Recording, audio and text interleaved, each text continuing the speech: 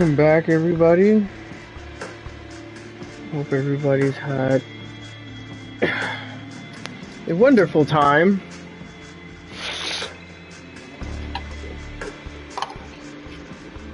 I hope you got your coffee or your tea if you're winding down. Or starting up.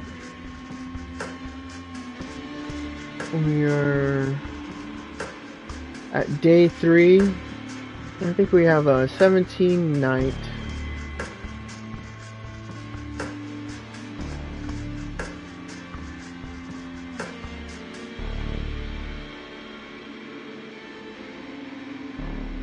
Story here, so there will be a total of 17 nights. Let's go ahead and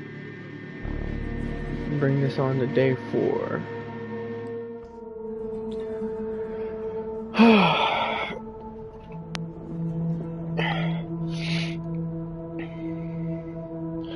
You have these past few nights in the windowless room. As you pry open the reinforced steel door, you look out the window to see invariably a sky bereft of sunlight, and then it hits you, the hunger. For a moment you let yourself wonder if there will ever come a night when it's just not there. Given that you've learned thus far, you probably have much chance of kick-starting your heart with a set of jumble cables. You lock the door behind you and head over to Sophie's apartment. You did promise to call her on her. Might as well not. Keep the lady waiting. And hey, what else are you gonna do? Get in touch with your boss. He's probably looking for you, if only to scold you for the unattended files piling up on your desk. But what is he gonna do? Call the cops? Ugh. Not worth the hassle. You're almost hoping the few coworkers that seemed to give a shit about you were faking it. It would make things easier. A fresh start. From the ground up, just like old times. These thoughts put you in a weird mood. It's a strange sensation to walk the crowded streets, same as you have so many times before, but feeling so disconnected. All these people were not... You're not one of them. Not anymore. You're a vampire, kindred. And you need to crave your own. You need to carve your own. In the strange distance, one way or another, apparently enough. You arrive to Sophie's building just as that thought crosses your mind. A quick word with the security guard and you're let into an elevator. Apparently Miss Langley is expecting you. Of course he is. Or she is. Patiently. On the other side, closer, finally the door opens and Gregory, Sophie's driving you in. You find the lady herself standing by the window, silhouetted against the city's midnight glow. She stares out, motionless, like a marble statue.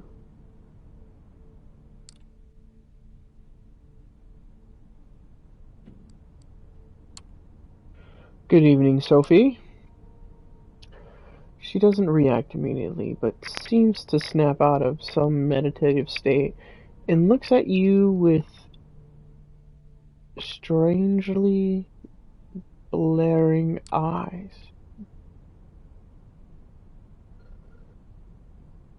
Yes, good evening, Mary.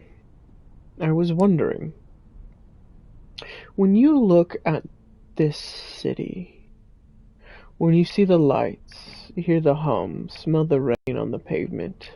What do you think about? You gaze out.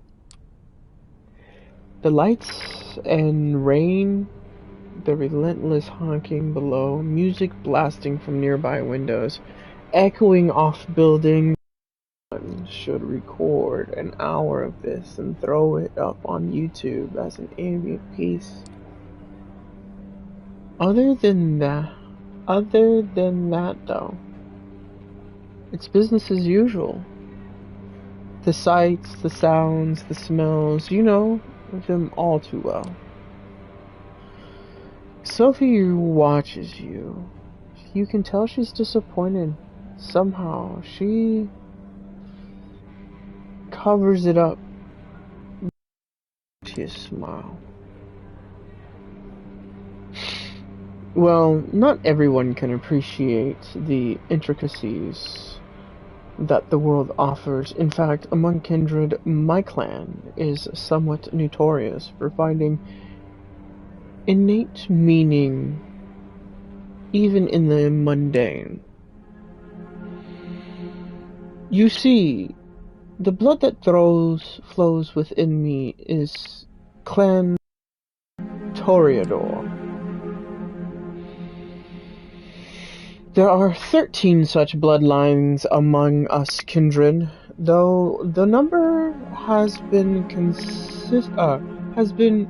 contested in the past, and these nights it seems that nothing is certain anymore. The clans have gone by many over the years, but the names used these nights have their roots in medieval times. The original Inquisition, if you could believe it. They used these to categorize us, describe our inherent differences. In time, we adopted them ourselves. Each clan has a uniqueness about it, an inescapable, originating from the ancient progenitor, carried from sire to child. For the Toreador, the gift lies in a sensitivity of sorts. We are uniquely attuned to the beauty of ugliness, both. We see either where most cannot, a blessing on most nights, occasionally a curse. The sheriff is of a clan as well, of my clan as well, although you'd be hard-pressed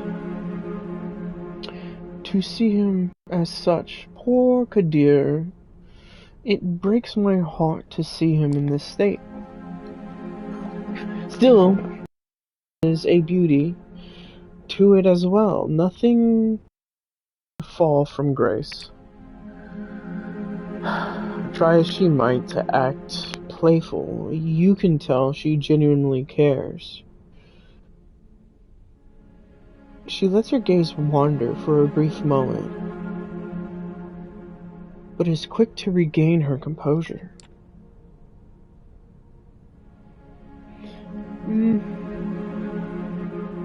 Then there are known for their pride and a proclivity to rule over others. The prince represents that clan, as is quite common in our society and the globe, where the blue bloods think themselves rulers. The Bruja like to see themselves as preeminent revolutionaries. They call for universal rebellion while being slaves to their own temper.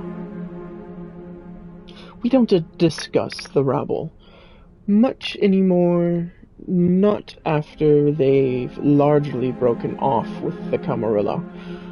To think they were philosophers once, long ago. I hope to tell you more about some of the other bloodlines tonight.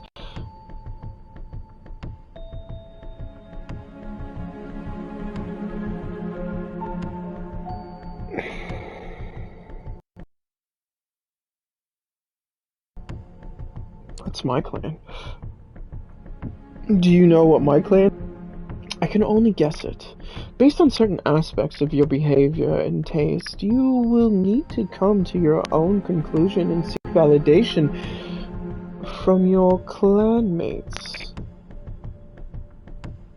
If you require such a thing, as you will no doubt learn, some kindred fit these stereotypes more than others. The blood is hard to deny, though there are certainly those who try. But that is perhaps a subject for another time. I've invited you here for a reason. There is something I wanted to speak to you about. It is customary in our society, especially among the younger kindred, to organize into Coteries. Coteries.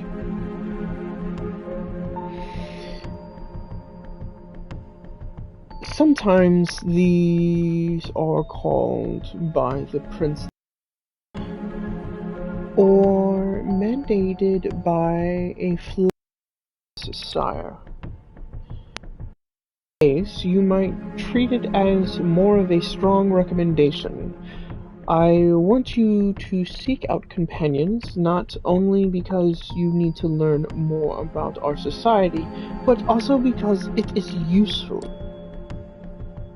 True friendships are rare among kindred, but having allies, even temporary ones, is something of a necessity.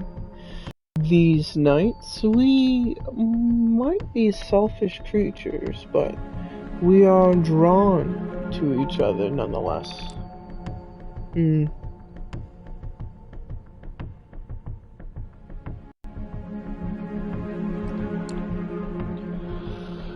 So tell me, are you part of a Coterie? Any close allies? I do have those that I trust enough to work with, yes. Not a Coterie, but exactly, though I have joined several of those over the years. Not in over a century, though. You, however, you would do well to meet some of the city's younger kindred and see if you can find a connection. It's an essential experience for one so young. She puts on a mysterious smile. I spent some of my precious time last night asking around, pondering potential kindred for you to meet. Came up with a short list of contacts. I hope you'll appreciate this gesture. Forging a partnership with them might offer perspectives and viewpoints that I cannot provide. Lenses through which to view.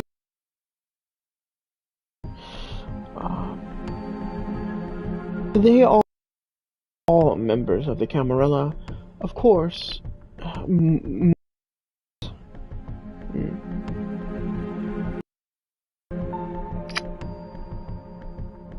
Okay, who are they? Alright then, let's hear it. Who's on the list? Eager to learn about them, I see. Good, I'm glad. So, let us start with the Tremere.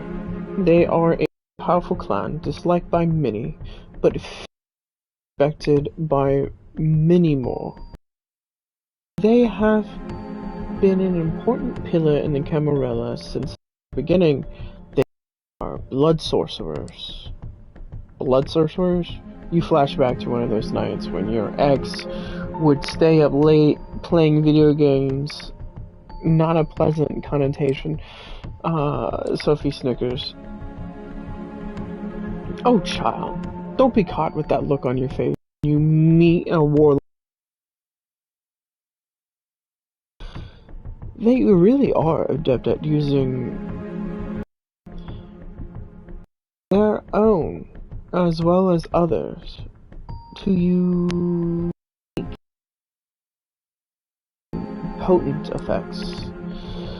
Since they are quite rigid, I had in mind for you might need some persuading. His name is Agathon.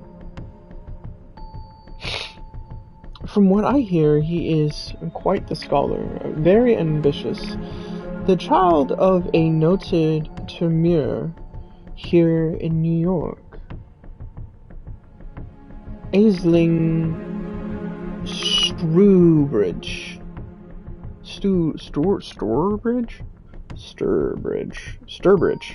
Aisling Sturbridge. That's a unique name. That's weird. That doesn't feel natural on the tongue. Spend enough time with Agathon, and I'm sure you'll run into her sooner or later. Huh.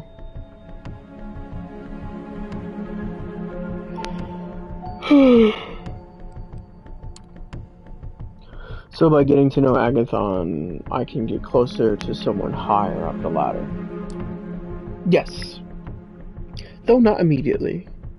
I would imagine Aisling finding herself in a somewhat precarious position and in her clan. Every move she makes is heavily scrutinized, thus she has learned to tread lightly. Anyway, if you wish to contact the young Tremere, I hear you can usually find in a new age bookstore on the Broadway. The Tremere have one of their workshops there. Gregory will give you the details. Now, this next recommendation comes with a bit of a caveat.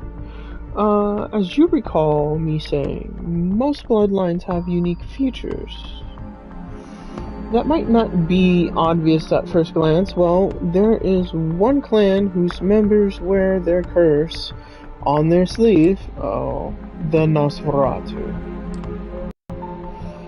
The way she said it, you're pretty sure it should mean something to you.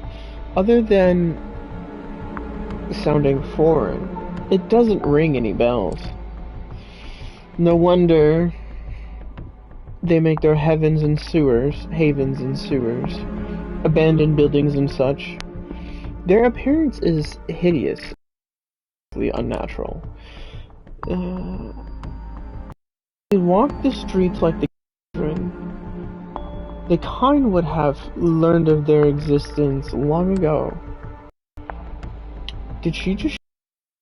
It's hard to tell with her usual complexion. But you could swear her skin suddenly took even more sickly color. I have in mind isn't as big an eyesore as the worst of them, but he is no Adonis either. Still, he has some talents and connections that you. His name is D'Angelo, and he has an office, for lack of a better term, in the otherwise abandoned grain terminal in Red Hook, next to one of those Swedish stores. The name escapes me. The one with the awful furniture? IKEA? The Swedish furniture store? You mean like IKEA? Yes, that's it. My mind struggles to retain things that are aesthetically. D'Angelo does jobs for Kadir, digging up dirt, locating Kindred, who would prefer to remain hidden. The kind of work the Nocturas do best. He's on a case right now. Something to do with the Kine murders, I think. After your initial brush with our dear sheriff, I think it would be wise to show some will towards his agenda. Assisting D'Angelo with his investigation might be just the thing. She takes a brief pause to look out the window again. Now, come the two more exotic proposals. Exotic? As if Blood Mage and Vampire Detective were normal, usual business.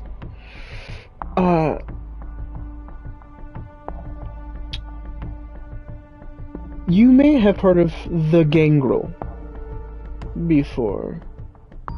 They are a wild clan in touch with their beast in a way others might not dare to attempt. They mostly keep out of the big cities, but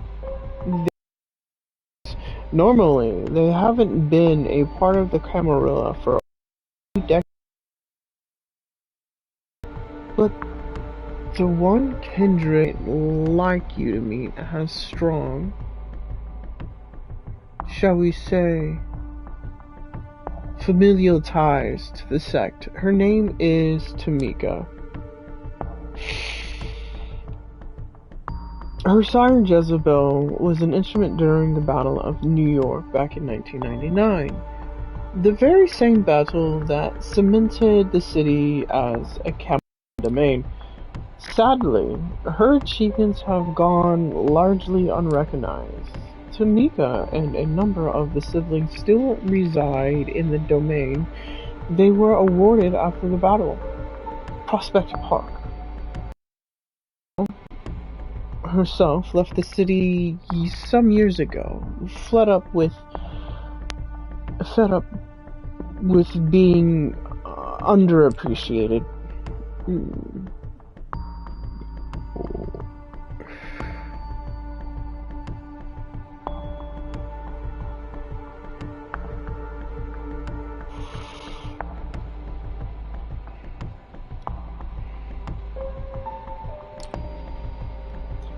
You seem to know a lot about her, sire.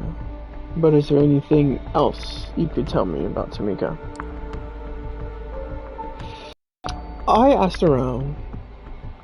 Out of all Jezebel's childer, Tamika is known to be the most rational and cool-headed, at least for a gangrel. That said, she's likely to have a unique way of appraising your worth. I cannot say how exactly, but you should be prepared for an interesting conversation at the very least.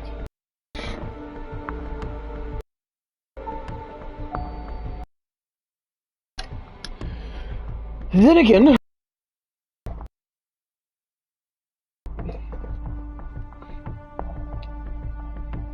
kind of almost every kindred in this city.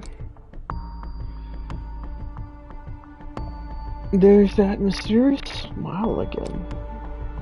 So you see, seeking out Tamika could prove quite educational, if nothing else.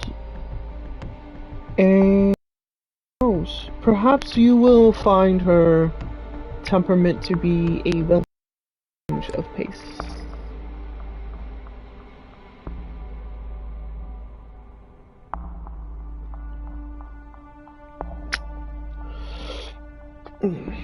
But speaking of a change of pace, I have one last suggestion for you, though. It's one I don't make lightly, the kindred who calls herself Hope. She's a Malkavian. They are a unique, cursed clan. For centuries we considered them mad, insane, unhinged. But those of us who spend enough time with them come to understand the truth. It is no sickness, but a unique perception of the world that has them appear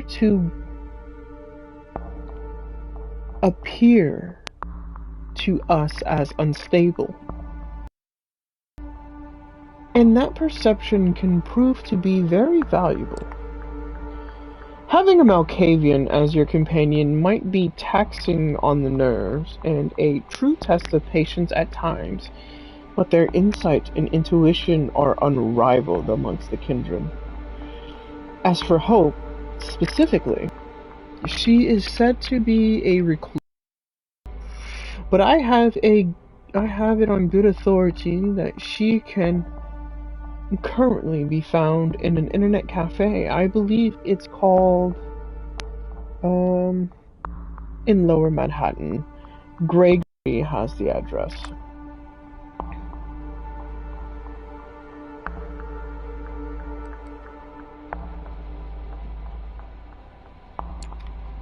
Where did you learn about her exactly?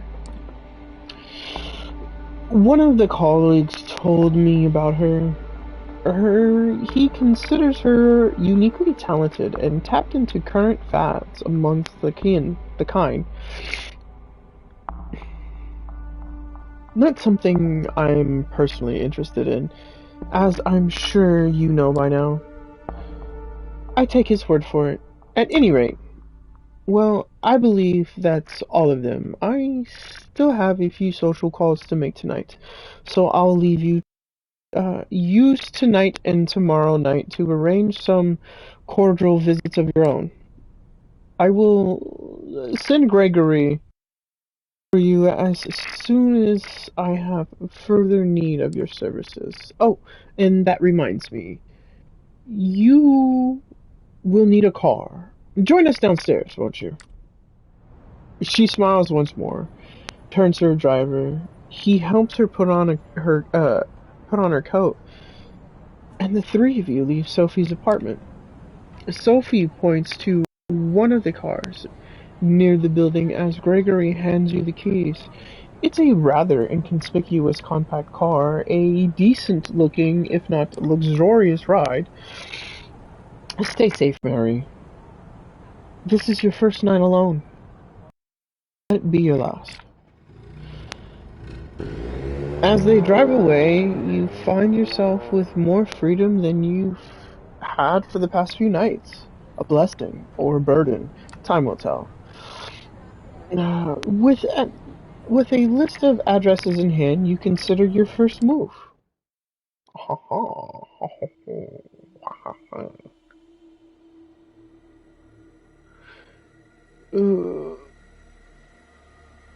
Sophie's mentioned a vampire clan of blood sorcerer.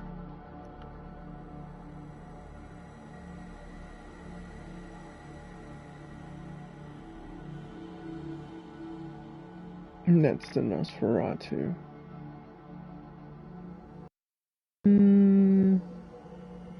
Oh, and then I get the perk! That's D'Angelo.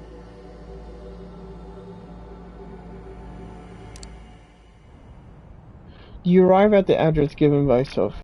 A small bookstore smack dab in the middle of Broadway, of all places. What really catches you off guard, though, is that the store's display. From what you've heard about the Tremere, they are infamous for their ties to the occult and the mystical. And yet now, looking at the oddball collection of items in the display window, it feels borderline satirical. The books here cover everything from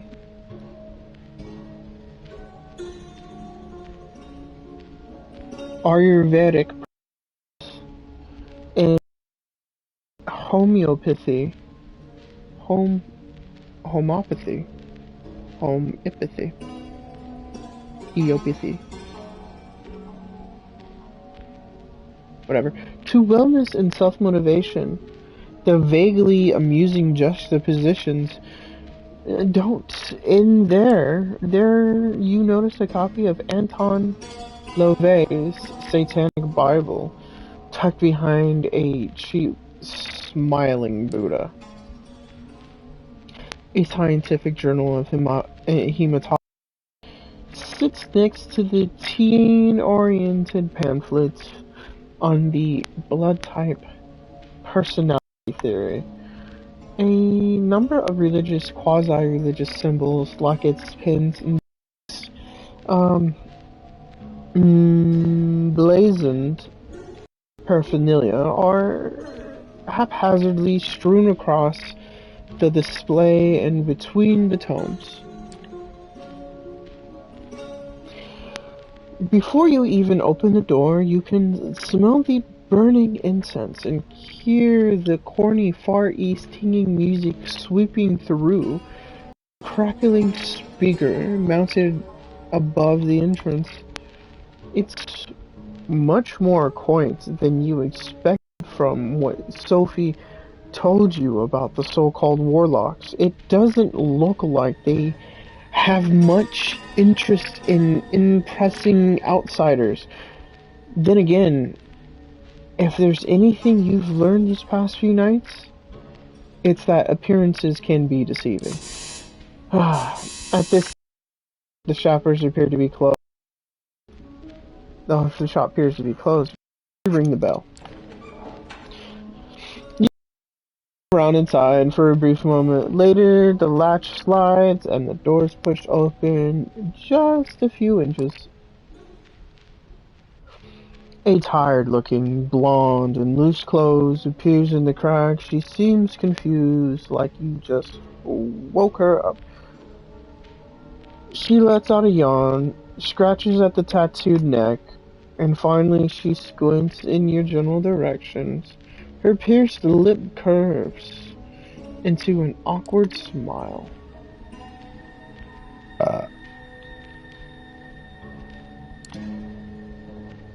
I'm looking for a guy named Agathon. Is he around? The girl gives you a suspicious look over, but opens the door. She takes a few steps back, and you hear footsteps coming from behind a floral curtain that covers the back door. A bespecked, smart-looking woman emerges and looks straight at you. Come in, follow me. Just don't touch anything, please. You follow her through the store. Inside, as expected, the air smells of sandalwood.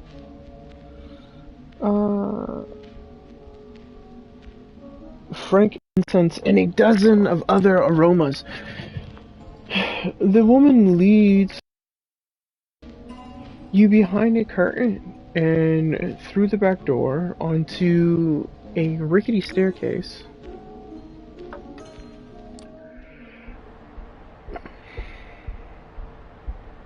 A flight of steps takes you up to the second story. You instantly notice the change in decor as the tacky New Age bookstore gives way to something resembling a cross between a library and a workshop. The smell here is strong too, but much more layered. You're not sure what to make of it at first, but with each whiff it becomes apparent. Blood. The aroma, through subtle at first, soon becomes overpowering. It takes you a moment to adapt and focus. I don't think you know who you're speaking with, so an introduction is in order. Aisling Sturbridge, and I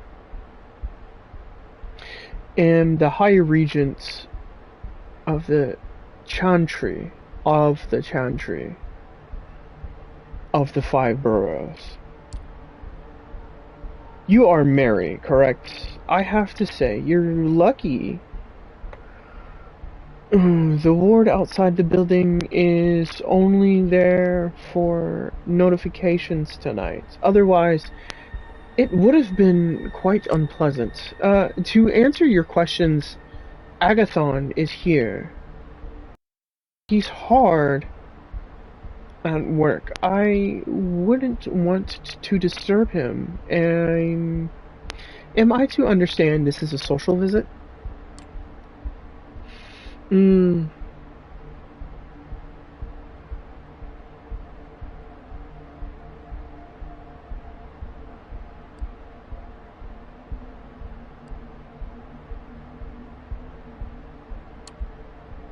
Sorry. I just can't get over the fact that you're using this place as a front. I mean, an occult bookstore? Talking about keeping a low profile. I realize you're still new to this whole thing, so I'll take that as useful ignorance, and not some misguided attempt at sarcasm. The darkest place is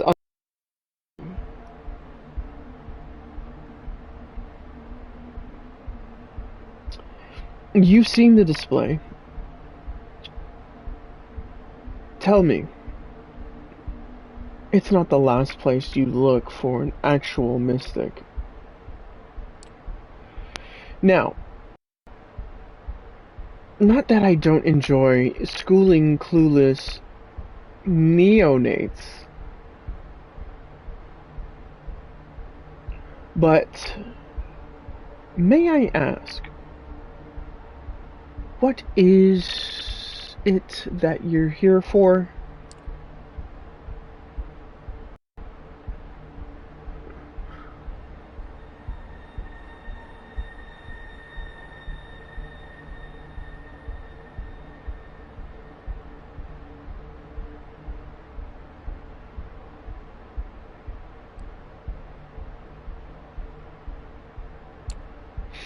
Sophie suggested I meet Agathon. She's quite knowledgeable. Oh, did she now? Aisling looks you up and down. Her countenance seems unchanged, but you can tell she's judging.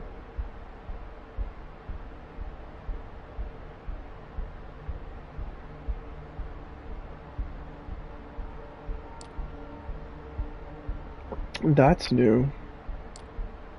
Suddenly a man enters from the side room. He doesn't even look at you, lost in his own thoughts. I have it, Aisling. I think I know how to find it. He catches himself as he notices you. His face turns sour. A visitor? Yes, we were just discussing you, in fact. Is that so?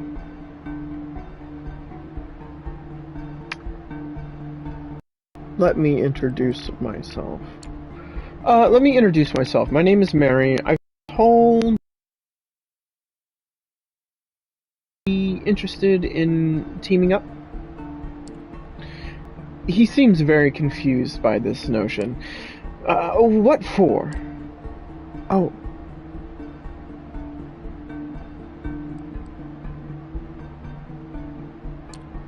Well, I could use your knowledge. I'm new here, and a scholar like yourself could teach me a lot, I imagine. Ah, you're not wrong. He turns to Aisling. Hi, Regent. May I ask your advice on this?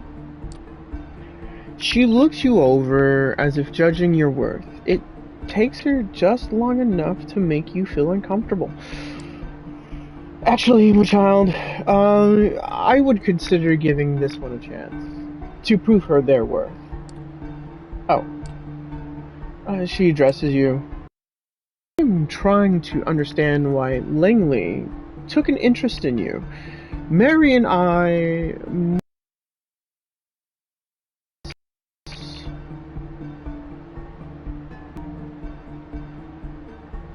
of her reasoning. You may be of aid to Agathon. Task. Why don't you start giving out? Why don't you start giving our intern here a brief explanation of what it is you're after? Agathon gives Aisling a hesitant look, but the woman nods approvingly. Encouraged, he turns towards you. A member of our clan disappeared a handful of nights ago. While the High Regent investigates if any foul play was involved, I have been tasked with recovering her research notes. If there's anything left to recover, that is, I have an idea where to start looking. This is where you come in. If you truly wish to help, I could use your assistance tonight. Right now, in fact, given the time we've just wasted, I should leave immediately.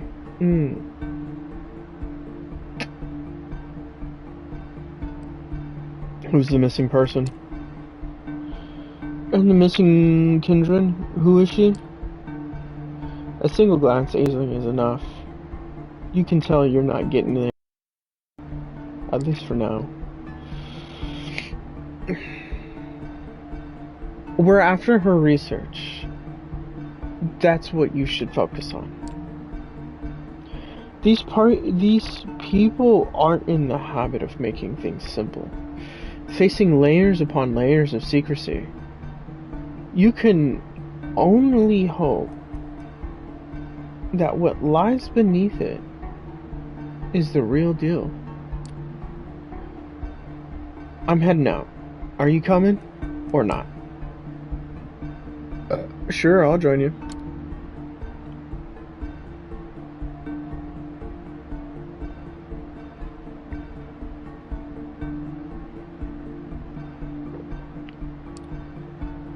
Very well. He gives Aisling a slight bow. High Regent, with your permission. She nods. Before you go, however, Mary, defer to Agathon in all things. Our clan values obedience above everything else. Prove you can follow, and this might turn out to be a mutually beneficial relationship. I will wait his return and his report. Good luck, my child. Agathon bows and heads out, urging you to follow. The High Regent watches you leave. Agathon leads you to his car. It's funny, almost. Seeing him behind, it's funny. It's almost behind the wheel. Somehow you'd expect a more mystical means of transportation. You drive south, heading to the Lower East Side. Seems lost in thought. Either that, or he's a very driver. Either way, several minutes of silence.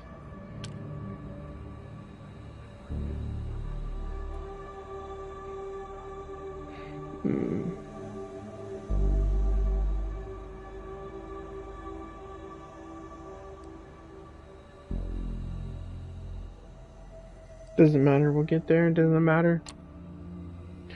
You decide not to disturb his thoughts, and are surprised that it's him who breaks the silence, as you're about halfway over the East River. Let me ask you something. Why me? There's likely a couple hundred of us kindred in New York City, in New York. Yet, you seek me out specifically. Why?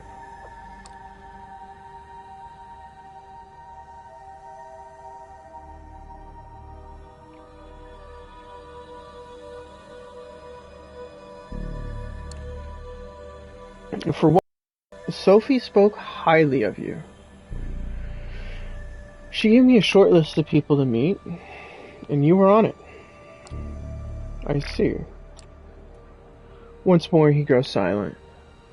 You're unsure whether to continue prying, as your driver seems to disappear into his thoughts. You drive into Williamsburg and stop by a fancy-looking building. We're here. There's a restaurant on the top floor. You wanted to help, so here's your chance. I need you to get us inside the VIP lobby.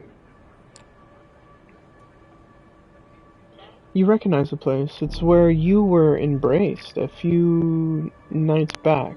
Funny how this restaurant is apparently a vampire magnet. Once we're in, I need about a half an hour of focus and some space. It'll be up to you to keep attention away from the room. Can you do it? He doesn't wait for an answer and points to the front door. Go ahead. I'm right behind you.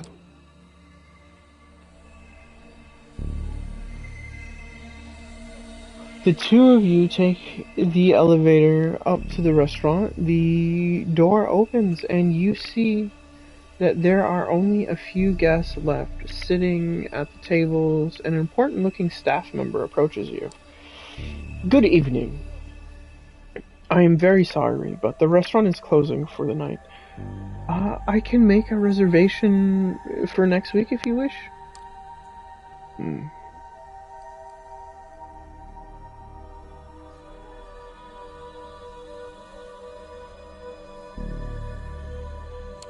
Let us in. Oh, but we insist. You will let us enter the VIP lobby and stay there for as long as we like. But of course, please come in. You walk in, trying to look casual, make your way towards the VIP lobby. You step inside and close the door behind you. This is a familiar sight. The same place where you had your last meal as a mortal. Strange.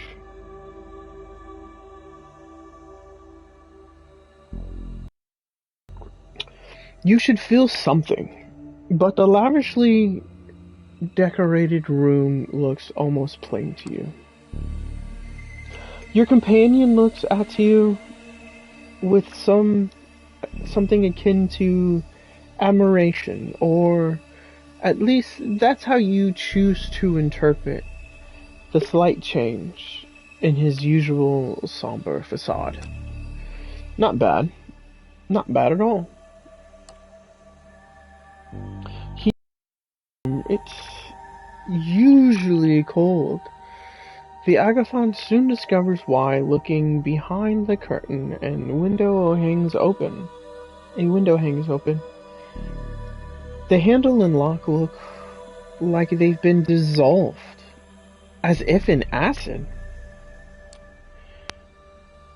God damn it, Juno.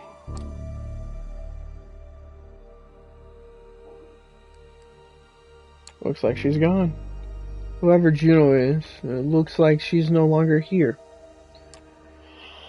A flash of fury sparks in his eyes. Yeah, no kidding. He takes a frantic look around the room. This changes things. Keep an eye on the door. I need some time. Half an hour at the very least. Nobody disturbs me, understand? He hastily pushes a couch and some potted plants out of the way, moves a bar stool, and takes out a knife, cutting into his own arm. He lets some of his blood drip onto the wooden floor. It's pretty fucked up. The way his flesh oozes. The deep red, the thick of vitae. In life, you'd have found it stomach churning, but right now you feel weirdly turned on by the sight. What follows is more disturbing yet.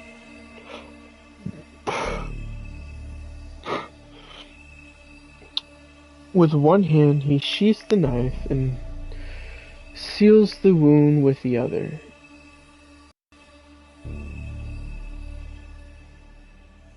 He smears the blood around him while muttering some weird chant.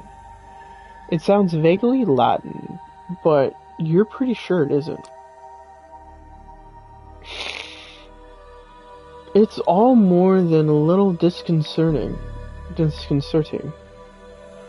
But he seems to know what he's doing. A few minutes later,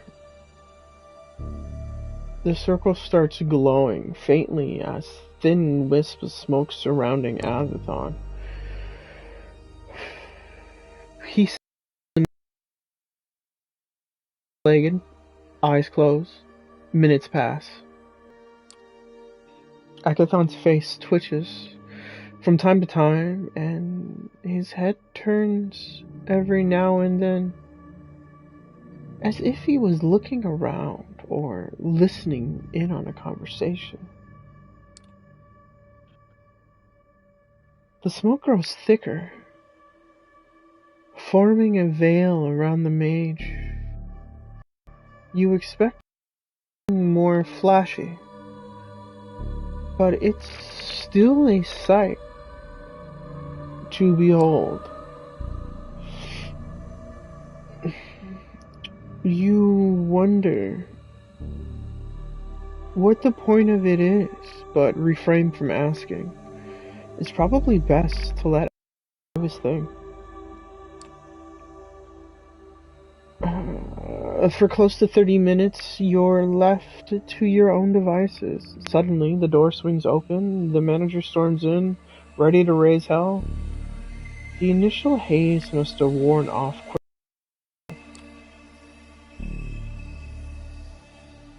Calm him down. You try to calm him down, but he'll have none of it. He keeps shouting and threatens. That's when Agathon finally gets up from the floor. He shakes his head and casually walks over to the sofa, picking up something from between in the upholstery. We're done here, let's go. Who the hell do you think you are? Get out of my restaurant, this instant! Not wanting to make the situation any worse, you walk out, sheepishly. The manager follows you all the way to the elevator. Shouting and cursing, Agathon doesn't seem to particularly be fazed by any of it. The restaurant staff throw you some curious glances as you walk towards the elevator, but wisely decide not to bother you. You ride down, feels nice, but half expect to see a police car waiting for you outside. Agathon only seems to relax once you're back in the car.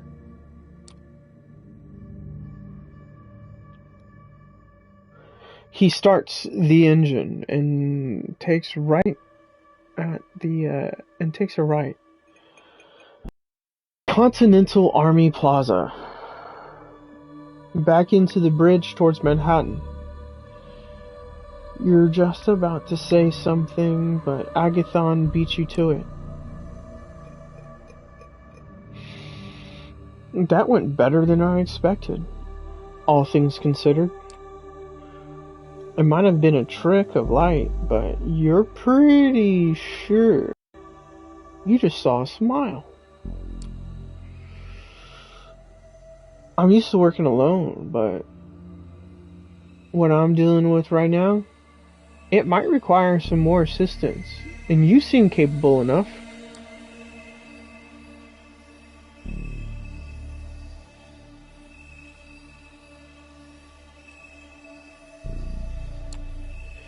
So I'm guessing you found what you came for. Sort of. Enough to continue the search, at any rate. That seems to be That seems to deplete his social battery for the night. You might drive the rest of the way in silence. Oh, there's a trophy? It doesn't take long. The Warlock's hideout. Agathon waves at you absent-mindedly. Once again lost again in his thoughts. Hopelessly so. One of those nights you should probably take him up on his offer. Who knows? If you gain his trust, maybe you can actually break through his stoic facade and meet the man underneath. Alright, halfway through the night. Ooh, sun's about to come up. Oh, gotta rest. Okay. You notice something strange by the front door of your haven. A letter's been slipped under the door in a cream-colored envelope, old-fashioned envelope at that. There's no name on it, but you know it's meant for you. Opening the letter, it's clear it's been sent by someone incredibly old-fashioned, rich, or a fan of classic stationery. No normal person sends letters like this. The note is short and terse, written in elegant handwriting. You're cordially invited to the rendezvous at the Cathedral of St. John the Divine. I'll be waiting to make your acquaintance tomorrow night. Look for me closer to God.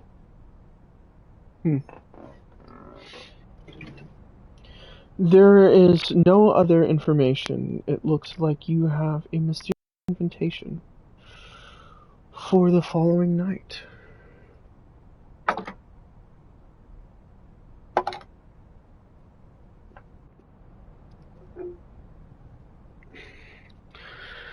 Alright.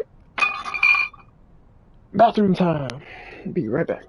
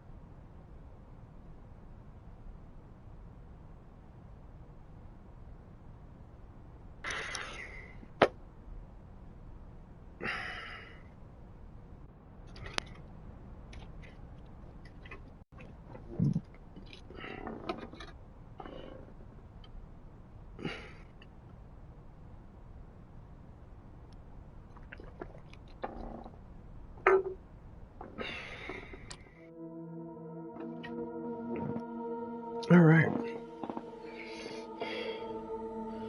Juno and Agathon. Juno's notes. You received an invitation last night to St. John's Cathedral. This is an invitation. Faith and Myth Part 1. Check that out. No one taught me. She didn't say anything. This is me going on my own. Fuck it. You haven't been to a church since you've become a vampire, or kindred. As the euphemism goes, you've had to focus on concrete, practical things like survival and feeding. You've learned the essentials of the vampire experience, but you don't really have a idea of what it means. The Cathedral of St. John the Divine is a New York landmark. You've been inside once before when you were much younger. You were marveled at its gothic facade. Looking at it now from across the street, it feels ominous. The prospect of an anonymous invitation to a secret meeting is a worrying one. But the venue was well chosen. It's hard to imagine a violent attack in a place like this, with eyes everywhere. You enter the cathedral discreetly. You quickly learn this is an essential skill for a vampire, without anyone noticing you.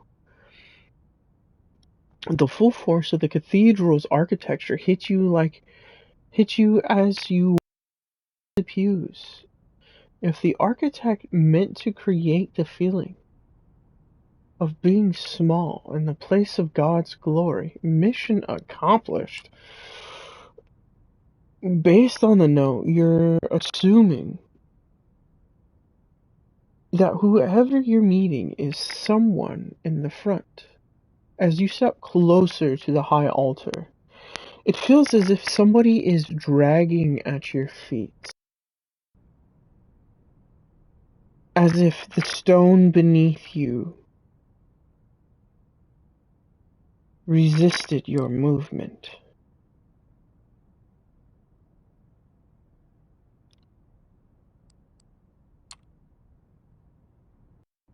It's been a long time since you've prayed. You wonder whether God listens to the creatures like you. Fatalistically, you take a step, then another. You're not sure if your God is present in this cathedral, but perhaps it does matter. What you feel is real enough. There's an old man sitting in the front. You see only the back of his head, bowed down in silent prayer. Your footsteps echo on the floor, and he turns to look at you. You can't take your eyes off him. He's tall, dignified, white hair, balding. A few strands escape to the sides. He's wearing and simply clerical clothing.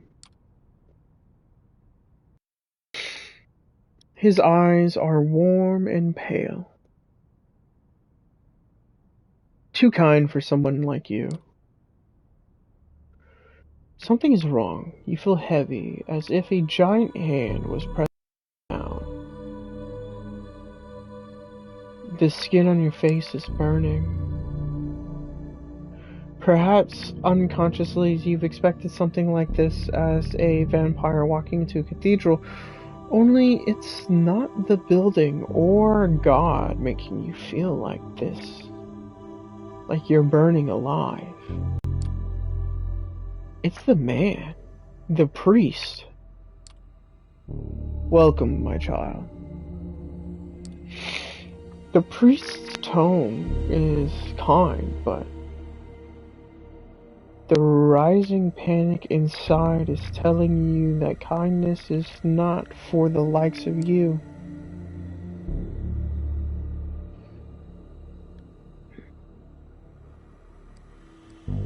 Fortitude.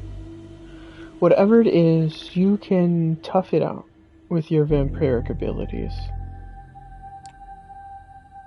As you step closer to the priest, panic rises inside you. The emotions are hard to control: fear, anger, pain, all trying to wrestle you in different directions away. The resilience of your vampiric body is the only thing affording you moments of respite or respite.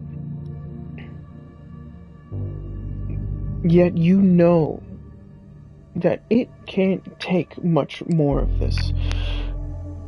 Can I help you? Are you okay? The priest talks to you like he would a lost vagrant who has chosen to enter the house of God.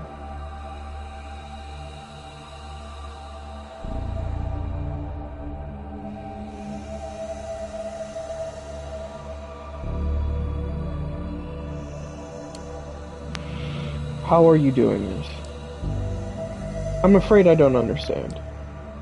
Taking a closer look at you, the priest realizes how much you're struggling to simply stand there. Are you one of them? It's simply too much. You mutter something incoherent in reply. You don't sound like a vampire. An undead being made powerful by immortal blood. You're just another sad, confused, lost soul. You turn around and stagger away and only feel the feeling that once you're back on the street outside. You stand on the sidewalk confused and scared. No enemies seem to be attacking you. The priest didn't follow you. The night air is wet with the smells of the city. The same as every night. How did it feel?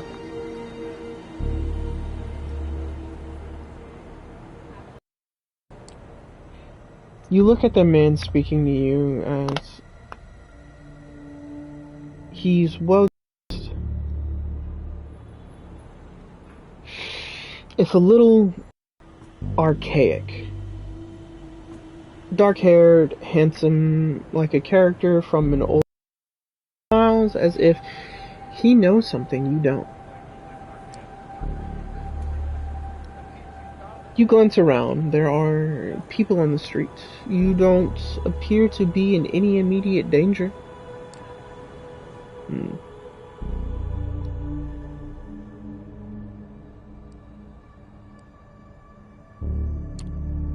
Why does it hurt so much? That's the question I wanted to talk to you about. Let me introduce myself. I am Bennett Segal. We share many things in common, even if you don't know me. He offers his hand to you. Shake his hand.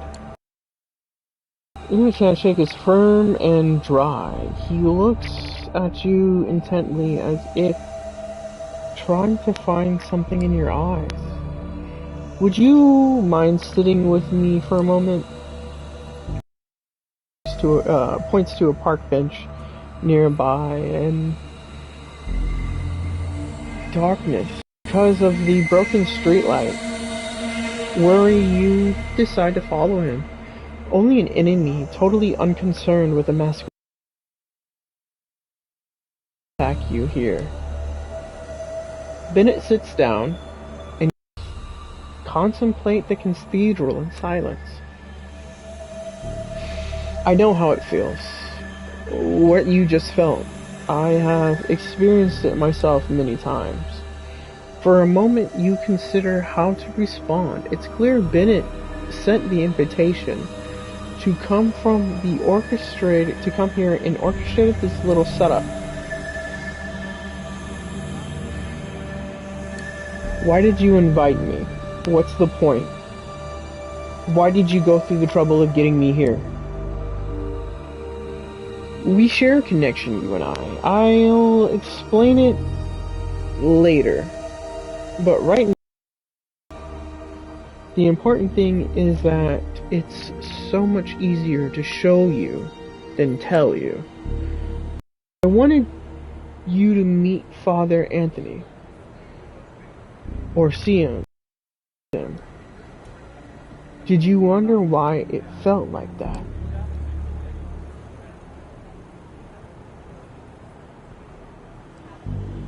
Is it a supernatural power? What supernatural power? No. Not at all. I don't think so. It's his faith. that makes you feel like that. He's safe in his belief. Well, you are one of the damned. Do you ever wonder what the role is of in God's creation?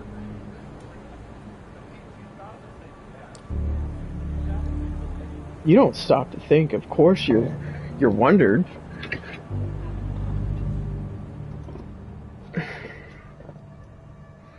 What this is all about. Whether it's God or nature, you don't really know what being a vampire means. That's the trouble with the Masquerade.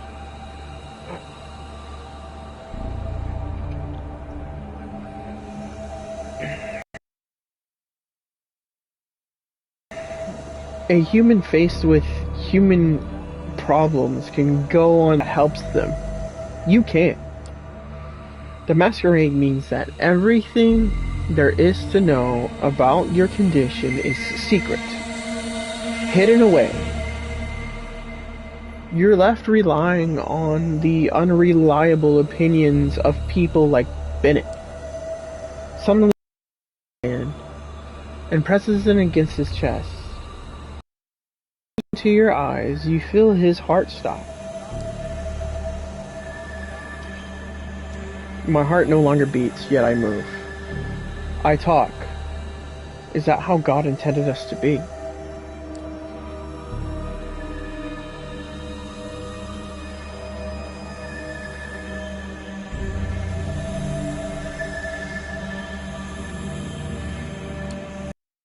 No, he didn't. I know he didn't. I agree. There be salvation for the likes of us. Sometimes I'm skeptical too, but in Father Anthony's presence, I know faith is real. I know it's because it hurts so much. But perhaps you have questions about faith and are kind. What do you know if any stories are true?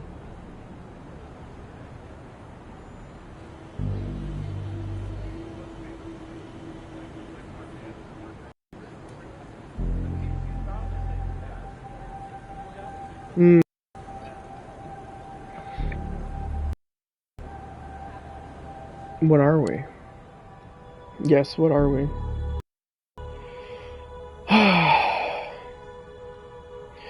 There's the usual story which most of us believed, especially before modern times. Cain was the first murderer. As punishment, God cursed him to walk in darkness and carry his mark. Cain passed on his curse as he took the blood of the living, and thus we were born. God's curse passed on to someone new with each embrace. Maybe we have our lineages, our stories, and the sires of our... If you trace those lineages, all of them, all the way to the top, you find Cain, the original vampire. I suppose God is cruel. The curse perpetuates itself, leading to new evils.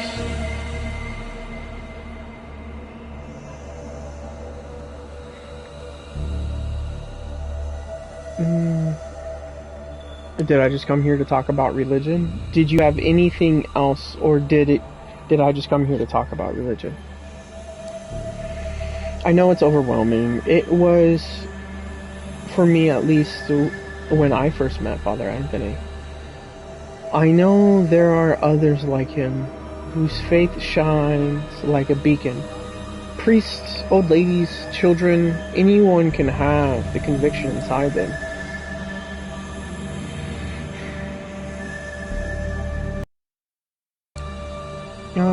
Before we talk anymore, I have to pray for guidance. I don't know what to think, and I need help. Bennett nods patiently. Let's meet again in a few nights. here at the cathedral. We can talk more after you've thought it through. You leave Bennett sitting in the shadow of the cathedral, contemplating what lies within.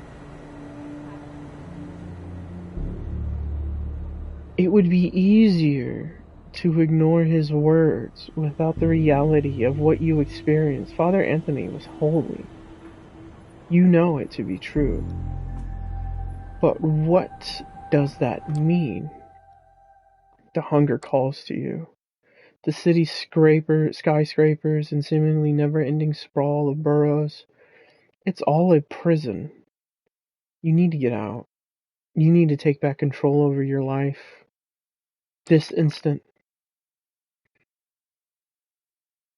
The memory of your sire's frosty blue eyes mocks you, tempts you to show your dominance, to prove you have the guts to take what you want. Feeding. That's just the thing. Coaxing, no. Ordinary, mortal, to bend to your will. Ordinary. Ordering immortal to bend to your will. Drinking deep of their lifeblood. Faces pass by you. While some look more ravishing than others, any would do right now. You compose yourself. Your rational mind, fearing a blatant breach of the Masquerade's temporary hold over the beast and its compulsions, calming yourself is the small victory in and of yourself. And of itself, jeez. This semblance of command will have to do for now. But it won't last. You need to quench your hunger before it overtakes you and makes you lose control.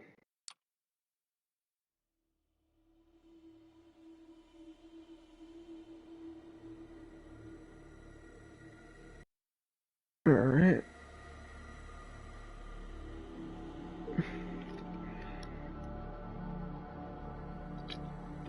The Nosferatu has many friends.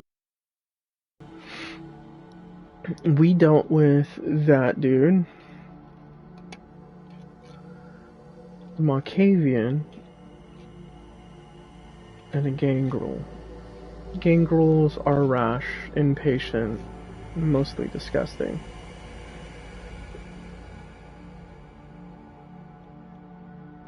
Let's see what the Nosferatu's up to.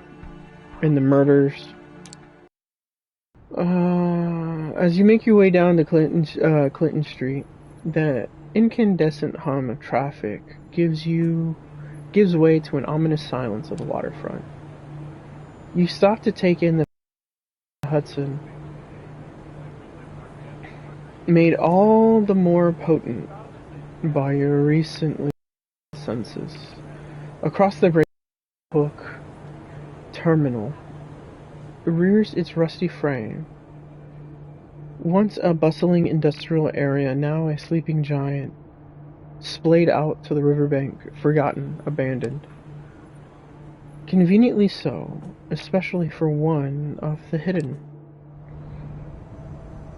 Keeping to the shadows, you sneak closer to the dilapidated complex, making your way past the ridden silos and wobbly chain link fences.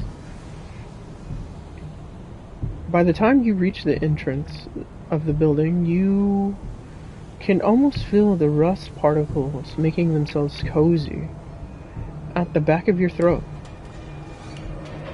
Not getting your hopes up, you give the door a slight nudge. To your surprise, it gives almost instantly. Looks like someone's been using it. Once inside, you find yourself in a large, empty hall. Looking around, you can almost picture it back in its heyday, stacked to the rafters with heavy machinery. You notice a set of stairs leading to the mezzanine, most likely an office space. And then you see it, a faint light coming from one of the upper rooms. Looks like you're in luck. Quietly, with bated breath, you climb the steps and approach the dimly lit room.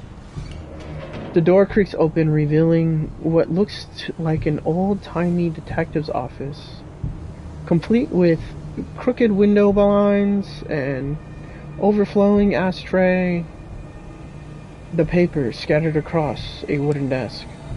Suddenly it hits you, the nagging feeling.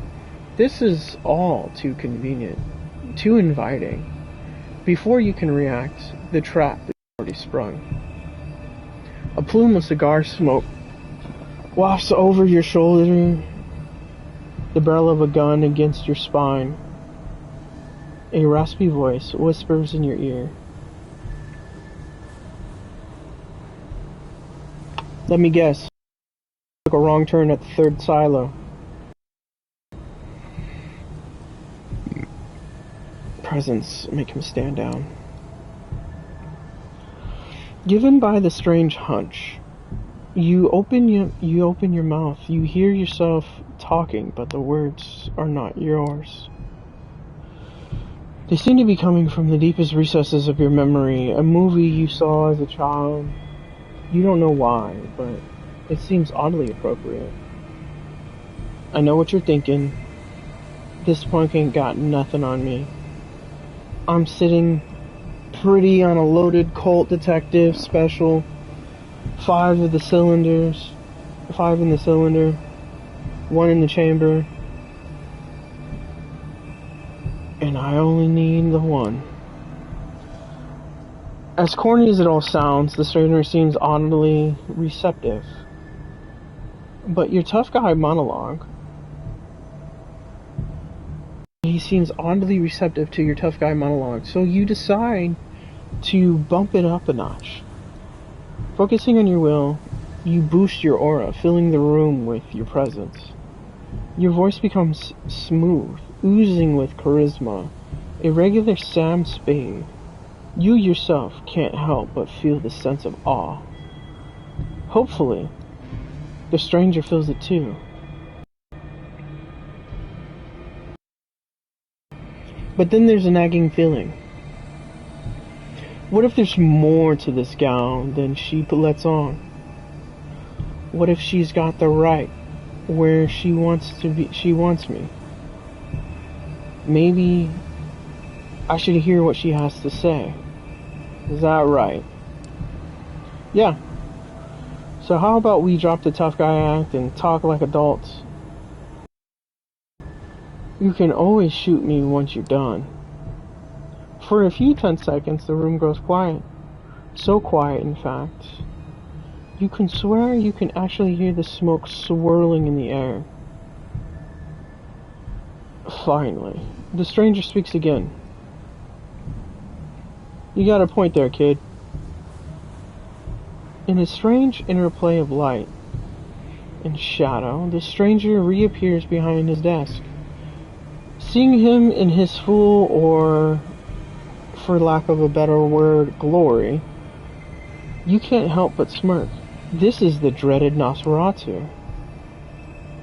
The way Sophie described him, you were expecting some grotesque monstrosity. But this guy, the clothes, the swagger, the hard-boiled detective routine, this is a bad joke. Still, when it comes to appearance, his lineage is undeniable. From 30 feet away, you can probably pass for a bum with a nasty skin condition. From 5 feet away, he looks like something made to be seen from 30 feet away. He leans back in his chair, casually pointing his gun at you. So, what brings you to my humble office?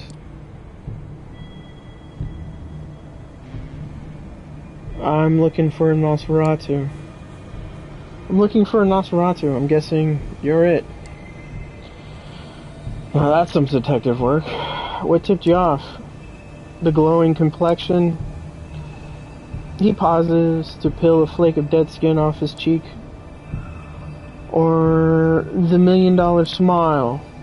He smiles at you, showing off a set of gums that would make a cadaver dry heave. I can see why Kadir keeps you. Charming. I can see why Kadir keeps you around. His expression sours. Not a name you want to casually toss around, kid. But hey, I get it. You're not some random schmuck who wandered in off the street. So let's get down to the nitty-gritty. Name's D'Angelo. Jin to my friend, so you can call me D'Angelo. Who I work for is less important. What's on, however. I know, I'm here to help. The Red Hook murders. I know. I want to help you catch the killer. His moldy lips twist into a smile. Do you now? D'Angelo lowers his shades for a moment, and for a few seconds, he sits motionless with his eyes fixed on yours. Suddenly, he raises his gun, almost making you flinch. Almost. He twirls into his shoulder holster in a flashy display that definitely looks like it was practiced a lot in front of a mirror. You see the Nosferatu's lips move, but the quiet mumbling clearly isn't meant for your ears. Listening in, you're able to catch snippets of his monologue. Sure, they seem to care. What was the end game? What was their angle? Everyone's got one. Even if they pretend like they don't, especially then. What the hell? Maybe this town finally got to me. He pauses, sticks a fresh cigar in between his crooked teeth. Maybe a good leap of faith is just what the doctor ordered.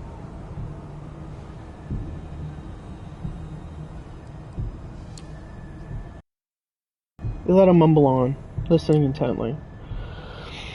Maybe, just maybe, I could use a healthy dose of unhealthy. Once more, he looks at you intently, as if your face was an active crime scene. He speaks again, and this time in his normal voice. Tell you what,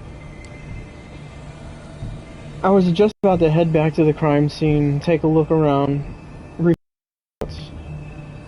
You can tag along if you want. I could use an assistant. Someone to take notes and make wild assumptions for me to shoot down. Who knows if you're any good? I might consider making this a long-term arrangement. Sounds good. Sounds good. Sure it does, kid. I'm the one who said it. Just one more thing. You still got me at a disadvantage here. Seems like you've done some digging on me.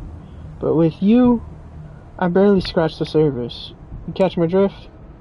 So answer me this. Who was it who sent you into my neck of... Who was it that sent you into the neck of my... in my neck of the woods? In layman's terms, who do you work for?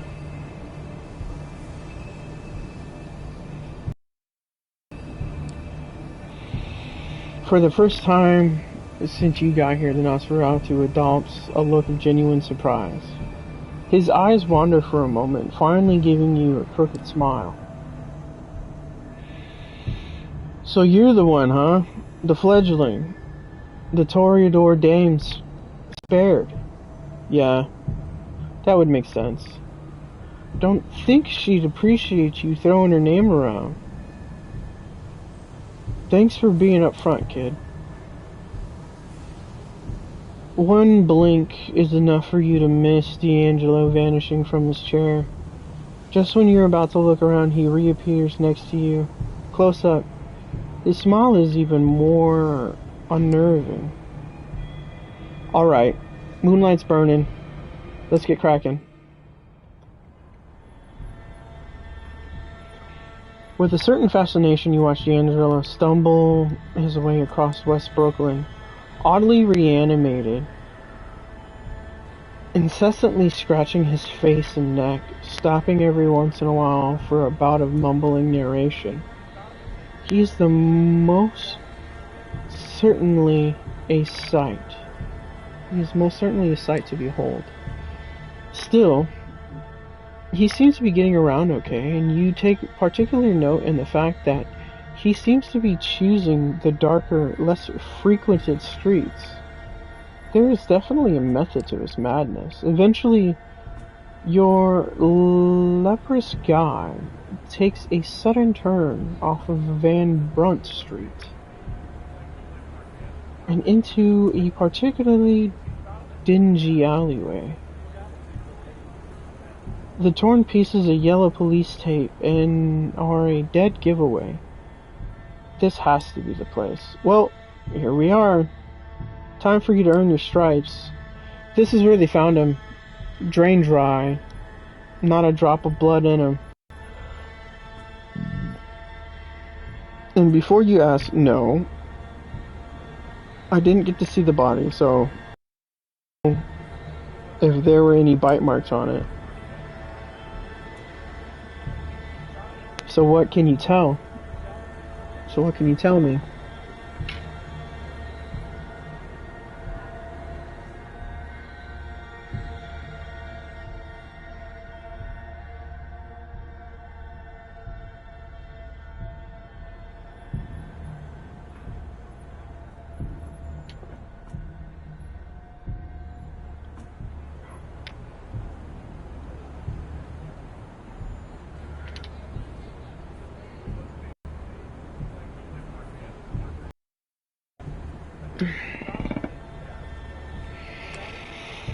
You take a moment to examine the crime scene. Judging by the chalk outline on the pavement, the man was killed recently. Curiously, there doesn't appear to be blood or viscera. And you know the city's cleanup crew isn't that fast. Or that thorough. Looking up, you notice a spray paint on the wall. It reads, "The blood speaks," in big, crooked letters. You look to D'Angelo, who gives you an expecting look.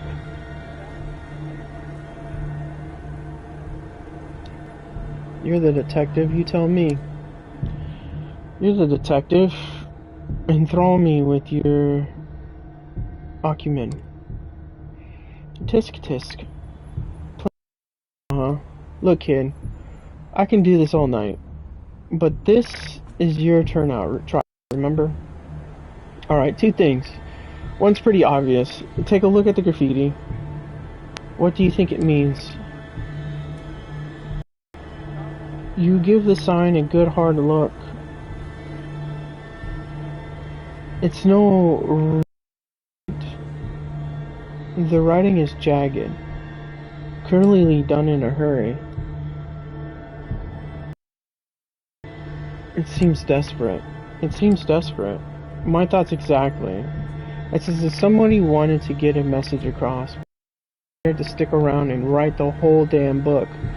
So, we got a version. And then there's the blood, or lack thereof. And given that the murder was committed right here, and the victim didn't make a sound, we can therefore conclude that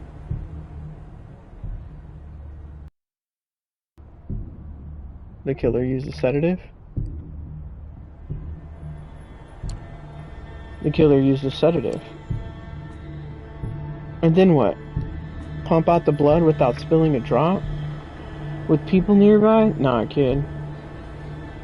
Only one set of tools can do that.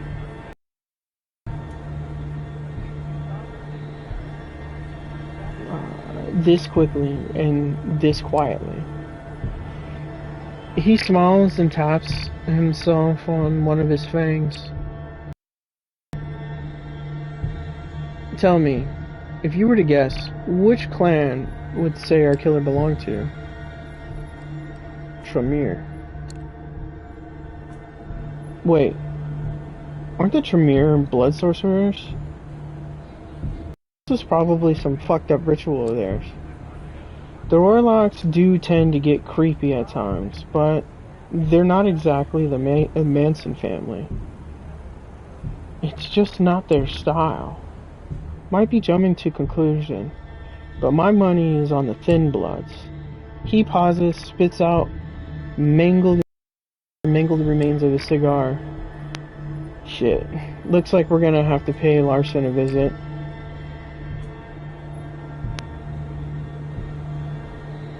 Who?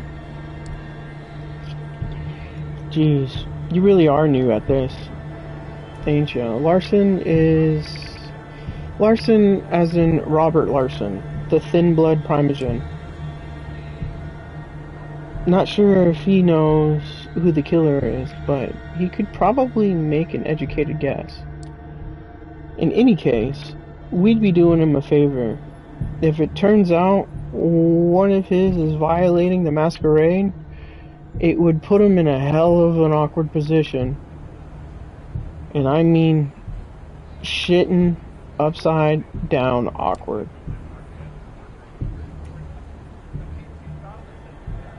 That's the kind of weakness I love to exploit. His position in the council is as bad as it is. He pauses for a moment and mumbles to himself, but it's too quiet. Finally, he lights up a fresh cigar. He takes a puff and lets the smoke escape through his crooked smile. Alright, kid. Let's get this over with. Compared to the industrial ugliness of Red Hook, Sterling Place is a quite change of scenery.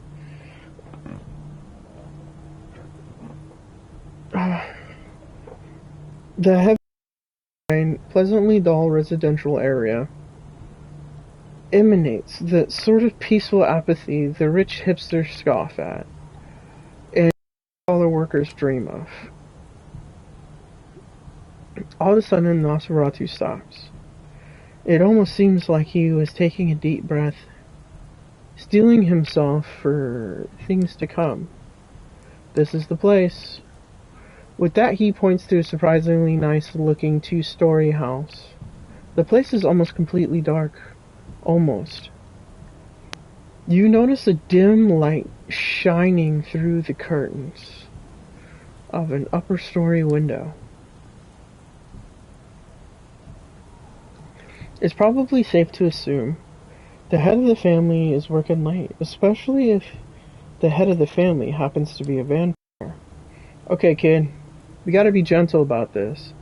I'm talking velvet gloved, soft cushions, you rang me lord gentle.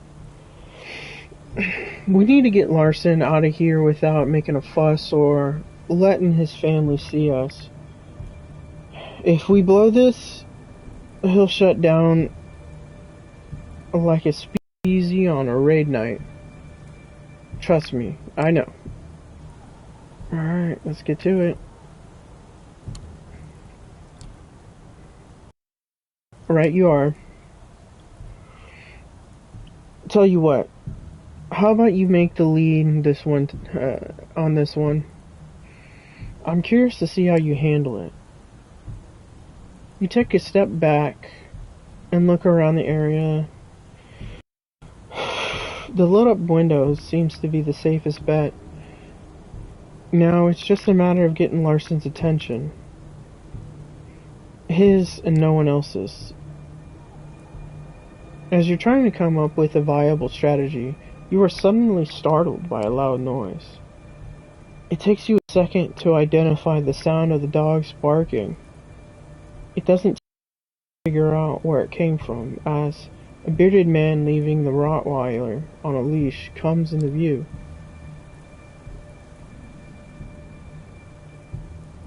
Ooh, let's feed.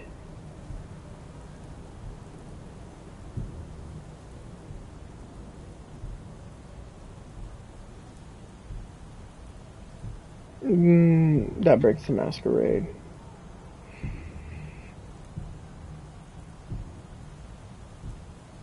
But I need to feed.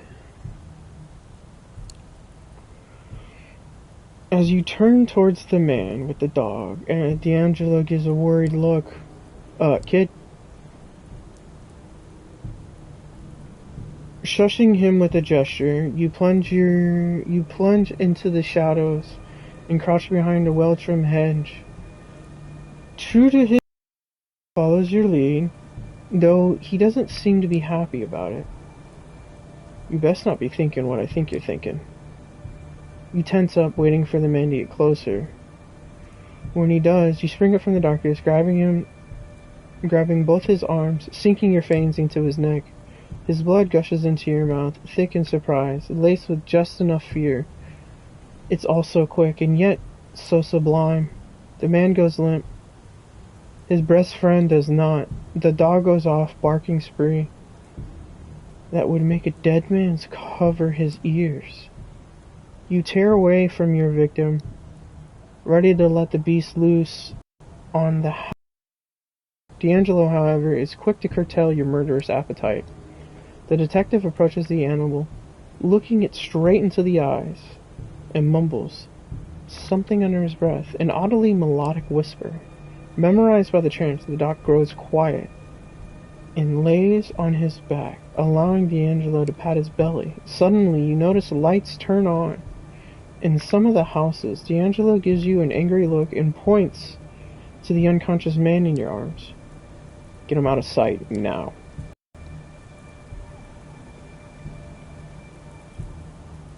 Heeding his advice,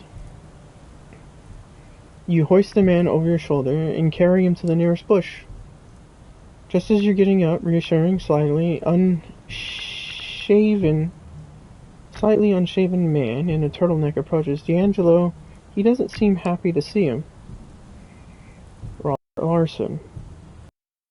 Are you fucking insane? I mean, I know you are, but this is nuts. Even by your standards. You glance over to D'Angelo. He looks, scratching the back of his neck, clearly trying to find the right angle to play this.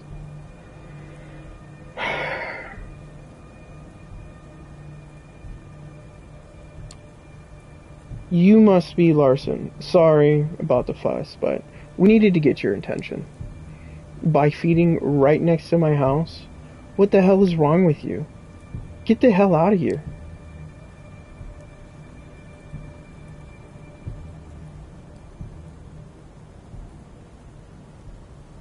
Relax. I didn't bleed him dry. Unlike your friend at Red Hook. Ah, is that supposed to mean anything to me? D'Angelo, what's going on here? It's about Red Hook murders. We think one of yours is responsible. Bullshit. A Duskborn's got enough trouble. Just staying alive out here. What could possibly make them openly violate the Masquerade? Desperation. The killer's been leaving messages. And I think they know something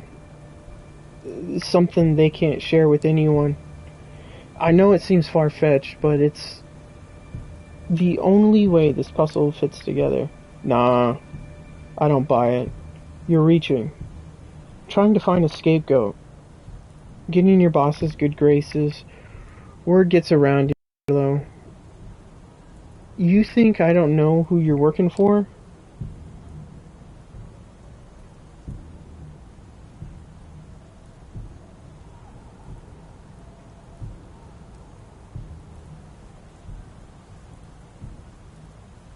Figures.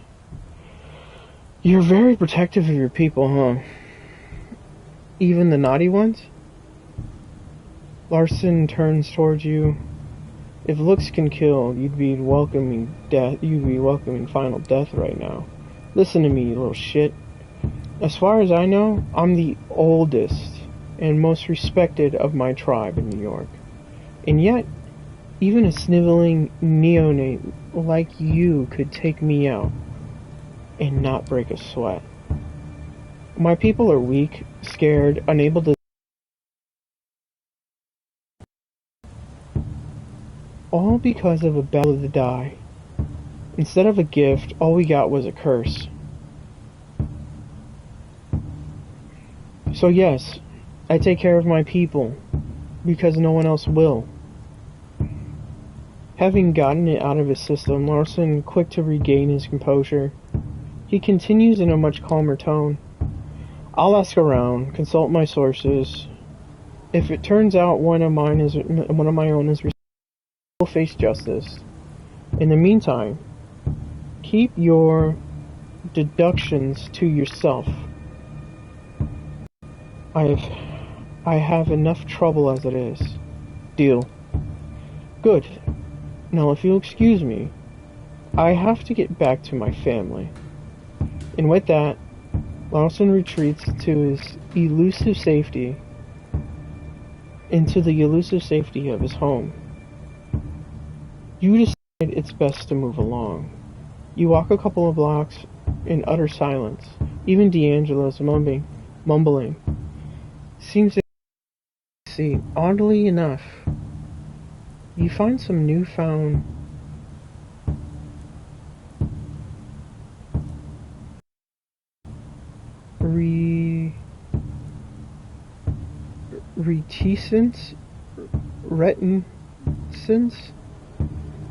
reticence, somewhat unwavering. Finally, the Nosferatu stops and turns towards you. Hell of a night. But I sure can use a drink. Something warm. In a tall, sweaty glass. But first, your score. Let's see. You did make a good first impression. I like someone who can I like someone who can talk themselves out of a tight spot. Talking's cheap. Bullets, not so much. When it came to the crime scene investigation, you immediately deferred to your betters. Understandable. Also, lazy. When the situation called for subtlety, you raised the 9 circles of hell and threw in an extra 2. Sloppy. I don't like sloppy. Sloppy gets guys killed. All in all, you're in the ballpark, but you're hardly batting 1,000. Catch my drift? Still proper tutelage. Kick out of you yet. I'll be in touch. Let you know if I hear from Larson. Be ready to meet at my office. He starts walking away, but suddenly stops and turns back towards you. Oh, and bring a notepad. My words of wisdom ain't gonna immortalize themselves.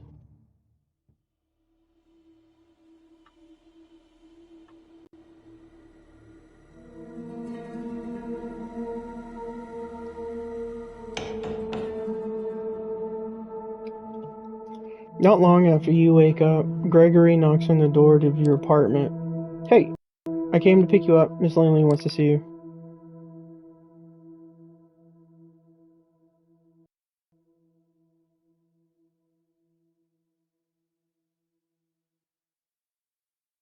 Do you know what she needs from me? Any ideas what she needs from me? Or needs me for? It's not my position to ask. He smiles politely. The car's waiting, shall we? You wrestle with some thoughts, as a few nights ago, maybe you should just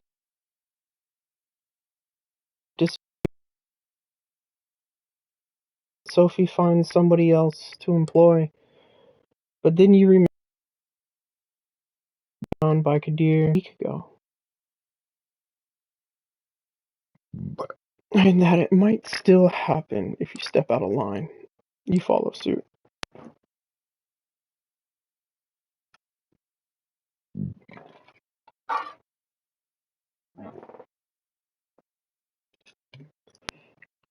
As with your previous visit here, Sophie seems not entirely present when you enter. Her eyes are locked into one of the paintings in the room. I'm pretty sure it was here earlier, but she's behaving as if she's seeing it for the first time in her life, entirely entranced. Gregory clears his throat. Sophie turns to the both of you in a bit of irritation in her countenance. That soon gives way to a pleasant warm smile. Ah, you're here, excellent. Thank you, Gregory. Her driver leaves, she turns her attention to you. I hope you had a good few nights, made some new acquaintances, but I have to say, I'm happy to see you. Mary, thank you for coming. The change in the room is so sudden and startling, it makes you consider the true power of vampiric charisma. Rationally, you know you're being manipulated, but you don't even care.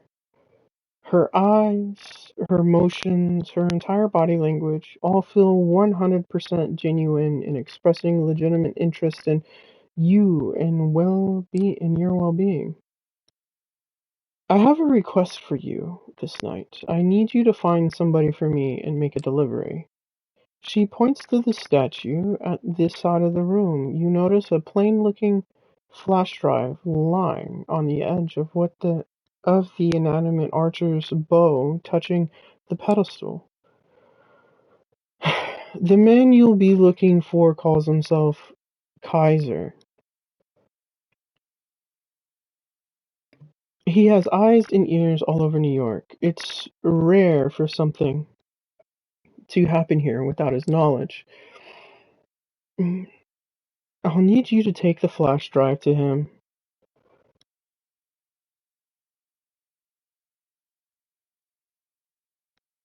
In exchange, he will give you an address, which I need to know as soon as possible. You're about to ask what's on the drive, but Sophie proves to be one step ahead of you. Oh, don't worry about the contents. They are encrypted. A precaution for if the data falls into the wrong hands, but it won't. Correct? She gives you a smile. Just a handful of nights ago would make you feel like melting.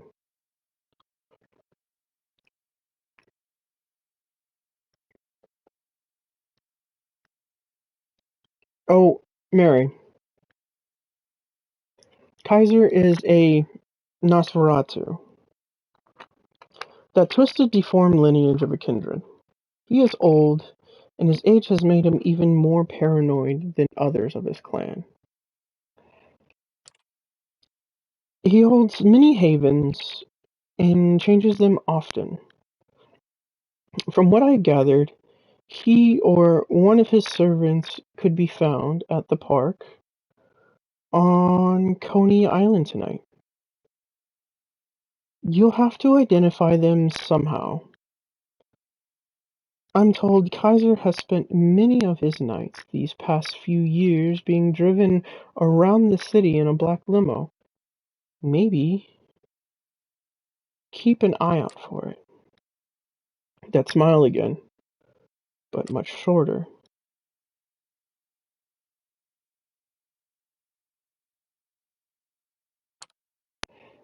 Anything more you can tell me about Kaiser?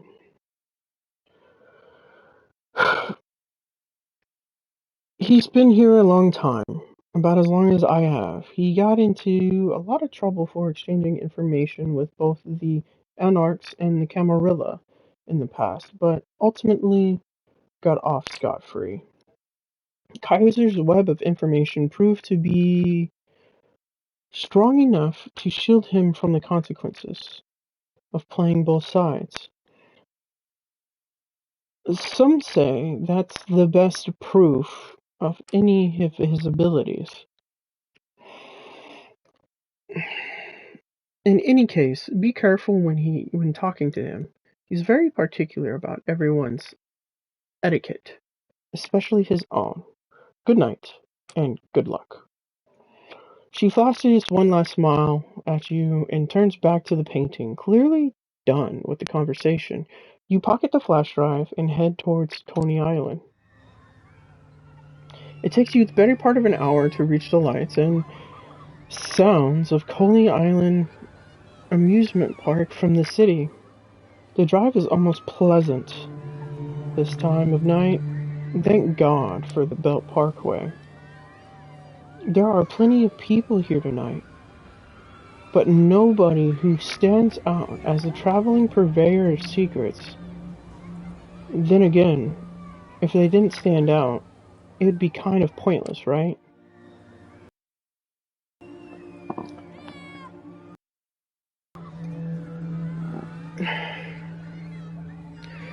Nothing to do but figure out the right approach. Search for signs. There are plenty of nooks and crannies around here, but if Kaiser frequents this area, there has to be some kind of clue to grab onto, right?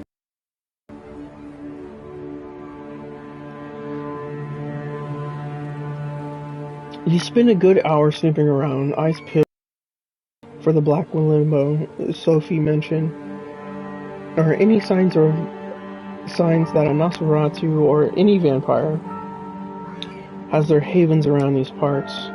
Zilch. Annoyed, you turn towards the light of the amusement park, only to find a man standing in your way, wearing an oversized jacket, but he had an air of junkie or dealer about him. Who knows what he's got in his pockets? You lost?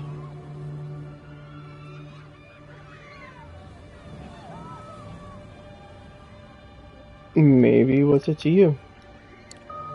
Maybe I am. Maybe I'm not. What's it to you? What kind of answer is that? You a spook? A fed? He looks at you intently. He's trying to guess your real purpose here. Get out of here before I kick your ass.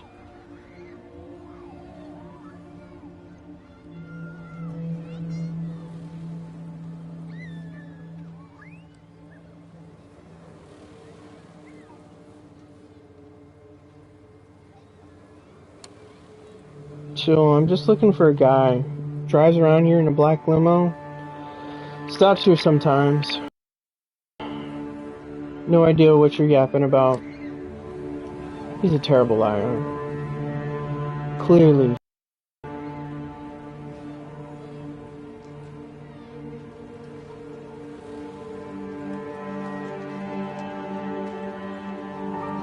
Dominate him, make him give you his phone.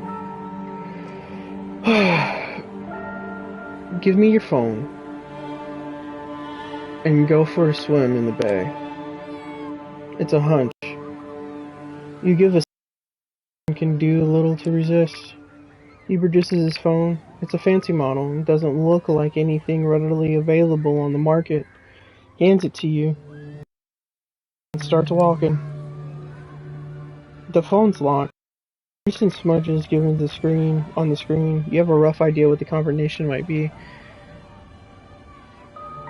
You get it right on the second try.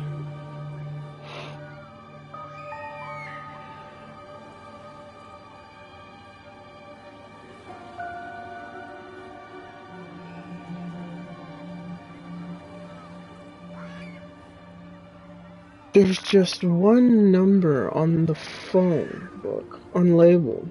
You dial it and hear someone pick up. The voice is like a rusty pitchfork scraping against gravel. Jackie, you're messing up my snuff session here. It better be something big.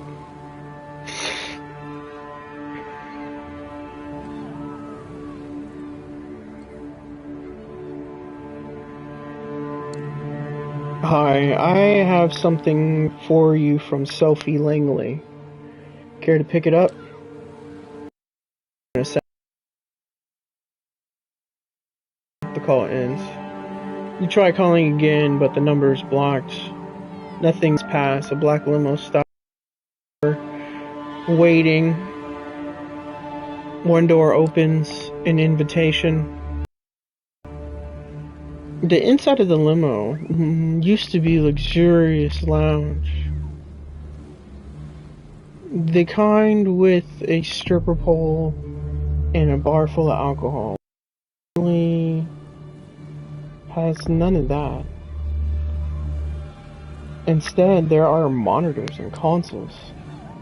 There are dozens of displays, each one showing something different. Surveillance camera footage, stock market quotes, television emails, tweets, silent movies, lo-fi footage of gory torture sessions. You wonder if the limo's owner can focus on anything while surrounded by all of this unusual noise, and then realize there's nobody there. Or is there? A man blinks into existence on a leather-covered couch, attempting to maintain that approximates a regal presence. You're 100% sure it's Kaiser. Surrounded by dimly lit computer screens, his features are even more ghastly.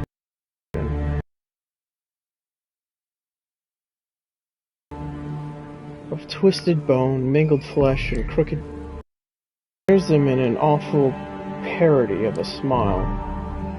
Suddenly, somebody grabs you from behind, twists your arm, and pushes you back against the car roof. Got him, boss. I have them. The Nosferatu chuckles.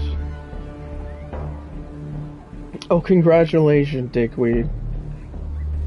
Could have done that before. Gave away the whole fucking phone. Just let them go already. But you gonna make me repeat myself, you thick motherfucker?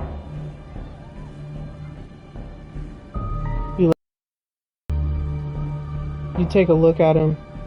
The man is confused and soaking wet.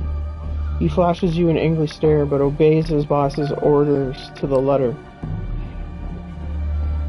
What are you waiting for? A formal invitation? Get in the car. We have some talking to do.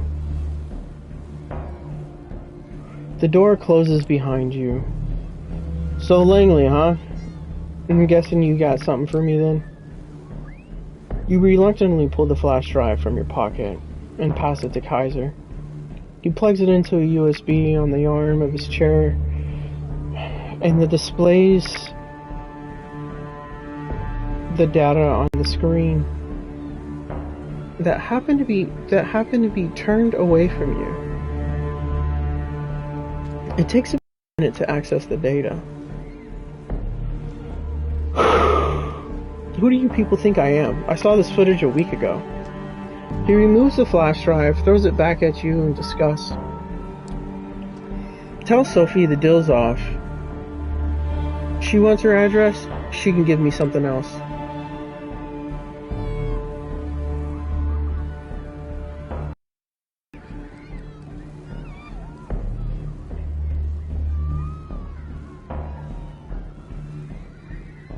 But you can't be a pushover.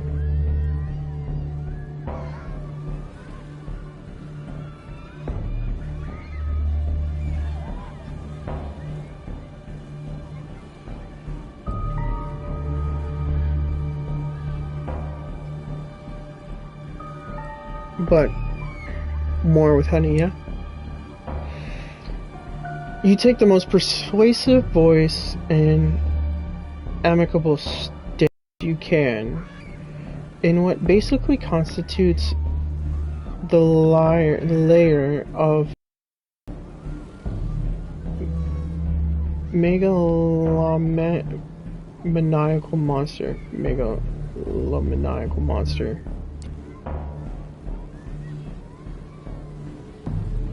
Come on, man. Don't send me back empty-handed. Take the data and honor the deal. It'll mean a lot to me. The sound the Nosferatu produces is supposed to be laughter, you'd think. You're pretty sure he'll fall over and die at the second if it's anything other than that. Oh, yeah. Look at me, I'm so pretty and well-spoken. I'm gonna feed you this bullshit, and you're gonna cramp.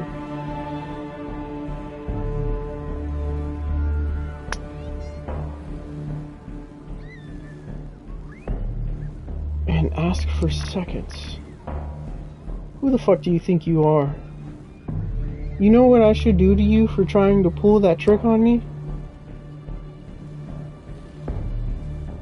I should mutilate your face and rub sulfur in your wound, your tongue out, and use it for stuff. Use it to stuff the. Only see, I'm in a gracious mood tonight. Plus, I hate turkeys; they disgust me. So, I'm gonna give you a second to make this little transgression up to me. I'll contact you. Maybe I'll even throw you a stupid address for Langley. So Langley can shove it up her fucking cunt. But right now, unless you want me to get really pissed off, you'll show yourself out. You're pretty sure you're done here. You get out, close the door behind you, and the car immediately windows slide past is on its way. Kaiser's lackey is nowhere to be. So you make your way to your car and drive back, wondering the hunger calls to you, the city skyscrapers, and seemingly never-ending sprawl of boroughs.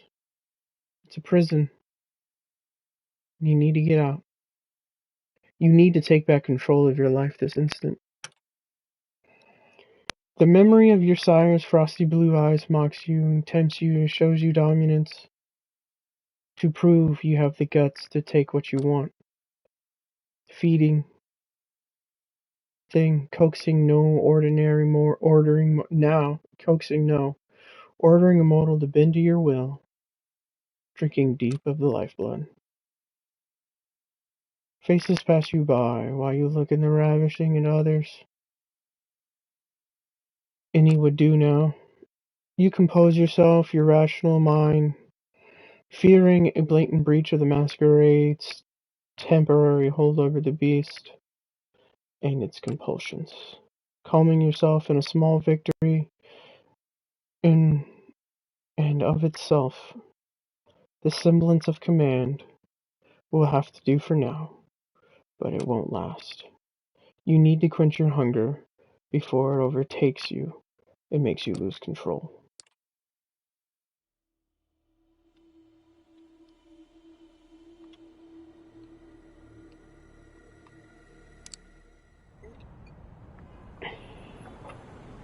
You know what to expect when you return to the small bookstore serving as Agathon's haven. The cacophony of the occult imagery assaults you from the book covering displayed on the windows. But under the fake facade, there's something real. This time, the Buddhas and the satanic Bibles of the storefront seem almost funny. Or perhaps you just started to tune into some dry humor of these Tamir.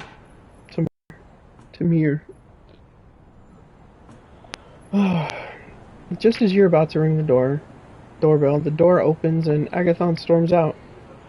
You step aside just in time to avoid having him stumble into you. Mary, what are you doing here? I came to help. Look, I came to help you. Like last time? Okay, fine, you're right. Follow me. As he turns to go, Agathon almost looks pleased that you're here. Agathon walks to his car with you in tow.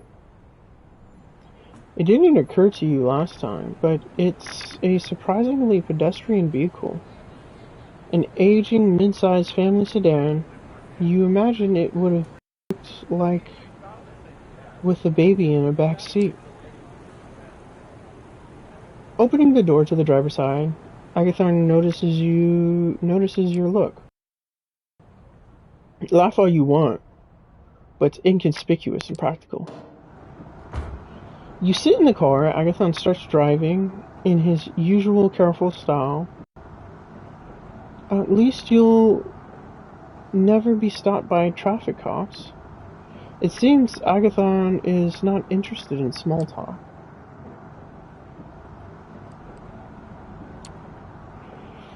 You decide it's best to let Agathon drive in peace. Agathon is very comfortable driving in silence. You look out the window, wondering at the ordinary lives of the people you pass by. Suddenly, Agathon snaps out of it.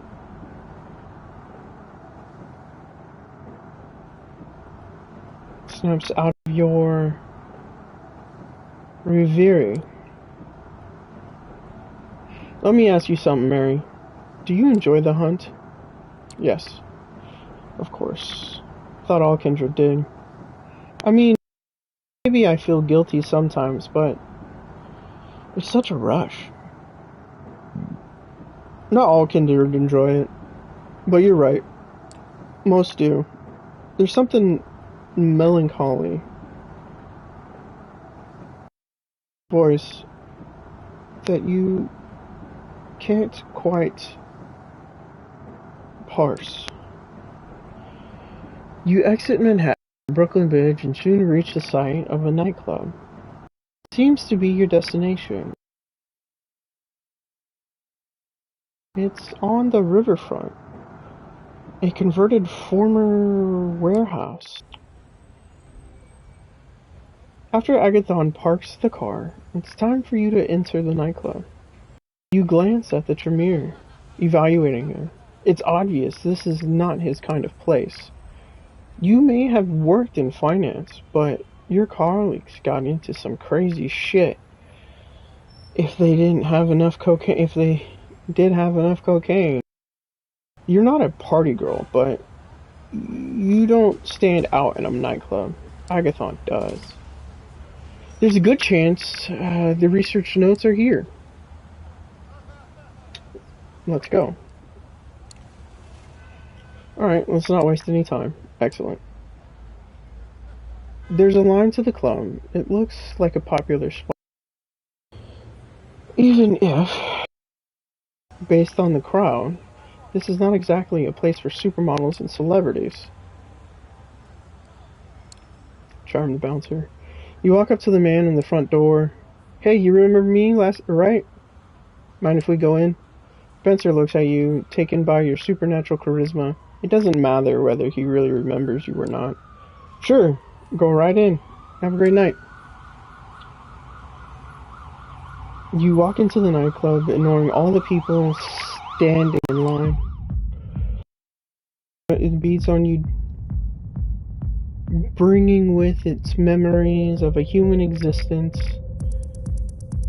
The first time you went dancing with your friends, when you flirted with somebody on the dance floor. This time it's different. You're a predator, and everyone around you is prey. Tightly packed, twitching sacks of blood and tissue.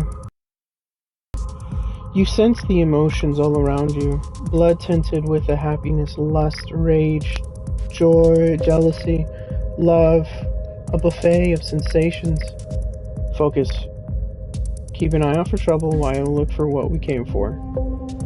You nod and follow Agathon through the throng, trying to ignore all the warmth, flesh, and circulating blood around you. Focus on helping Agathon. Eyes on the prize. You came here to help Agathon, and that's what you'll do.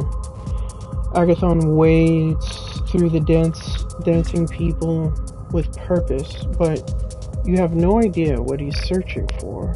The missing research notes. Perhaps he's using the enhanced senses of a vampire or esoteric sorcery.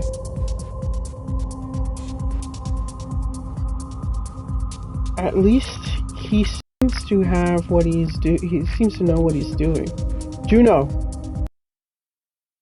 You swerve to avoid a drunken man who has just about to spill his beer and try to see what Agathon is looking for. A young woman, intense, purposeful, a little out of place at the nightclub, just like you and Agathon.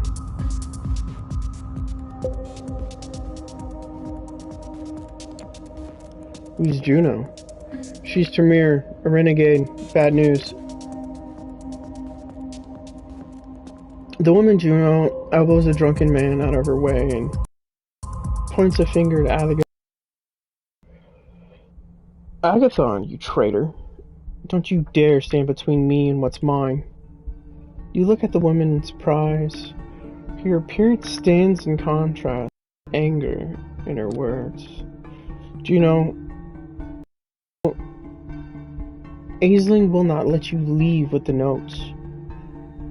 Perhaps she won't let you leave at all. Juno pulls close to Agathon's face and stage whispers loudly for you to hear over the music. You're still so brainwashed that you care about what Aisling's fucking Sturbridge wants. I'm done jumping through her hoops.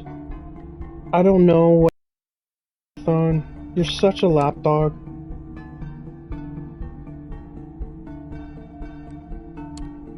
Look, are we sure we want to talk about this in the middle of the dance floor? Do I look like I care about the fucking masquerade? You look at from Sophie, you understand it's a universal amongst the kindred. Juno, you don't mean that.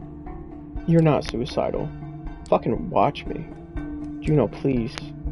Juno steps back, suddenly cold, ignoring the people dancing all around her. She stares hard at Agathon. The past is the past. The traditions are dead. To me. You won't stop me. Agathon, I'll make sure that here and now, you know I have the power. No, Juno, please. Agathon sounds panicked. He's not worried about his own survival, but of the possibility Juno's going to unleash a genuine masquerade breach.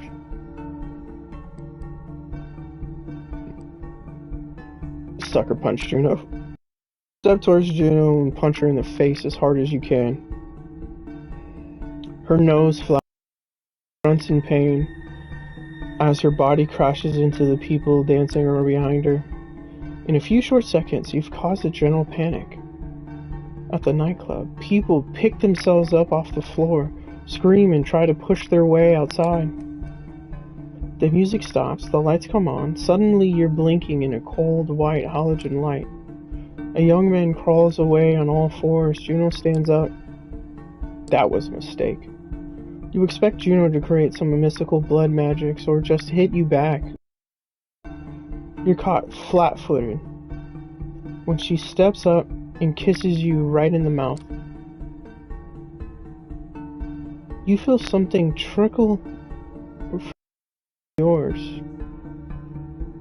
It should be blood, but it's not. Rancid, burning. Juno's blood has become a toxin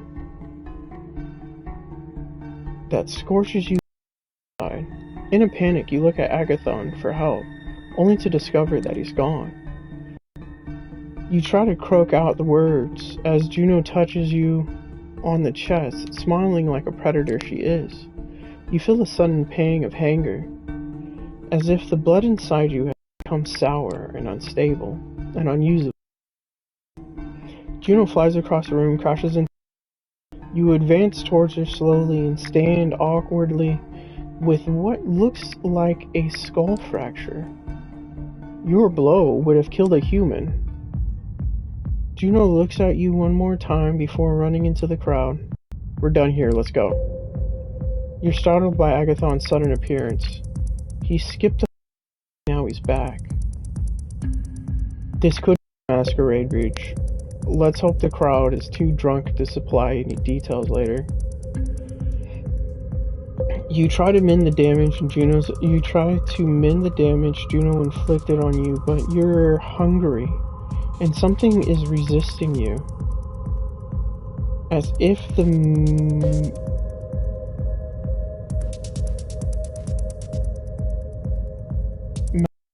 influence of Juno's magic persists in your body. You glance at Agathon warily. Does he command similar powers? Outside, you walk to Agathon's car, drive back to the Brooklyn Bridge to Manhattan. However, Agathon's haven. Juno mentioned some very personal things. I trust your discretion in not discussing those things with Aisling. Of course. Your love life is your business. Thank you. After a while, you reach Agathon's haven, and he parks the car.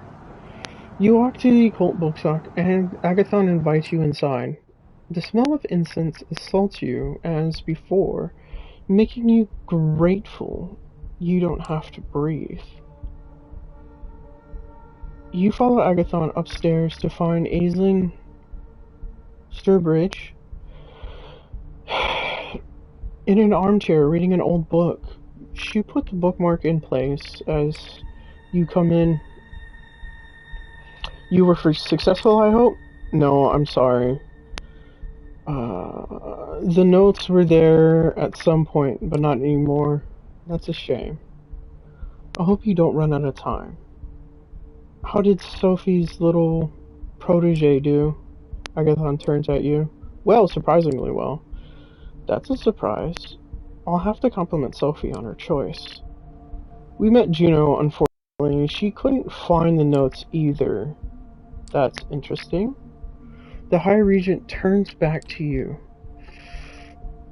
What was your impressions of Juno's fledgling?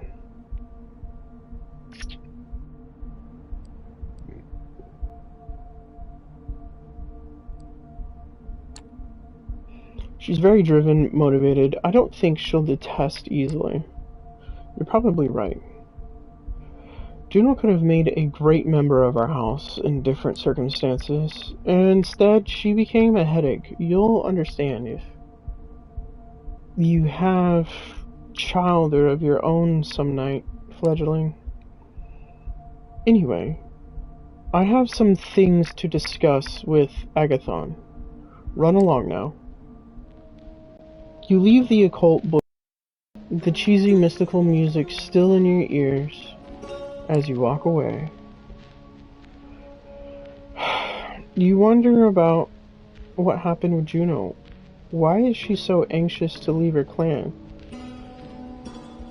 Can she really do that?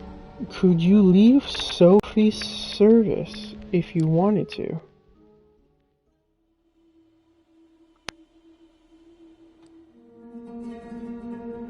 You're walking down your street toward your haven. Some other town, the sidewalks would have been deserted this time of night. In New York City, there are plenty of passerbys going a lot about their business. It's easy to be paranoid when you're a vampire surrounded by the crowd of humans. The kindred have many enemies. All of those enemies have one trait in common. They're invisible, indistinguishable from normal humanity. Other vampires, hunters.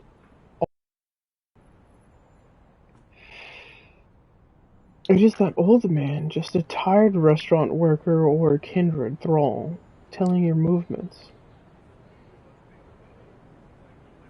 Are the officers idly waiting in patrol car, ordinary cops, or Second Inquisition, specialists looking to end the undead threat? This kind of thinking leads to madness, but you can't shake the feeling that someone is watching you. It's not the first time you felt this. Whatever this is, it's probably something you have to take care of. Best case, someone is tailing you. Worst case, you'll be attacked and killed. Unfortunately, being undead has its limitations. The sun is coming up, and you'll burn to a crisp if you stay on the streets. You reach your haven. and settle for the night. Disconcerted by the idea that someone might know where you sleep. The plan was to return to your haven for the day. The sun is coming up, after all, but that's not what the beast has in store for you. The feeling of emptiness, the overwhelming famishment that takes hold, you cannot be denied or bargain with. The time when you could reason with your thirst is over. You don't remember how it happens exactly, but you find yourself in an alley, sucking the last drops of blood from a savage gash in a corpse's neck. You have killed someone tonight, and did it very close to your haven. Any attempts at covering up this poor soul's death become secondary when you realize the dull glow over the city in the east is the sun coming up. You barely make it to your haven in time. You realize your clothes are a mess, torn in places, covered in blood, your victim's blood. How many people saw you get into the building? You don't know. It was a panicked sprint to escape the light. Instinct, saving your skin. The same instinct that decided it was time to feed the beast. You cannot let this happen again. You cannot ignore this hunger. For the long as you did before tonight, your humanity depends on it.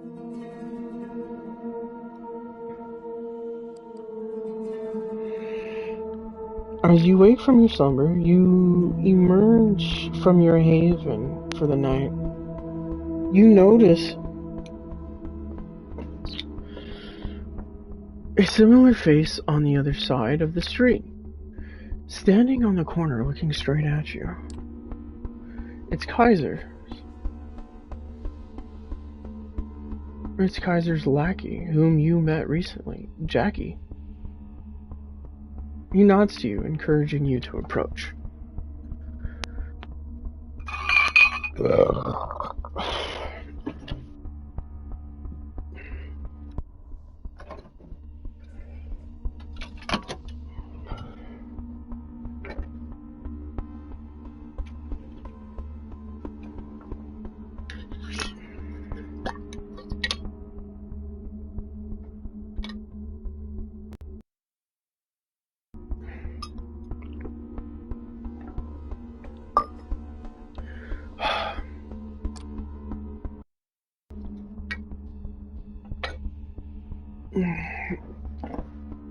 You can tell he's guarded and suspicious after what you made him do the last time you met.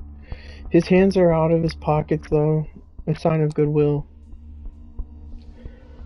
That's close enough.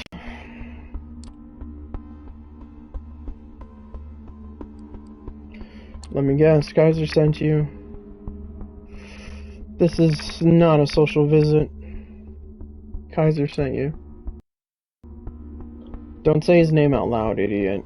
He takes a look around, just to make sure nobody's listening in on the conversation. Yeah, he sent me. I'm supposed to give you this. He produces a crumpled piece of paper from his jacket pocket and hands it to you. Read it, memorize it, then give it back here. It's a letter, the piece of paper or the page ripped out of the spiral notebook, but the writing on it is exquisitely detailed and deliberate. It reads, "Time to square your debt with me.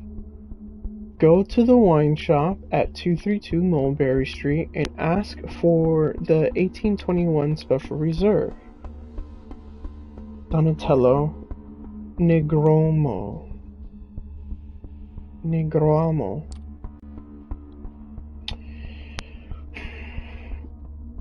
When they tell you they don't have it, say you are feudal serviteur della Famiglia G. Those exact fucking words. And make sure you get the G right. Well, if I was dumber, I wouldn't write this down, because I think that is how we are playing this.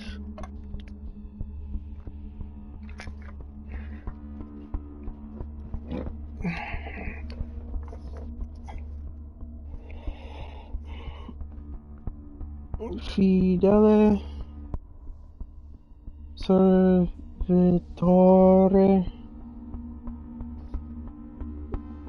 della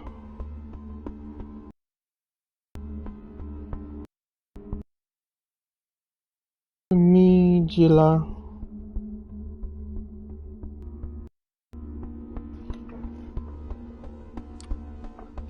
$18.21. You'll get a bottle.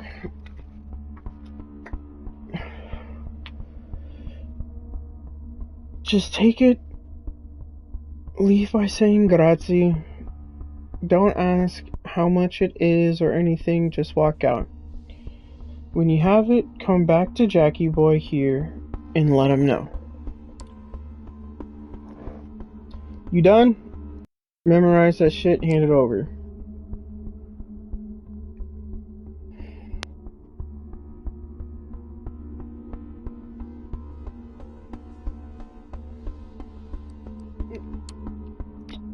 Didn't peg your boss for a letter guy.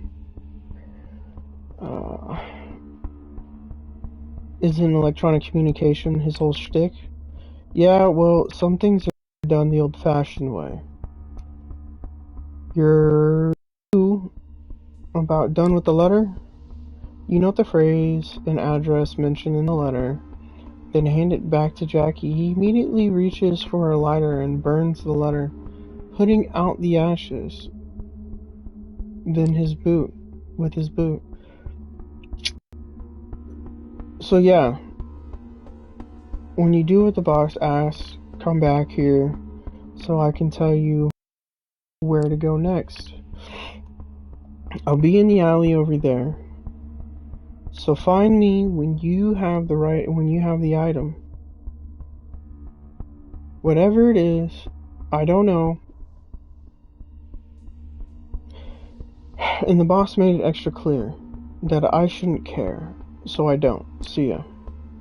He shuffles away, leaves you to pursue the lead. Time to pay the visit to Nolita. You arrive to the address mentioned in the note, not counting local restaurant patrons. The street is mostly empty at this time of night. But curiously, the wine shop is still open. Inside, a small middle-aged woman with curly hair stands behind the counter in front of a wall filled with wine bottles.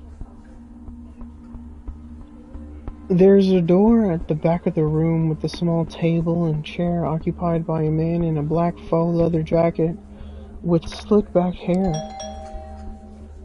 He's reading a newspaper, but pauses as a little bell rings when you open the door.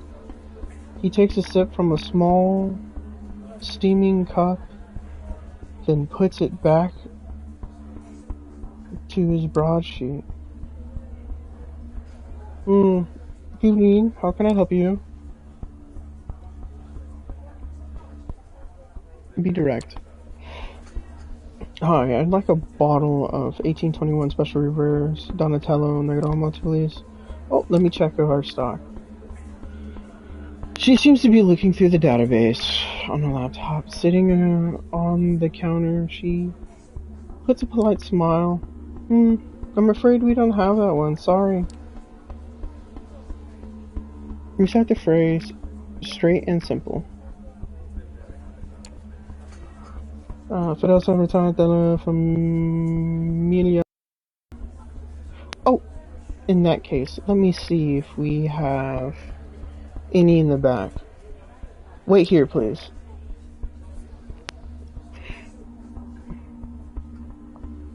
The woman leaves the counter and goes through the doors in the back.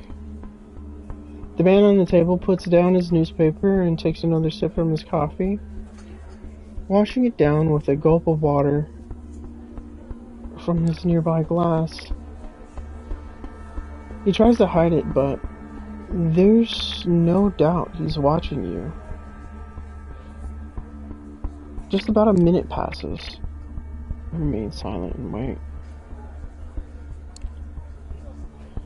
You remind yourself of what Kaiser wrote in the letter and keep quiet, patiently waiting for the woman to return from the back of the store. The man finishes his drink and starts reading on the newspaper, his eyes darting to you every so often. The doors in the back of the store open and the proprietor emerges with a small, unlabeled, squat bottle of crimson liquid. She gives you an apologetic smile. Excuse me. Sorry for taking so long. Turns out we did have it. She offers you a bottle and you reach to grab it, but she retracts it. You do know what this is, don't you?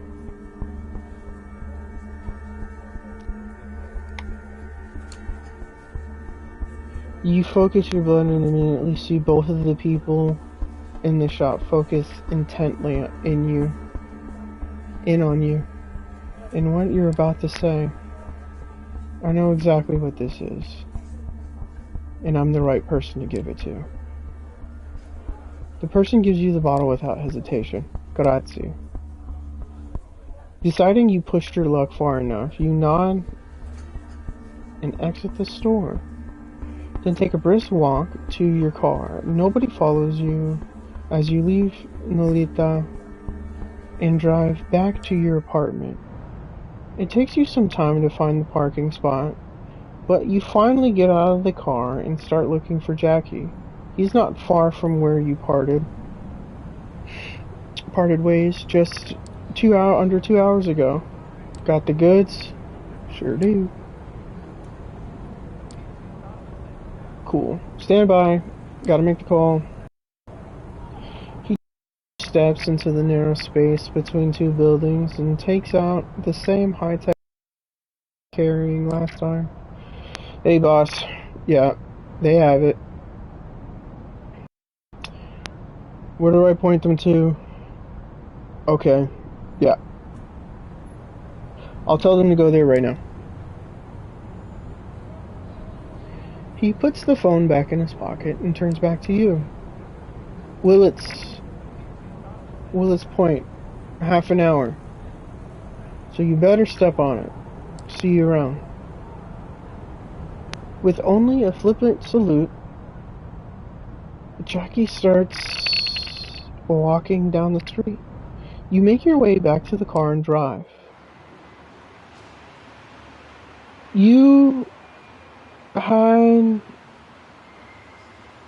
to push the speed limit to make it on time, but you're here, Willits Point. It's quite a change of scenery. The last place is a post-industrial dump. The nearby stadium notwithstanding, you stop your car once you realize that if you go any further down, the potholes will kill your chassis.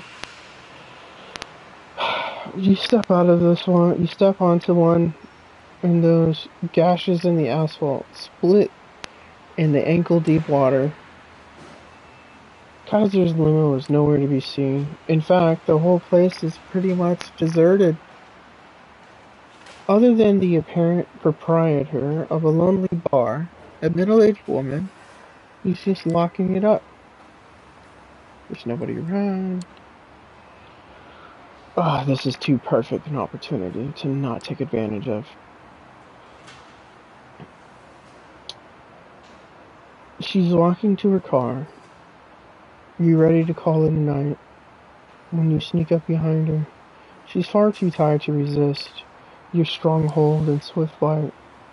You can taste the caffeine in her veins, smell of cheap cigarettes in her hair. but the old cooking grease in her clothes, she passes out. Your assault, the closing note of a long day at work. You let her down gently and feel a pang of remorse. You pick up the car keys and she into the driver's seat. She'll find an explanation for passing out like this for sure. The bright lights of the car pulling over down the road illuminate you as you close the door. It's a black limo. Kaiser's finally here, it would seem. Same as last time, the car door opens, but nobody comes out. You know the drill. This time, Kaiser is visible when you look inside. You sit down and close the door behind you. So, you pulled it off without a hitch then. Give it here. You hand Esperanto. He uncorks it and gently takes a whiff and puts the cork back in. Yep, that's the stuff. I can see you're useful. Beyond your charm. This is subtlety, with the subtlety of a battering ram. Good to know. Here's Langley's precious little address. He passes you an envelope with what feels like a little thick card inside of it. Thank you, Mr. Kaiser. Yeah. I'll send Jackie over if I need anything else from you. How about that? Time for you to get out now.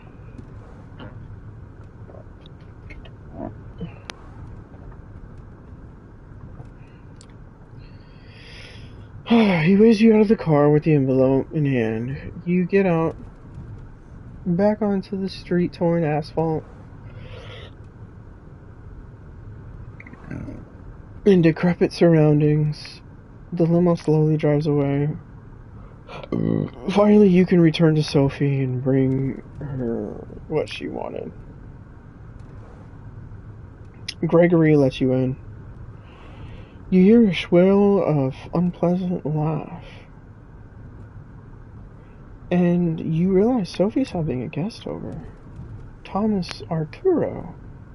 You met in Elysium a few nights back. That shriek is unmistakable. Ah, Mary! So glad to see you. Tell me, did you two have a chance to talk previously? Thomas speaks up before you can. Why, yes, of course. And such a good first impression you made, too. Miss Langley clearly did the right thing by taking you under her wing. I'm sure she thinks so too. Don't you, Sophie? Of course you do. Of course. Well, I believe I must be going. I'll be sure to let Prince Panhard know your thoughts. Miss Langley, word for word, or as close as I can remember them. I appreciate it, Thomas.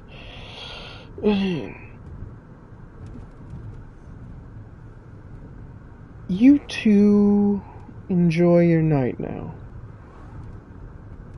Good night, Sophie. Gregory boy. He gives you a sly smile. Sophie's driver opens the door for Arturo, and the guest steps out with a single wave of the hand towards his host and you. The doors close.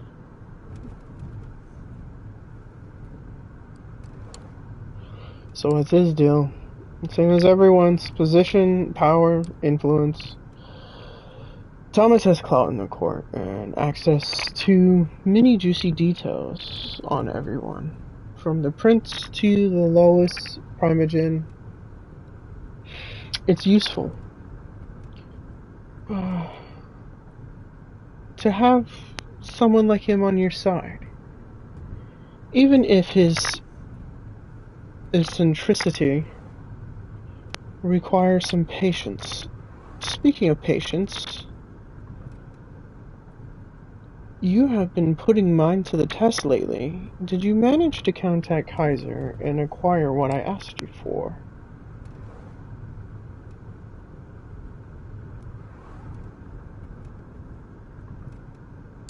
Yes, I have it. But the data you offered was old news to him. I had to do another job for him before he would give me this card. She retrieves the envelope from you. Oh, I'm sure he did. I do hope it wasn't too much of an inconvenience. Hmm.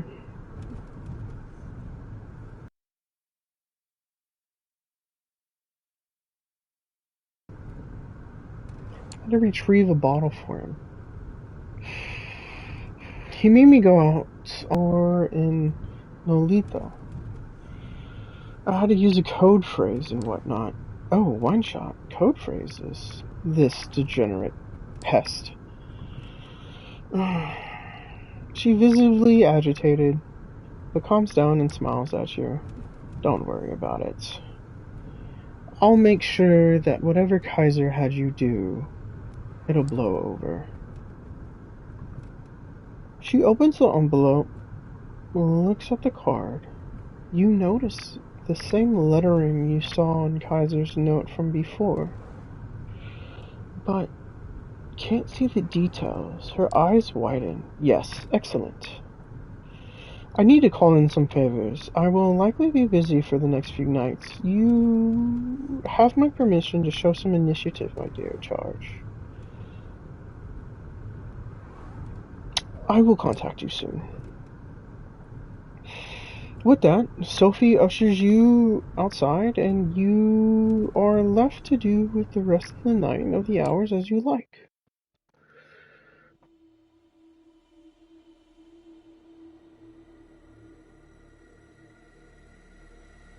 Someone keeps telling you, time to confirm your suspicion. Oh yeah, we're not dealing with a tale. We gotta cut that shit real quick. Someone is following you around. It's been a few nights, maybe longer. That can't be a good thing. The only question is, what to do about it? Provoke the stalker to appear. You venture out into the street with your goal of letting your stalker know you're aware of being followed. It's time to stop this ridiculous charade. It's raining outside, and as you step into the street in front of the haven, you wonder whether it'll help you. Will you be able to see the footprints on the sidewalk of the stalker in the puddles on the ground? Not sure where to start. You slip a few bills to a homeless man and chat up the guy who runs up the local bodega. Both of them talk your ear off about strange characters hanging around, but none of their stories seem right to you. Walking the street, you're convinced by turns that everyone you see is an enemy agent out to get you, and that your stalker has decided to take the night off. Frustrated, after a couple of hours of useless searching, you cross the road without looking where you were going. A carrier on a motorbike zooms towards you and has no time for the brakes or swerve as you suddenly step in front of him. For a split second, your eyes meet his, those of a man on the bike, and you both know you'll collide. You'll get hurt. Something hits you, pushing you forward. You tumble, flying on the sidewalk. As the carrier zooms past, you feel a weight on your back. Catch a glimpse of something, a person, a female, you think, and then she disappears. You spend a couple more hours trying to find the woman who's been stalking you, but in your shriveled, undead heart, you know it's futile. She's gone.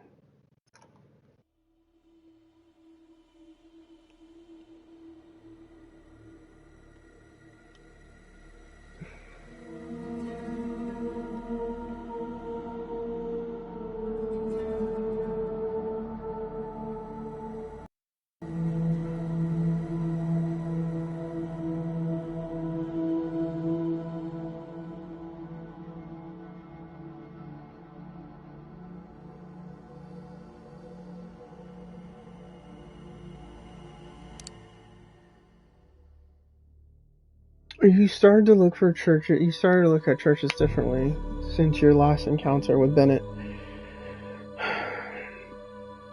You're not sure what happened inside, but it was unavoidably real. You felt it. When Bennett mentioned that being in the presence of Father Anthony's faith would eventually kill someone like you, an undead being, you believed him. It doesn't seem to be very common, though, in New York City. You pass thousands of people every night, and none of them have made you feel afraid and insignificant. If you were to encounter someone like Father Anthony in the subway or at a nightclub, you would know. There are many churches in the 5 boroughs, and you're pretty sure most of them don't contain someone whose faith can touch you in this way. Yet you've become wary. They just might. Still, tonight the cathedral looked as before, a striking landmark acting as a symbol of faith for people who have no idea that vampires exist in their midst. For them, questions of faith and myth are theoretical or philosophical. For you, those same questions suddenly define the meaning of your existence. You sneak into the cathedral, look at an old hand, as if going to a church has been a regular part of your life. Inside the cathedral, is almost deserted. You're not sure if you'll be meeting Bennett alone. The idea of feeling Father's faith on your undead flesh freezes you in terror. Bennett is waiting for you in front of the pews of the cathedral, in the exact same spot where you saw Father Anthony. Worried, you approach. You don't feel the touch of faith that shook you before. Bennett nods as you sit next to him in the pew.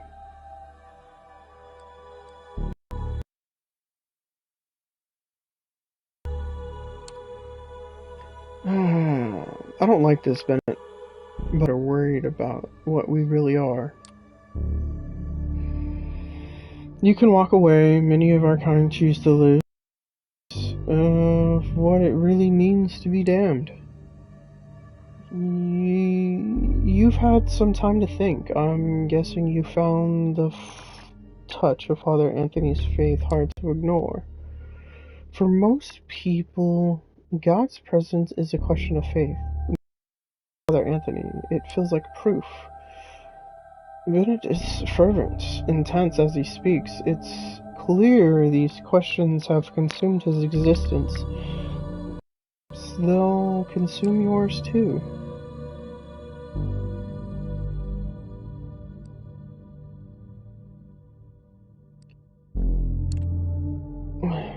What do the kindred of the Camarilla believe? The old ones. It's true the elders are not always so good at teaching their childer. Maybe the Camarilla would function better if we all knew these stories. Bennett looks around reflexively to make sure nobody is listening. There are only a few people in the enormous cathedral, and they do not seem to be interested in 2 loners murmuring to each other in the front pews. I might seem like ancient history, things that happened thousands of years ago, but time works differently for our kind. If the stories are true, the Methuselahs, still in existence, walked the earth when Jesus was still alive. The only problem is the old vampires lie. They adjust history to suit their egos.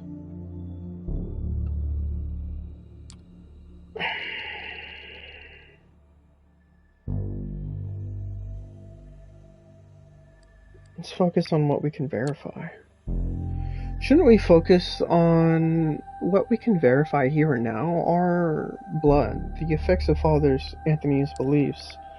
I suppose that would be a scientific approach. Still, I can't let go of the idea the old stories will tell us something. This is how the story goes.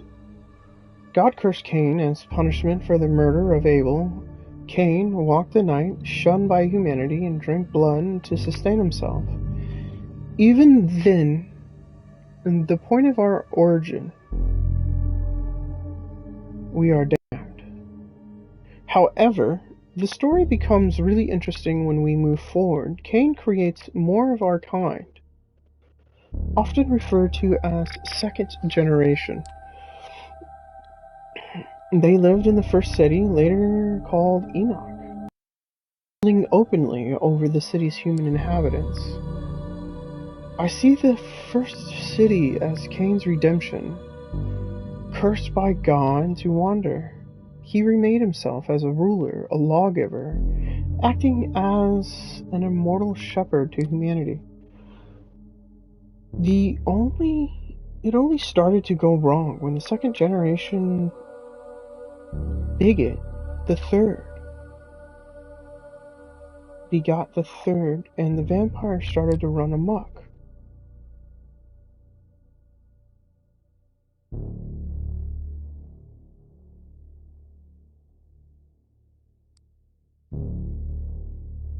What happened to the first city? It was lost in the deluge. Noah had his ark to save him, but our kind had to rely on our gifts of blood. If you're skeptical about this piece of history, remember that even a local flood can bring massive destruction. First the city, Cain largely departs the story. Perhaps he was disheartened by the depredations of his descendants, the antediluvians, went on to build a second city in imitation of the first one. It's doubtful their rule is just. There are people moving in the cathedral, and both you and Bennett have made sure none of them got close enough to hear you talk.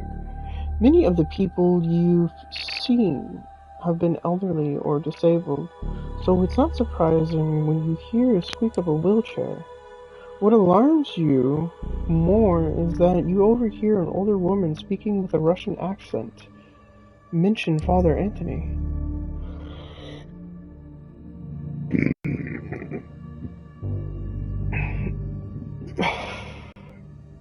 Let's find Father Anthony and see if he can help us. From what I've heard, he's an exceptional man. You turn to look and see two men and a woman, all three in their 50s, clearly well worn by life. One of the men pushes the woman in a wheelchair. She's dark-haired and intense, seemingly one of only half in this world. Yeah, exceptional, but he doesn't like moles. The speaker is shorter of the men, more animated and worried. He was probably a strong man in his youth, perhaps even an athlete. His voice carries a Midwestern accent. We're only interested in whether he blank bodies. You and Bennett look at each other. This is bad news. Whoever these three are, they can't be good for you. We need to get out. Let's meet outside.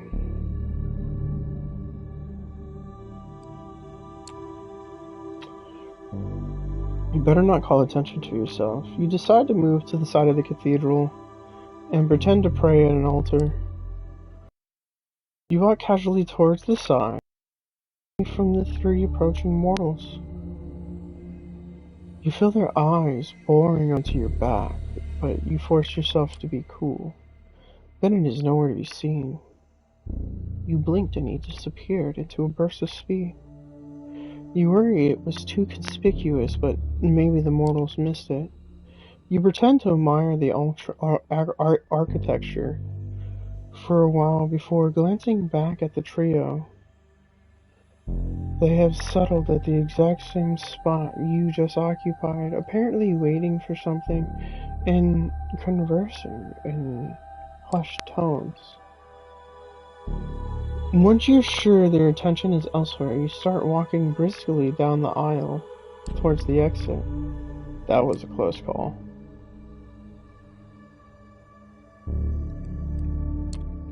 You were quite fast. I think you got out without being seen. You were pretty fast. Such are the gifts of the damned. For a second, Bennett looks at you as if he was wondering whether he should say something. There's one thing I've always wondered about the story of Cain. The traditions of the Camarilla put a lot of faith in the relationship between sire and child. You're supposed to follow the example of your maker, yet Cain didn't really seem to care for the vampires he embraced. Did he think it was a mistake to create our kind? My sire left me. Is that common amongst the kindred? Yes, unfortunately. Kindred are selfish and cruel. You know, I'm Sophia's child, and you're her protege. It's amazing that we share an appreciation for the mythologies of our kind, considering Sophie has little interest in the questions of the spirit. You stare at Bennett. You knew there was something he wasn't telling you, but in all the talk about Cain and the First City, you forgot about it. Now, the only question is, what does this mean? Does Sophie know her child is talking to you? Probably not. Don't hold it against me, but I admit finding some pleasure in seeing you suffer the effects of Father Anthony's faith. I suppose that's the demon in me.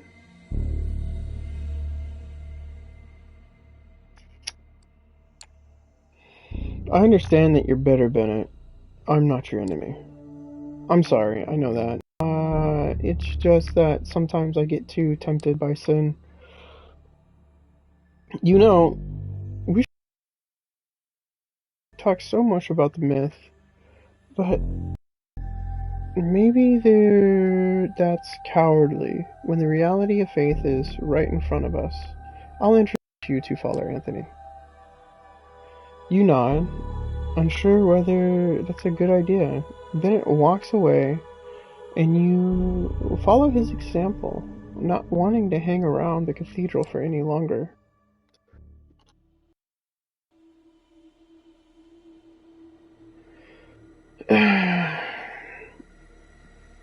The sleazy. The street lights filter into the apartments in a stalwart white glow, as if someone were shooting a movie outside. The art pieces display a tasteful expense entirely fitting of the image you have of Sophie.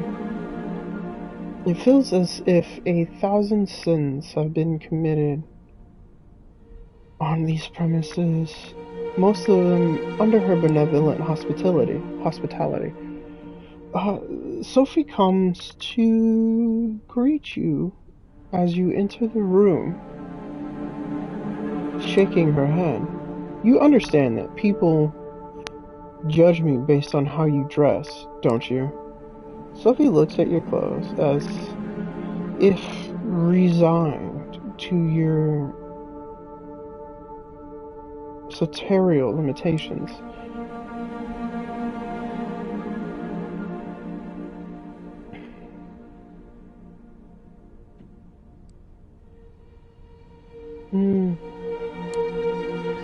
I've tried to dress inconspicuously because of the masquerade.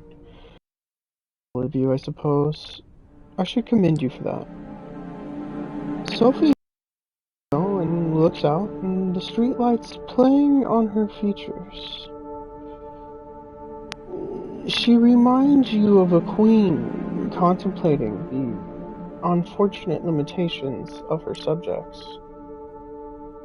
You think that as a vampire, at least we wouldn't have to worry about the vultures of. Fortunately, when you have power and ability, there are always parasites trying to feed on you.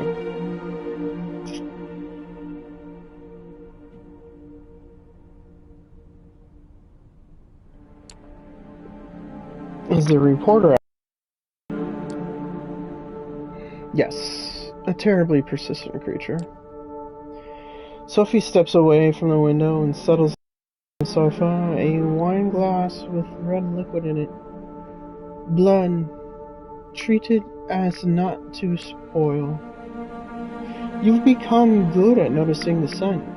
Even from a distance, she doesn't offer you any as you cautiously sit down across from her. This awful man has been stalking my apartment with a camera. He's gone through my trash, talked to the neighbors. Please be a dear and explain to him that there's nothing for him here.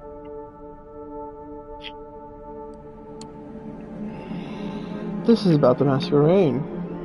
That's a big deal for us, right? Indeed, you're learning.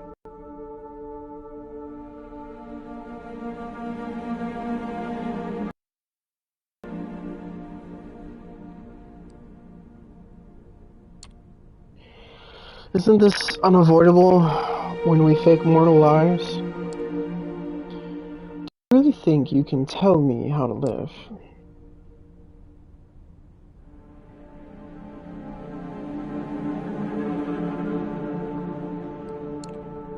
Do you know anything about the reporter? Man, woman, young, old, anything like that? All gossip. Reporters look the same to me. Time for you to go. I have business to attend to. You leave the apartment as Sophie disappears into another room.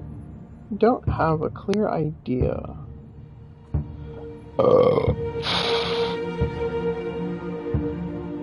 of the game she plays with the city's mortals and immortal power structure. But she always seems to be making a move. Outside on the street, a slight warm drizzle. The kind that gets under your clothes and makes you want to take a shower. Then you get back to your own haven, no reporter, immediately jumping out. Investigate the area.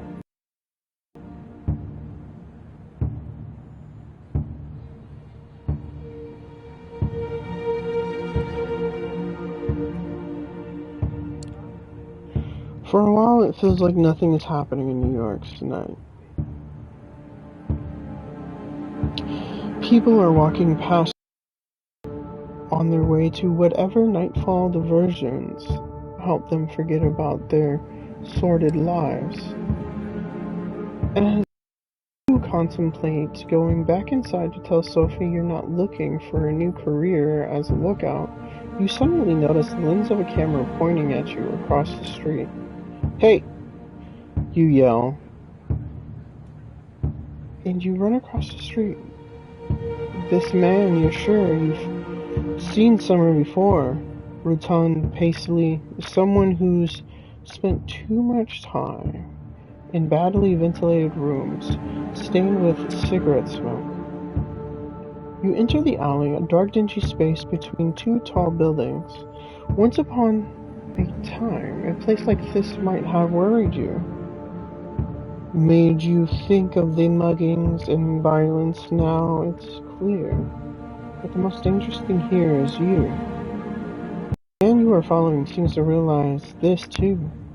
He holds his camera in front of him, like a shield. Its heavy objective resting on his paunch.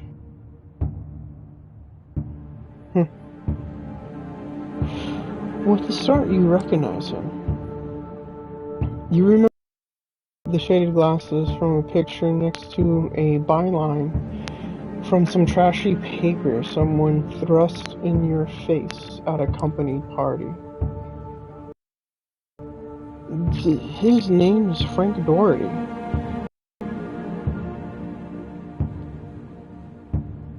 And he'd taken pictures of one of your visitors, or your investors,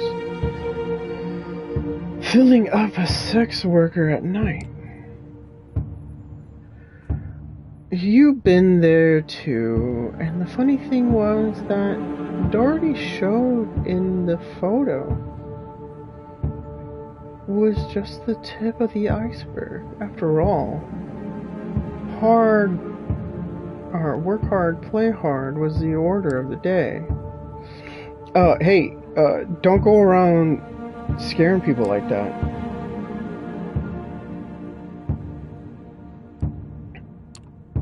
Wow, you're Frank Doherty? I'm a huge fan. Love your work. Thank you. It's nice to have one's work appreciated.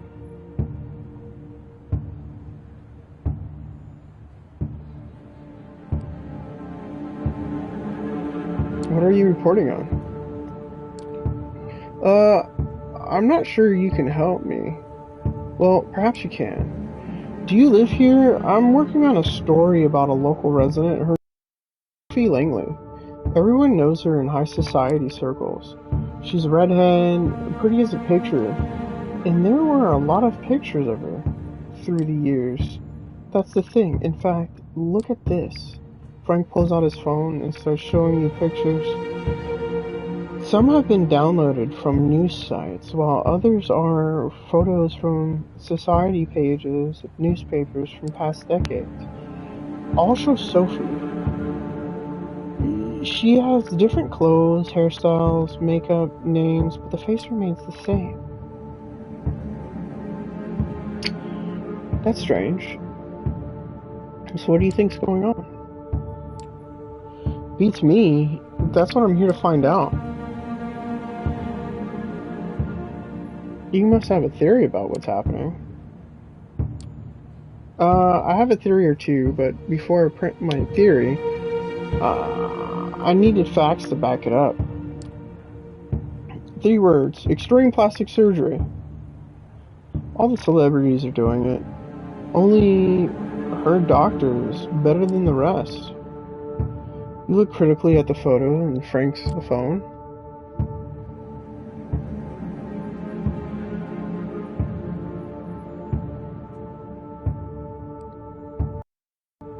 Sure, I guess.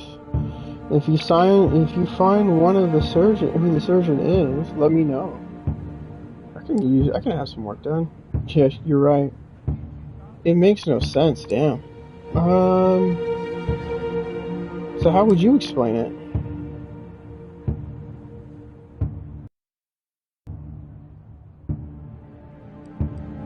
It's a hoax. Have you considered the possibility that these pictures are a hoax? Sure, anything can be a hoax, but I have the old papers from the archives myself. I got to have something usable.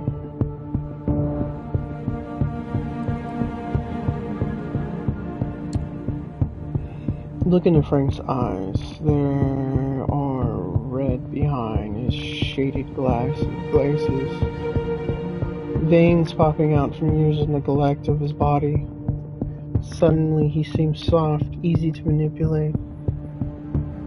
His will, nothing but plaster, crumbling under your boot. Go home and destroy your research on Sophie Langley. As your vampire gaze over Frank's mind, he feels less than a person and more like like an automaton, a machine you can program. Perhaps this is why vampires are said to think of humans as nothing but animals.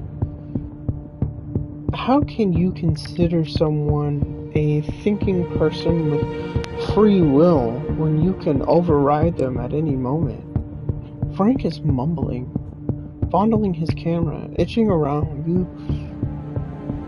To the entrance of the alley, he finds he looks sad and worn as he goes. A man who used to be something, now just a shell. It feels almost embarrassing to use the powers of your blood on someone so weak. At least you're pretty sure he'll stay away.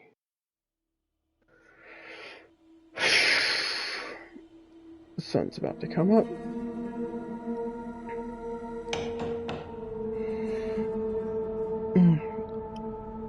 Kadir al-Asmai.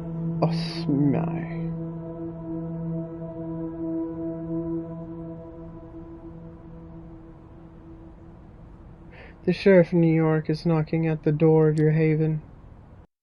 The sight comes as more than a little shocking. If he had business with you, you'd either expect to see him already inside or never see him coming at all. Yet, there he is, on the other side of the people, patiently and politely waiting for you to let him in. You carefully unlock the door and face him in silence. Evening, may I come in? You simply stare at him. Your lack of an answer doesn't faze him, and your lack of resistance as he starts aside, as he obviously has been interpreted as permission. Once inside, he starts looking around as you cautiously stay by the door. Haven't really had time to make this place your own yet, have you? It feels like Langley's apartment, though. Langley's apartment through and through. A secluded study where nobody studies anything. Looking at the books on the shelf, obviously meant to impress guests, not to be read. They reveal nothing about their owner, aside from the aching desire to be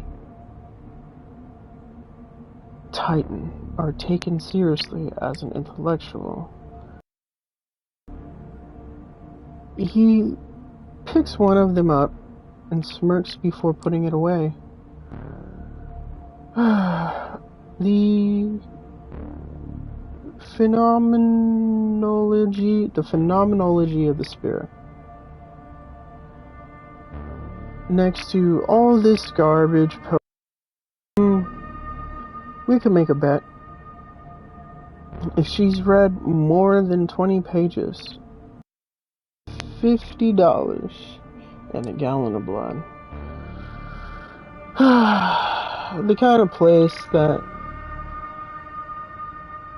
the self-professed hermits entomb themselves in to suffer. Considering how much you have to run around the city's nights, you probably only use it to shelter from the sun and rest, right? Even though he's obviously making an effort to come off as non-threatening, it's impossible to forget the first impression he made. You still see him as a fierce predator, trying hard not to expose his true colors. You sense a familiar fight-or-flight response as you struggle to find the diplomatic answer to his question. If Kadir is bothered by your presence, he doesn't let it show. He keeps walking around, toying with whatever catches his eye, and eventually he speaks up again. Watch any baseball lately? If I had to guess, you strike me as a Red Sox fan. Now he's inviting you to talk in a more direct manner. You attempt to overcome your physical reaction to him and reply as casually as you can. Your mind keeps going back to the night when everything changed forever. Waking up in hell with a body next to you, spending a night in that underground sweatbox, unsure of what will happen next. What endless cry, 3 strikes, a bloodthirsty crowd, the blade, a rebirth, a baptism by fire, a frightening executioner who made sure the flames scarred your spirit. As you look into his face, you realize he's read the emotion from yours. Not in the mood to exchange pleasantries. There's no animosity in his voice, he's just stating a fact. Let me get straight to the point then. He momentarily stops caring about his surroundings, turning over all his attention to you, and demanding the entirety of your attention in return. You see, there's something I've realized over the years, in large part. I may have been hired just to look menacing with a sword, but my job is all about seeing through bonds and relationships. The Camarilla would be safe as long as its members adhere to certain social contracts, making their dealings and affinities plain for everyone to see. But that obviously remains a pipe dream. There is a community of born conspirators over ambitious gangsters and politicians, monsters in denial, all sorts of tragically broken individuals. They are driven by desires that make them incompatible with the Masquerade, incompatible with prolonged survival of the Camarilla, incompatible with the methods I used to operate. And so I am doomed to be like a cop, consistently insulted behind my back. Maybe for good reason, but immediately called for help whenever someone loses their tableware. Or like a Agatha Christie protagonist outwardly, assisted by everyone, but consistently lied to about everyone's past and motivations, even if my failure to solve the mystery might be the end of us all. He tries to sound like he's peacefully resigned to his fate, but it's easy to detect a tinge of regret in his voice. A voice belongs to somebody who once had bigger ambitions of this. What broke him? So you see, for this detective, the why done it is far more important than the who done it or the how done it. When you understand all the players and their mutual obligations, you easily understand every crime. But of course, the kindred know it, so they devise ways to make my job much harder. Just like conspiracies between two unrelated actors that depend on scratching each other's backs for mutual security. Or they enforce a blood bond. More to make someone unexpected their thrall. A boss serving their employee, a rebel. Just because one is regularly being forced to drink another's blood. What has Sophie seen in you? Why does the prince keep asking me about your actions? How come you're being pushed to build your own Coteries so fast? You are surrounded by unclear motivations which you yourself don't understand. That unnerves me, and it should unnerve you as well.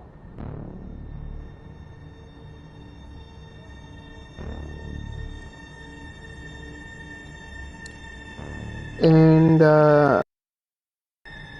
what are your motivations? Finally, you manage to raise your voice. Kadir notices the effort and smiles softly. So you haven't gone mute since the last time I saw you. Good.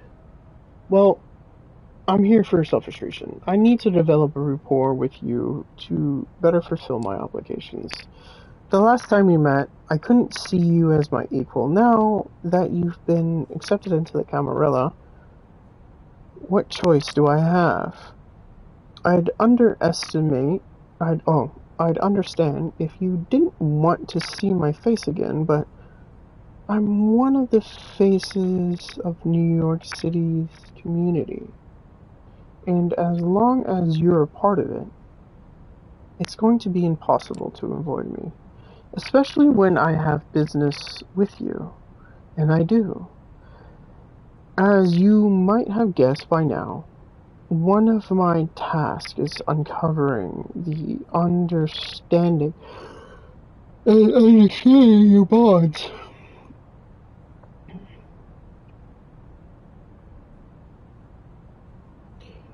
And one of them might endanger the community.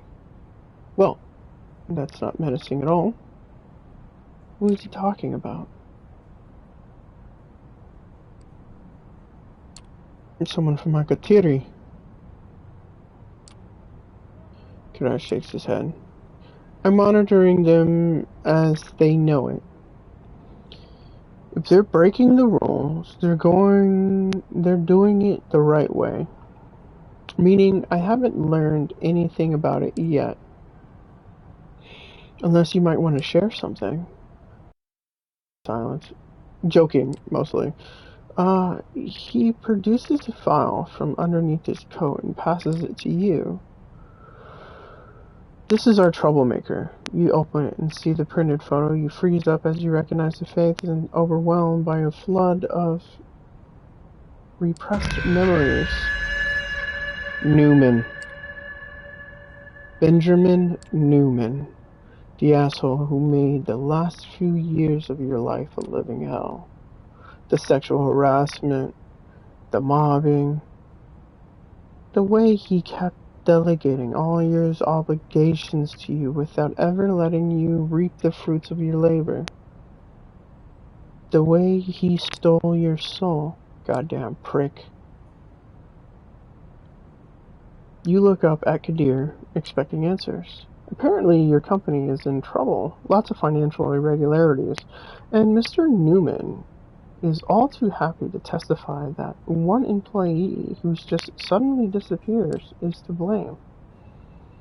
The story is as fishy as it gets, but your disappearance is being investigated, and a lot of people are searching for you. It attracts attention to us, and as such, it must be stopped. Must be stopped sounds threatening. You dread thinking he's planning. I'll arrange for you two to meet tomorrow, so that you can straighten up the situation out and say goodbye to the life you've forsaken. He'll arrange what? Your eyes must look like saucers right now. Usually these matters are left to my discretion, and I can't think of an easier solution. He lost sheep reappeared. The lost sheep reappears, takes care of unfinished business, and disappears, never to be seen again. Nobody cares. It's simple, it's clean, no contrived schemes, no unnecessary victims, and it gives me an opportunity to learn more about you as I observe. When neonates interact with kine, they used to hold dear. Their true natures are laid bare for everyone to see. Of course he's in being kind to you, or he's making clear his self-serving intentions so that you don't start figuring them out yourself. Any objections? Any alternatives are probably worse. You shake your head. Very well. I'll arrange the meeting and drive you there tomorrow. Better come up with a load of bull that's easy to swallow. He disappears from your apartment, leaving you as confused as the last time he closed his door on you. God damn. You need to think it through, Newman. For a long time, you just sit in your haven, lost in your thoughts, thinking about the revenge is a dish best served cold. Alright. We're going to take this time. It's been about 3.5 hours, and we are going to take a small break.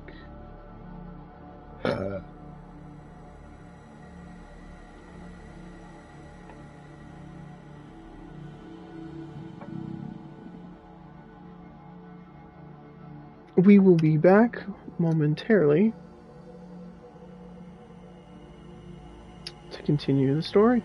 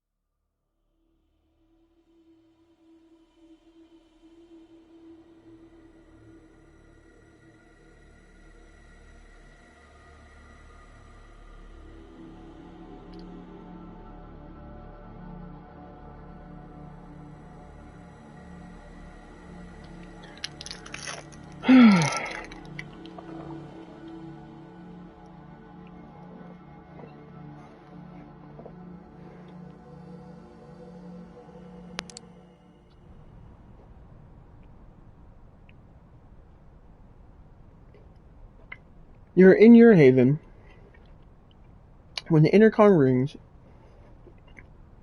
Answering cautiously, you hear an older male voice. Hello. I'm calling because a friend asked me to come by and offer my services.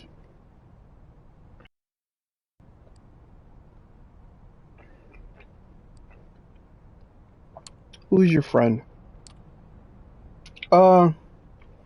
Better not talk about it over the intercom. Secrets are secrets. The man sounds strangely excited, breathing hard.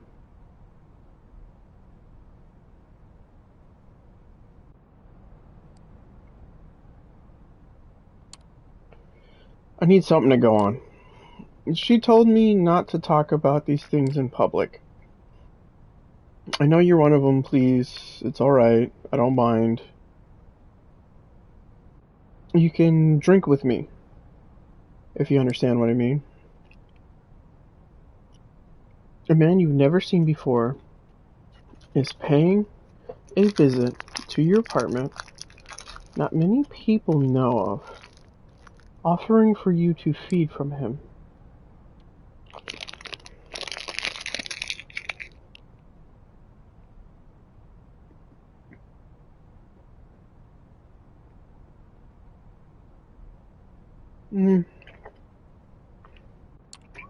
I need information. Let's continue this face to face. It's a wonderful idea. Silence, a minute passes.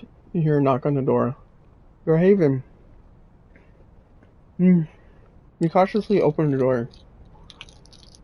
A stranger looks at you sheepishly. He's in his 30s, dressed in a clean business suit. He looks moderately successful. Someone you can meet at an investment bank. I'm sorry. I didn't want to intrude, so that's why I called you from downstairs. Come in. You know what? Come in. I'm hungry anyway. The man looks comically satisfied as you usher into your haven. He barely waits for you, closes the door, he loosens his collar on his shirt, closes his eyes, and bares his neck, quivering in anticipation. You look at the man, taken aback at such forwardness. Figuring that you didn't invite the man over here for a chat, you lean closer, take him to your shoulders, and sink your fangs into him. This is not an unpleasant way to feed. You reflect the blood flows into your mouth. The flood comes to the door of its own volition. The man moans as you drink from him. Lost in ecstasy of the kiss, it feels a little unseemingly, but it would be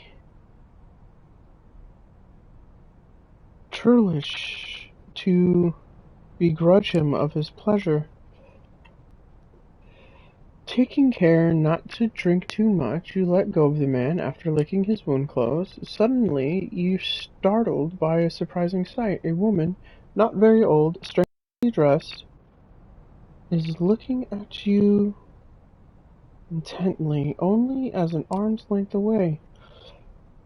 Before you can react, a mysterious woman opens the front door and vanishes from sight, leaving you to wonder whether you really saw her at all. As you stare, confused, the man you drank from slips out of their haven and into the hallway, staggering a little from the effects of the kiss. You close your door, wondering what that was all about. At least you got to feed, if nothing.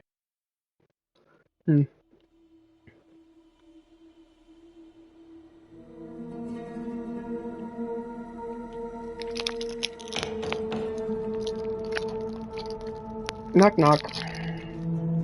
You'd ask who's there, but you know, it's the sheriff of New York City. We're playing along. Hmm. When you open the door, you see him toying with his car keys. He's holding in his hand.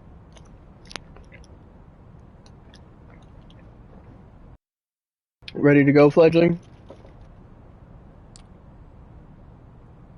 You don't feel like it, but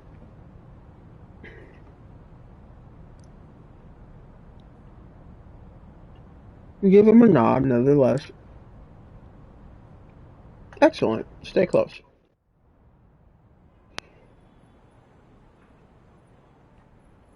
He leads you to his vehicle. He's parked nearby. Once again,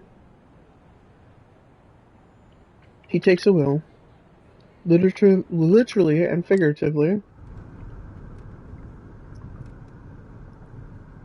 Everything inside is just the way you remember it, down to the rearview mirror reflecting the intense stare of your guide. However, our trip itself feels notably different. Last time Kadir drove you around, he was forcibly dragging you away from your own life. This time, he's pulling you back into it. Goddamn Newman. I'm getting violent just thinking about it. Let me tell you how it's going to go. As I said, I've arranged a meeting between you and your kin. It's going to take place somewhere you should know very well. I'll watch over the two of you from a safe distance to make the rules. You should know those very well, but I'll reiterate it for just so you can't ever say I didn't warn you. Don't do anything that will violate the Masquerade. Don't establish some secret routes of contact. I will know. Don't treat it as the last time you two will meet. Take this chance to wrap it up.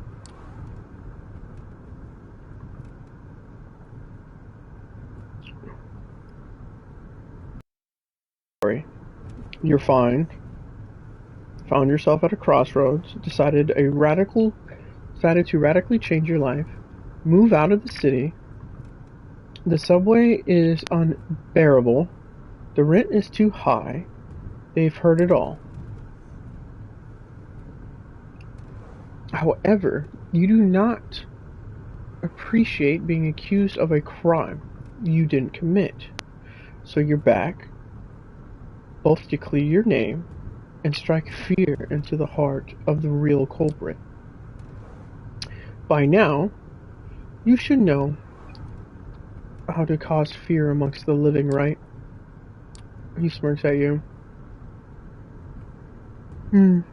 Have fun. As long as you don't leave a mess for me to clean up, we should be good. Car makes a sudden turn. I'll leave the finer details to you. Just be so kind. Do not make me regret it. You can sense he is going out of his way for you, but doesn't try to force you into gratitude by stating it plainly. If you know, you know.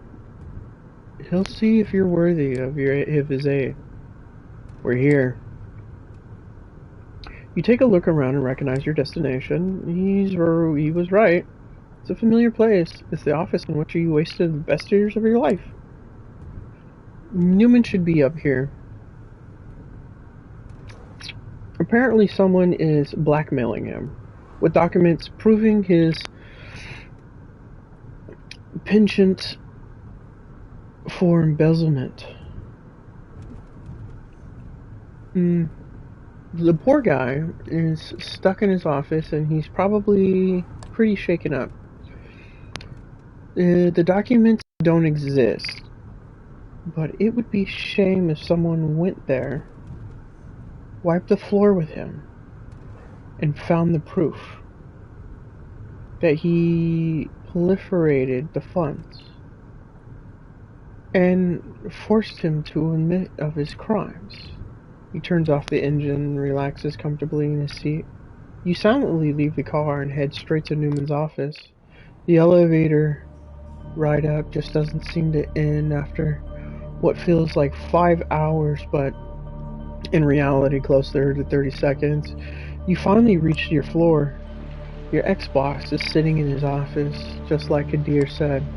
He looks, how can I put it, as if he has just Googled body language of a alpha male and attempted to poorly copy the most cartoonish posture in order to intimidate the blackmailer.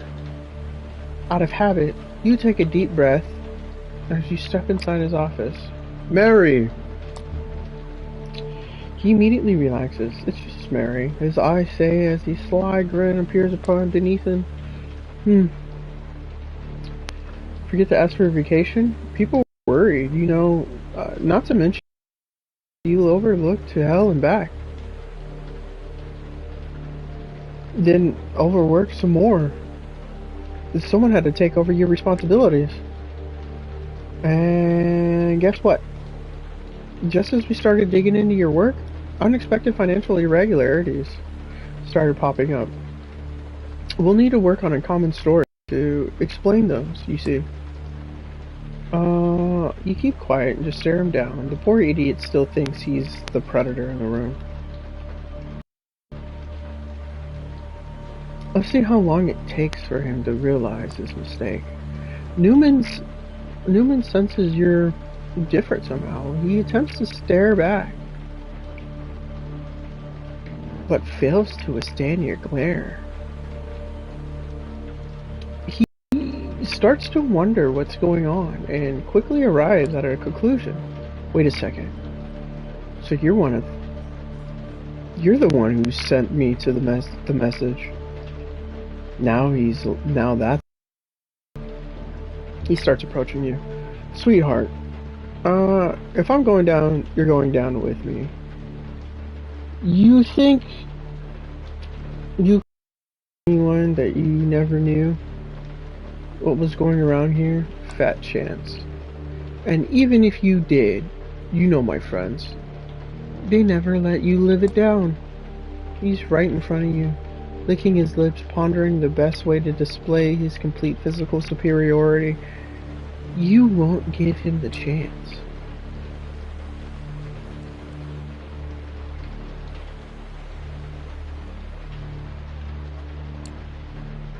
Before Newman blinks, you're standing in front of him with your arms crossed. After he blinks, your hand is already on his throat. He's frozen up. He watches you get in his face and slowly brandishes your long fangs. A loud, throaty, inhuman growl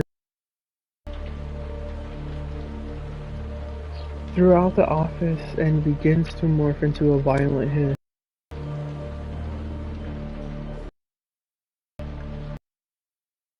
Can't identify the source of the overwhelming sound, or rather, your brain refuses to accept that your relatively small body is capable of generating a type of noise like this. As he begins to understand the process of the unnatural sight of your fangs, he is gradually overpowered by an animalistic fear that shatters his entire worldview.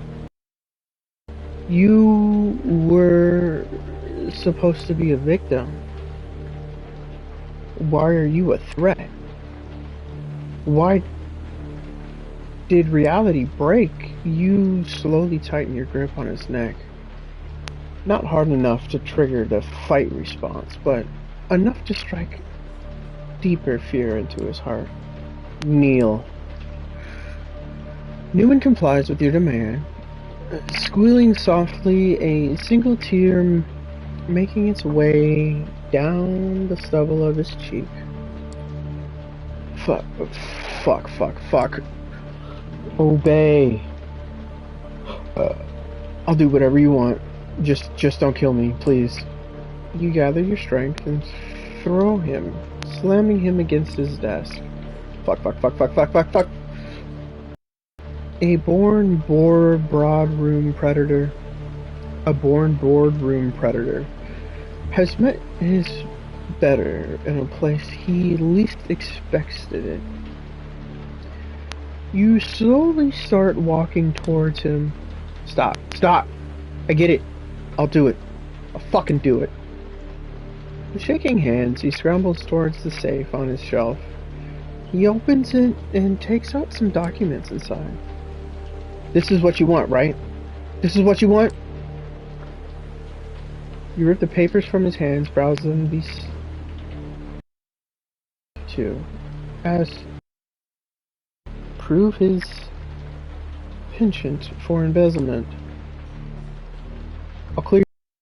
You tell them somebody else. You twist your heel into his hand. He screams, I did it. I'll tell them I did it.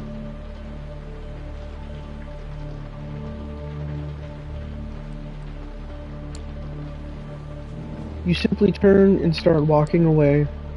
You walk into the elevator, press the button for the ground floor, and wave at Newman as the doors close. He mumbles something under his breath and winces in pain. Back in Kadar's car, once you close the door, he instantly puts his foot on the gas pedal. Oh, walking off the pitch with no regrets. Said everything you had to say. I wiped the floor with him and got the documents. That should keep him in check. That asshole will be looking for over his shoulder consistently for the rest of his life. Kadir smiles deviously. Looks like you can take care of business, as expected. I don't need to tell you to hang on to those documents, but keep in mind that you can use them for more than a security guarantee. We're always looking for more contacts amongst the big fish. Once you settle in, you can use what you know of Newman to convince the elders that he's better off as your ghoul. Now that's an enticing thought. You're surprised at his suggestion. Ghoul.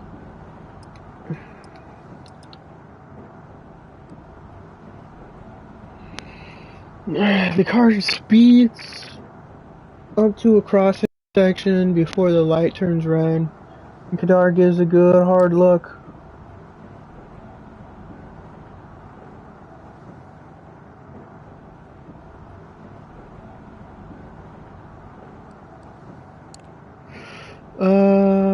Done a good job setting it all up. He chuckles, visibly proud. If I couldn't handle something this easy, I wouldn't be holding my position, but then he takes a serious, slightly sorrowful expression. Look up to me, kid. Mr. Big is still here, and without a doubt, he will be kidding suckers like you anytime now. The car starts slowing down. We're here.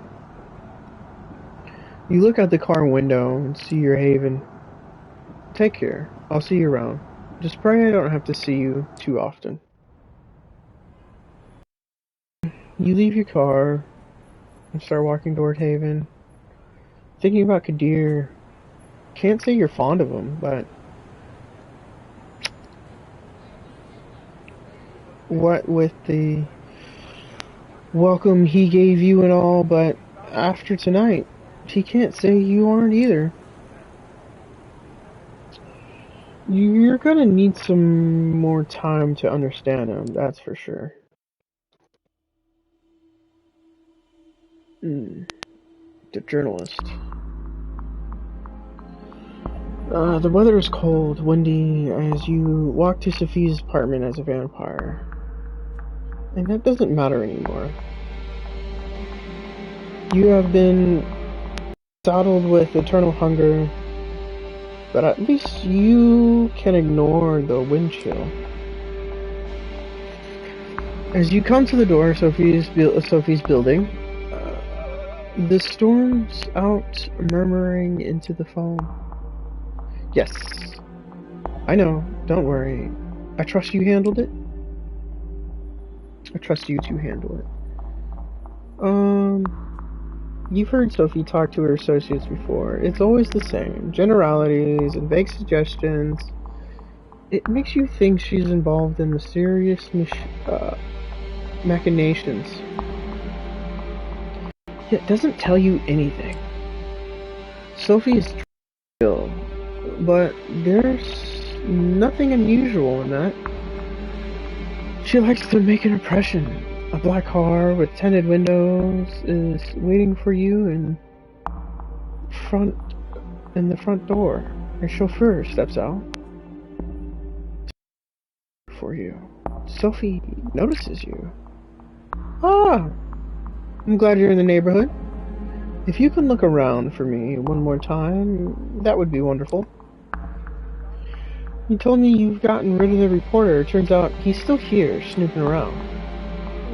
Sophie is very good at communicating disappointment. She doesn't have to do much to make it clear she's unhappy.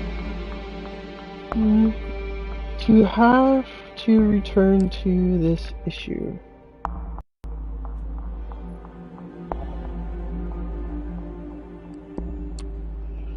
I'll take care of it. After tonight, he won't trouble you anymore. Good, don't disappoint me. The reporter talked his way into the building during the day. Once the doorman understood that what was happening, he threw him out. He showed old pictures of me to my neighbors. It's very awkward, you know. Sophie disappears into the car. Chauffeur closes the door behind her.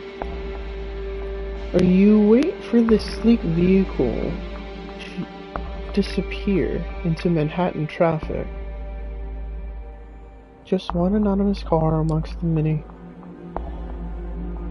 Best sit down somewhere and devise a plan of action. You go to a nearby diner, settle in a booth, and order a coffee. Latino waitress. As she brings you your cup, you describe Frank Doherty to her on the off chance she's seen something. Just as she's about to answer, something catches your eyes. The diner is brightly lit, so you lean closer to the window to see the street through it. You got lucky. Is standing outside on the sidewalk on the other side of the street.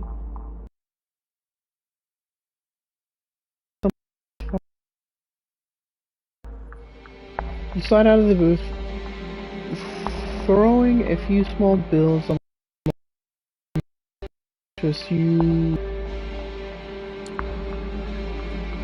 For a reporter, Frank isn't terribly observant. You keep your distance, hiding in PR. He doesn't look around. He wants to find those he took tonight. An alley he ducks in, and you follow. Oh God, it's you again. Please, I'm working on a different story, I swear. Frank retreats deeper into the alley.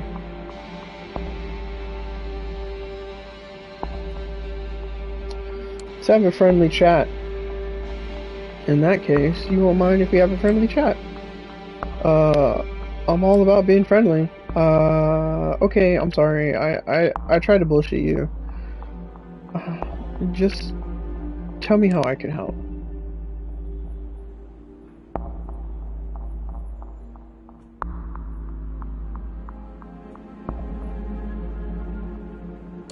I thought we agreed here. How come you're here? I thought we agreed there's no story. Usually when someone says there's no story, that means there is a story. I just couldn't let it go. Look, I don't want any trouble. I could see that you're serious. There is something to Sophie Langley. I think you know what it is. You take a long, hard look at Frank Doherty. He's a tenacious man, but not brave. After the last time you met, you were sure he'd been dealt with. Where did he find the courage to come here again?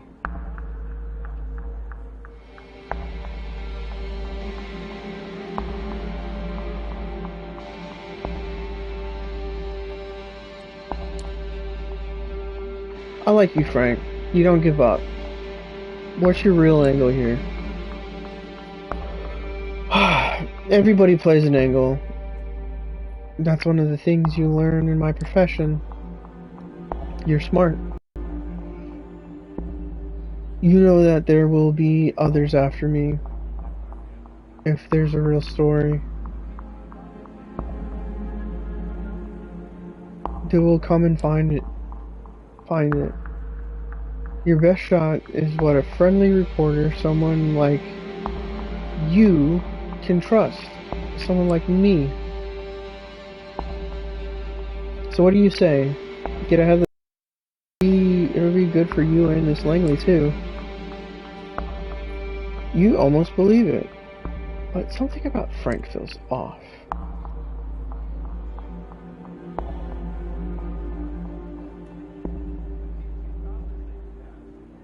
Let me ask if it's about blackmail. You've already sunk pretty low, Frank, but blackmail?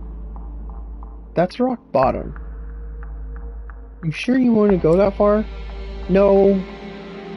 I still have my pride. I've never done this work for money. It's a lifestyle, a calling.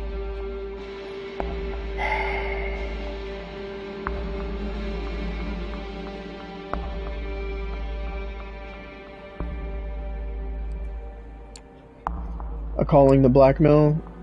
I'm not collecting materials for blackmail. Give a rest. Sometimes I just need some extra money, that's all. Where does this extra money come from? There's a guy, he's paying me, that's all. But I can't talk about that.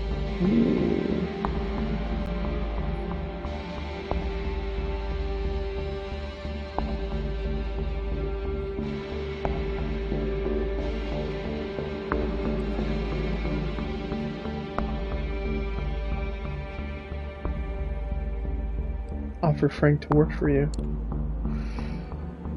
Tell you what, Frank. I'll make this easy for you. Work for me, and I'll make your life easier. I want to know who's after Sophie Langley. And that information. Who knows? Maybe this will become a lasting and lucrative relationship. Frank is taken aback by your suggestion. Still, he clearly needs a friend. I don't know, I mean... If there are people leaning on me, they won't take kindly to it. If I help someone else.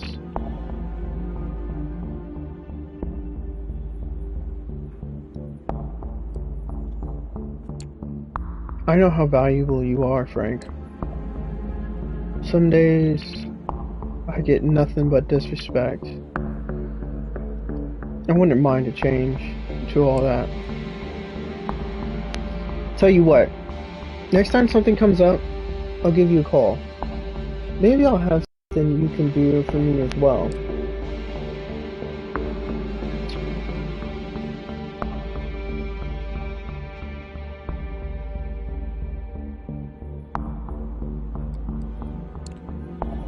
Quid pro quo. I'm a pro.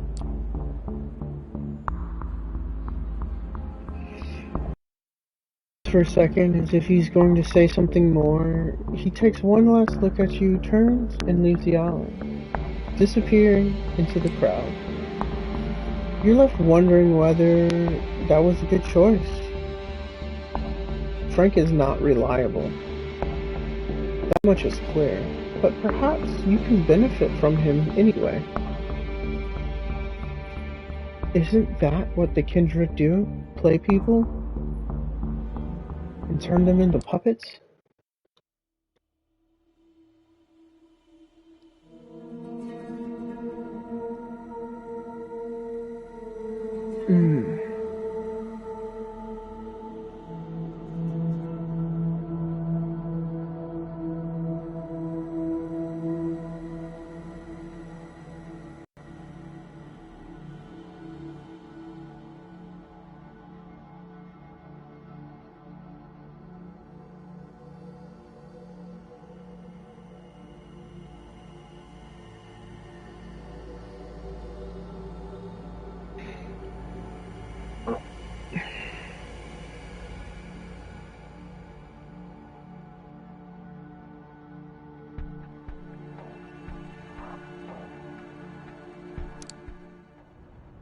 Approaching the cathedral in the street makes you nervous. It looks like there's an Inquisition thing that's happening over here. It makes you nervous. You've been and twice happened, or almost happened. As in both cases, you ran away.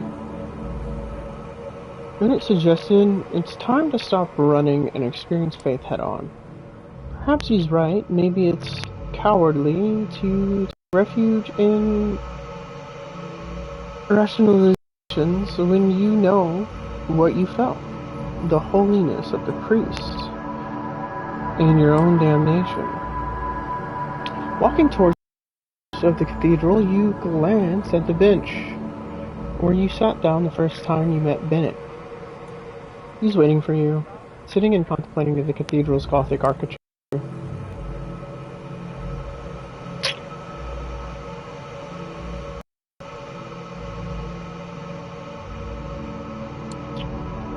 I wasn't certain I'd even wanted to talk to you after last time. I understand. I'm happy you chose to come. Bennett looks different than before. Intense, certain. You've had some time to think about what we spoke of before.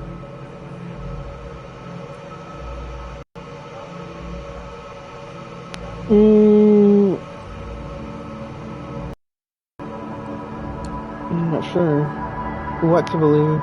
All these stories seem so fantastical. You don't have to believe. You just have to open your heart to the faith that Father Anthony represents. Let's go see Father Anthony. It's best not to talk about the cathedral, so I arranged for us to meet him at his home. I have a car nearby. This better be on the level, Bennett. We're beyond that kind of talk now. Don't you think? You follow Bennett. You've come to his car, surprisingly pedestrian family sedan. The essence of the Masquerade is inconspicuousness. Nobody expects a vampire to drive a car like this. And then it drives north towards Queens. During these moments, you feel most anonymous. Just another speck of dust in a vast machine where every action influences the whole of the tiny way. The only thing you've learned about the Kindred is that they are not lacking in self-regard. The Prince of the Camarilla City is said to rule, yet how much do they really affect mortal affairs? If you ask a vampire, they'll say a lot. Perhaps that's what made Bennett turn inward. The futility of finding meaning in a secret, predatory existence. Bennett stops in front of a red brick row house. A little rundown, but probably not cheap.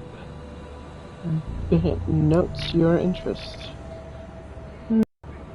Father Anthony comes from an old New York family.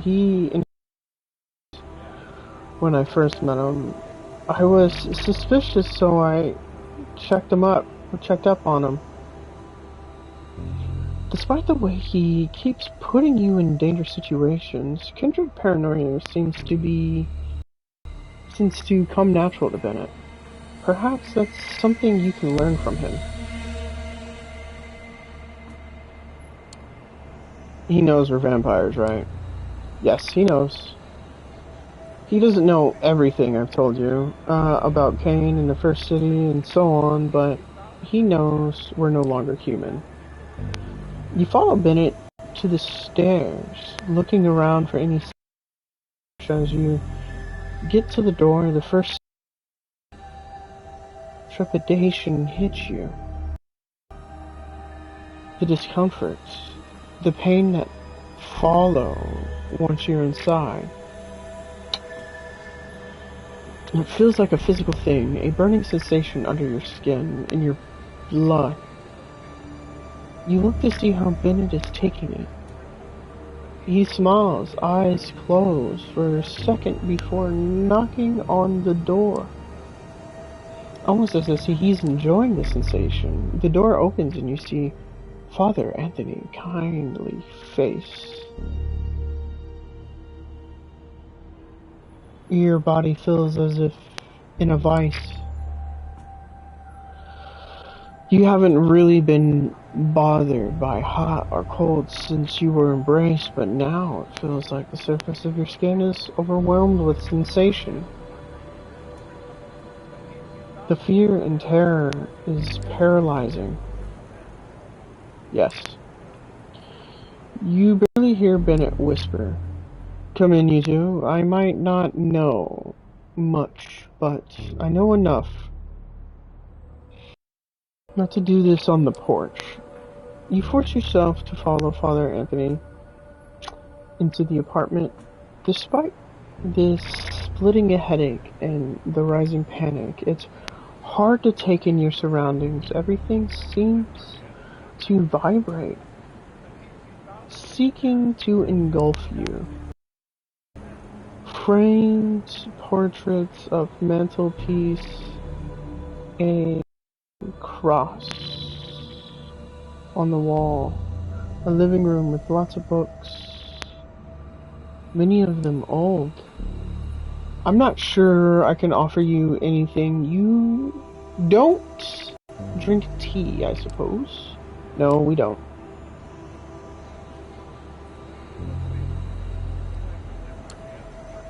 We'll be fine, thank you, Father. Are you sure you're okay? Please, Father, you know this is difficult for us.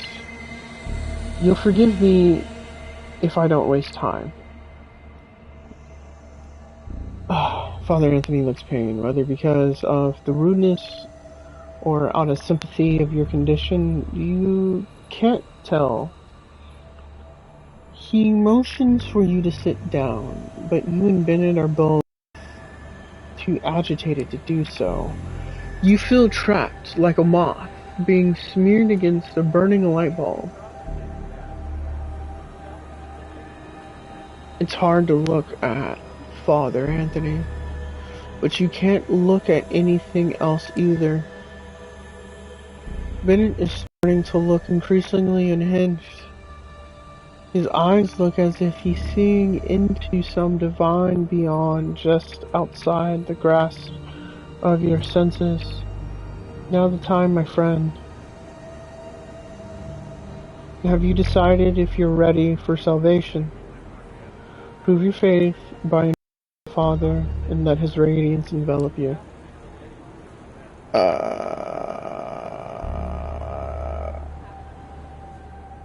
What? Just do the thing. No. Or you could get staked. This is a mistake. I have to go. This is a mistake. I have to go. Something hits you in the face, and you fall to your knees.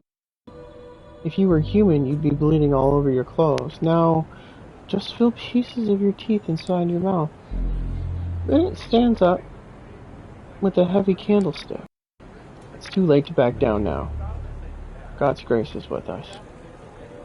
Startled, Father Anthony takes a step back. Bennett, what are you doing? Father, it's time to be redeemed for both of us. Bennett falls to his knees, lifting his face in full embrace of the holy agony.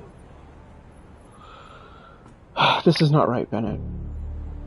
Everyone has a chance for salvation. I understand there's something in God's presence that burns you, but you can work through it. Please, Bennett. There are many paths to salvation, and we'll find yours. I won't hurt you or your friend. Moans in pain, stricken with grief and disbelief in his refusal. Father, please. Don't even believe. Not truly. Father Anthony looks at you and seems to waver. Even his belief in salvation has limits. Kill the father. I have to. There's no way I'm getting out of this. Despite his current nature, Father Anthony is a grave threat to the Masquerade. You must kill him. For the good of all your kind. As Father Anthony has... Bennett grovels on the floor. You take the nearby candlestick. Marshalling all your willpower, you lunge forward and hit the side of the father's head. You stagger to the side as your undead body convulses in pain. Father Anthony, staying steady, steadies himself on the bookshelf, blood trickling down from the temple. He is an old man, but not defenseless. None of his convictions of mercy and grace holding a sharp mind for action. No! You both glance at Bennett. He doesn't seem to comprehend what's happening. Taking advantage of your distraction, Father Anthony takes a crucifix from the wall and pushes it toward your face. He doesn't seem sure whether it'll work in reality as well as in the movies, but you feel the burning caused by his convictions all the same. The cross in his hands of a normal man would do nothing, but in Father Anthony's it's different. In ordinary circumstances, you could kill Father Anthony, but with little to no effort, no matter how strong his mind, physically. He's an old man. Now you can barely look at him. Your head is pounding. It feels as if the skin on your face is burning and you have trouble standing. Your cheeks are wet from crying, stained with the blood, and place tears. This is no victory for you here. You give in to the panic inside, self-preservation, winning over the conception of victory through violence.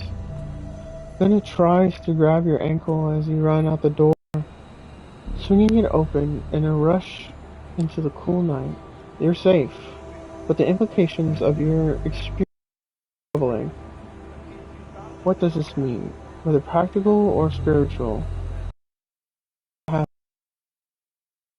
to think about this for a long time. You're free to... There is distinct temptation to keep the events of the night to yourself, yet these events cannot be good for the Masquerade. Go talk to Sophie. You make your way to Sophie's apartment, seeking comfort in the anonymity of the crowds of New York sidewalks. Some are coming from the late shift from work, others are going out. You nod to the doorman and slip into the Sophie's building, go up and knock on the door. Sophie opens the door in the middle of the phone call. She motions you to come in and she mumbles assent to the phone.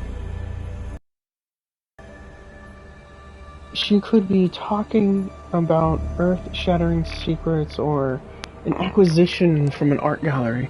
Following Sophie's cue, you sit down in the living room. A few moments later, Sophie ends her call and sits down Opposite regarding you with her usual mix of parentalism and disdain, you appear shaken up. That's not a good look. To cultivate in the world of kindred? Tell her about Bennett.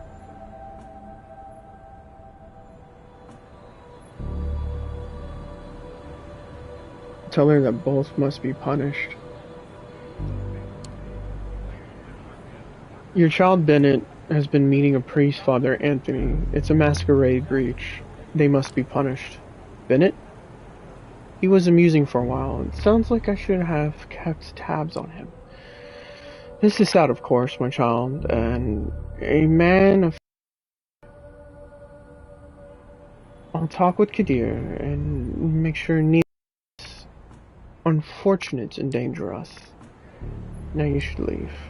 Sensing that Sophia is in a strange mood, you discreetly leave the apartment. As a vampire, you're supposed to protect the masquerade, and that's what you did. You did the right thing. Yet still, it doesn't feel like you did. Yeah, no. Dude is fucking psycho. Blood magic or back to the detective story?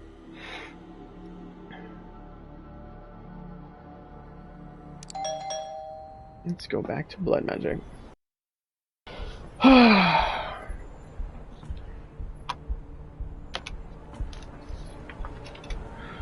One of these nights, you'll have something.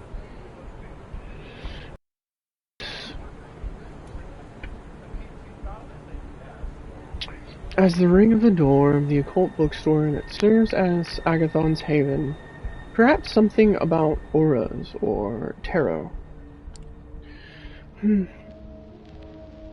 The same sleep-deprived blonde woman you saw on your first visit opens the door for you. Each kindred has their own servants, and Agathon seems to have to go for the tired Wiccan mom type. Oh, it's you. Come in.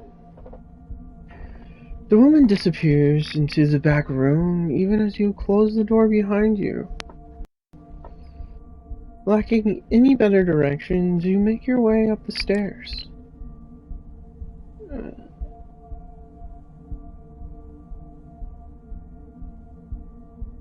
At first, you thought the chanting was part of the ritual soundtrack. It plays in the night. As you reach the second floor, you realize it's Agathon's voice. You come up just in time to see him standing in the middle of his ritual paraphernalia, with his wrist cut open over a wrought iron stand holding a blood red stone. As Agathon chants, blood drips from the wound in his wrist onto the stone. It looks as if it's absorbed into it. It's probably not a good idea to interrupt blood ritual, so you wait in silence. Agathon finishes. A few minutes pass by. He opens his eyes and smiles ruefully. I've done so many of these rituals. I hope it's not too off-putting for you. Agathon smears a bit of his own blood over the wound, and you see it close. It looks like he does this so often he barely pays attention to it anymore. I don't mind. We're all vampires here. That we are. Agathon picks up the blood red stone from its stand. This could be useful. He doesn't seem inclined to elaborate. Anyway, let's go.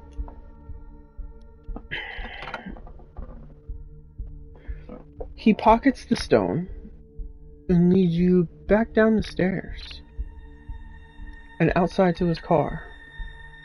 Soon, You're on the way to Queens and Flushing Meadows, Corona Park. After parking the car, you follow Agathon on foot. He leads you deeper into the park.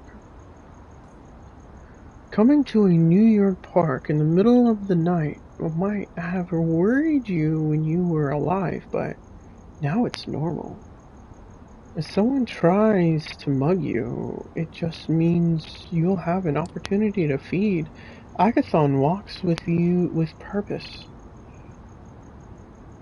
as if he knows exactly where to go. He sees the giant metal sculpture of Earth lit up, so parkgoers can appreciate it at night. You're not sure how Agathon picks his ritual spot, but he must have a purpose in mind. The sculpture stands in front of the background, giving his preparations added dramatic effect. Stand, watch while I perform a ritual. It'll reveal whether the notes we seek are here. I'll lose control of the incantation if you fail to keep me free of any distractions. Doesn't look like there are any people around. You settle in a boring half hour while Agathon mumbles and makes strange gestures, spilling drops of blood at regular intervals. From the outside, the ritual is not particularly flashy. Agathon repeats a mantra under his breath and walks with measured steps until he stops and turns around and walks back. It looks as if there's an invisible structure he must follow. Unseen patterns and limits governing his movements. As choreography, it doesn't look particularly difficult to learn, but you suspect there are hidden dimensions of skill and understanding involved. A lone drunken woman walks towards you. Hard to say what she's doing at the park. She's a little older, dressed like a suburban divorcee. What's your friend doing? He's kinda hot. The woman's words are slurred by alcohol, but she seems to have decided that you are this evening's entertainment. Hey, you! Stop being weird and talk to me. The woman seemed determined to walk past you. Agathon. This looks like this is going to be the eruption that he was worried about.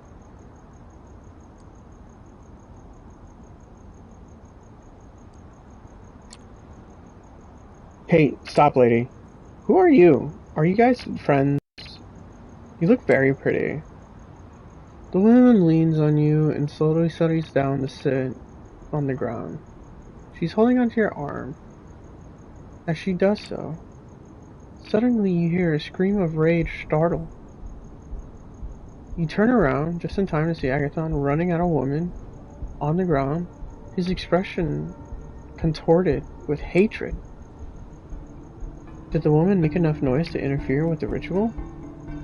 That doesn't explain why he's in such a rage. Just let him do it. Don't intervene. You step aside and Agathon leaps at the woman, sinking his fangs into her neck and screams pitiably. The woman's screams quiet down. Agathon drinks more and more. Don't let Agathon kill her. You pull Agathon away from the woman. He struggles, but he's clearly not used to physical scuffles. Agathon looks at you wide-eyed, then suddenly snaps out of it. He looks at you in embarrassment and horror. You shouldn't have seen that. I'm really sorry. Something triggered one of my wards. We have to go now. There's no time to waste. Agathon starts running towards his car, and you do your best to follow. Usually Agathon drives more carefully than most humans, but now something's different. He's speeding, honking at every car that gets in your way. You're driving towards the Bronx. Twice Agathon's almost collided with another car. He's clearly not used to driving quickly, but something is overriding his usual caution. You screech and stop in front of a red tile apartment.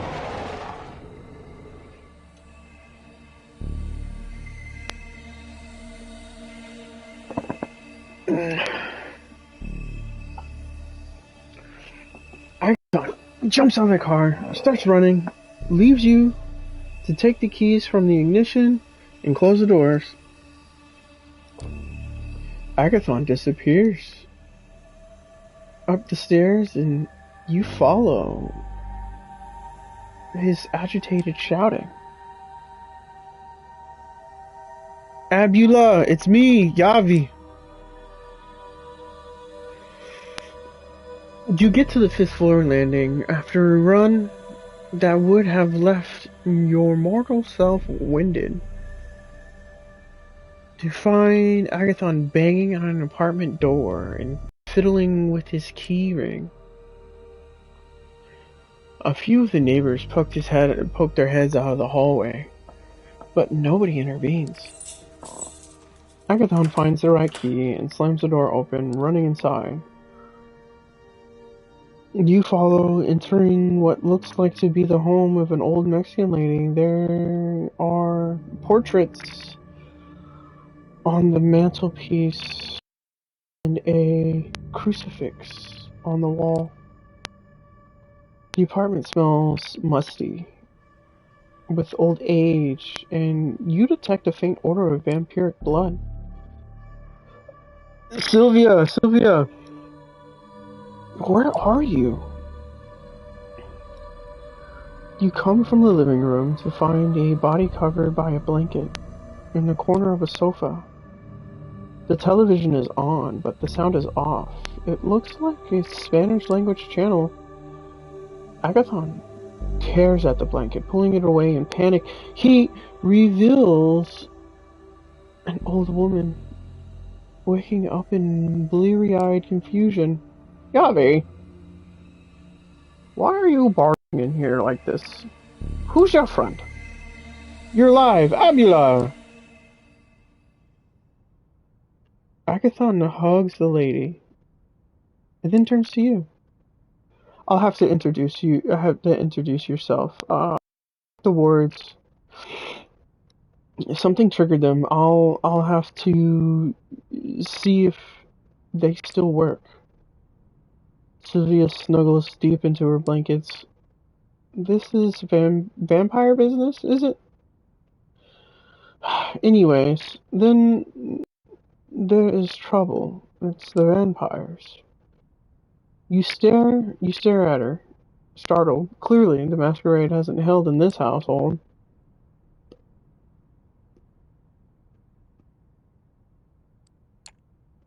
Yeah, exactly. Frankenstein is not far behind. Anyway, I'm Mary. You must be his grandmother? Frankenstein is not real. He's made up by those people in Hollywood. This is about the girl who came to visit.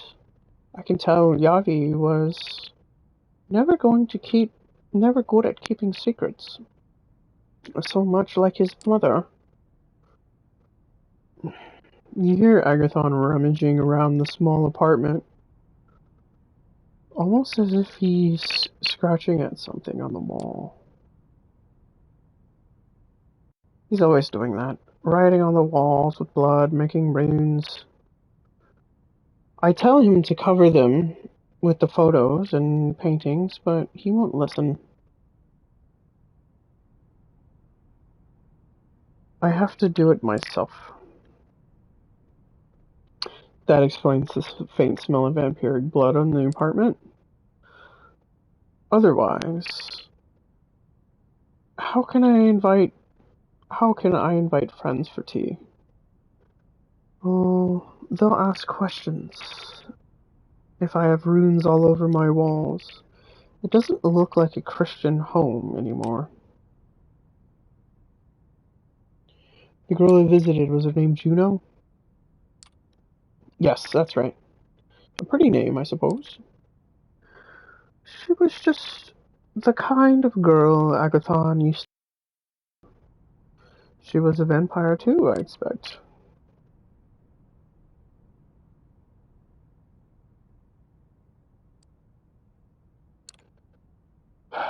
You're not a vampire too, are you? Surprised by the suggestion, Sylvia laughs. Uproariously, mirth convulsing her aged frame. No, no, please. Don't say things like that. I'm an old woman. Laughing hurts. Agathon returns to the room, still agitated. She wanted to send a message. If we don't find her, if we don't find the notes, first, she'll hurt my Avila.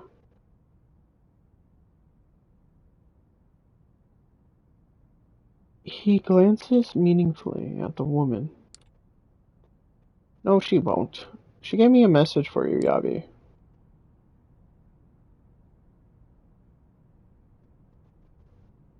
She said to think very carefully whether your clan will really protect your loved ones. Agathon stares at Sylvia, stunned and confused. She was here to tell me that? Maybe that's good. It doesn't sound like to hurt you. She was a girl, I can tell. Oh, Avila. Mary, let's go. This is all we can do here. You say your goodbyes, and as soon as you back outside, sitting in Agathon's car. What a catastrophe. To think Juno was there. The wards trigger when a vampire enters the perimeter, so Juno was there, just as I was doing the ritual in the park. I'll take you to your haven. Brandon starts the car, drives towards Manhattan. He appears agitated, emotions coursing under his stoic face. Your grandmother seemed to be very well informed about vampires. Vampires and my family, where the kindred go. Tragedy follows. We know that as much as anyone. My parents were murdered by a thaumaturgical ritual. Hard to go back to the Masquerade after that. Agathon is gripping the steering wheel harder than he should, although he's back to his usual driving style.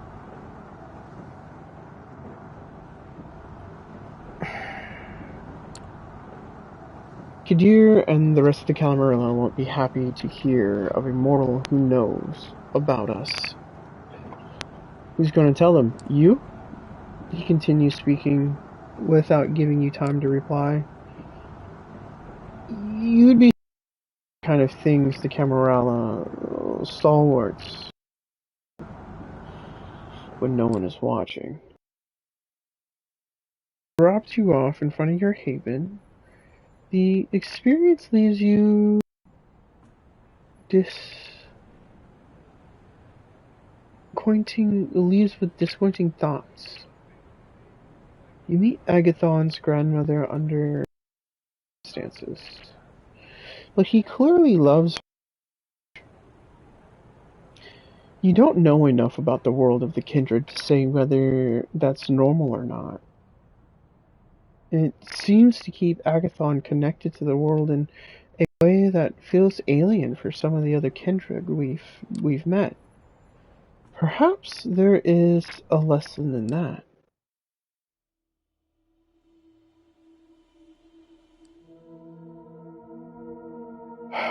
You come back to your haven.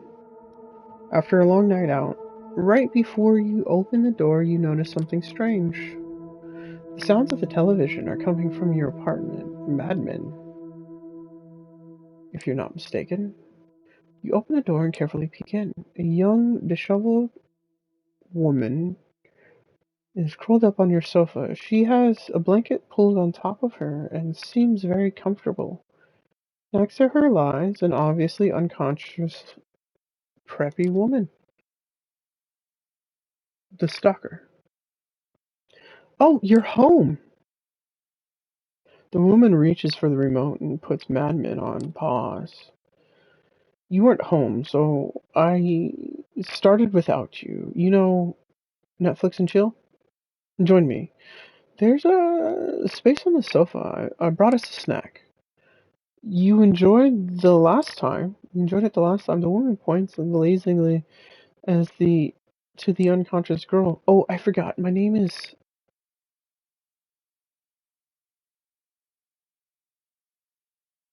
Adelaide. Adelaide Davis. I like you a lot. Help yourself and settle in. Uh, let her down gently. Thank you for all you've done for me. Still, the sun is coming up soon. You don't want to get caught here. Oh, that's so sweet. I don't mind. I can spend the day with you.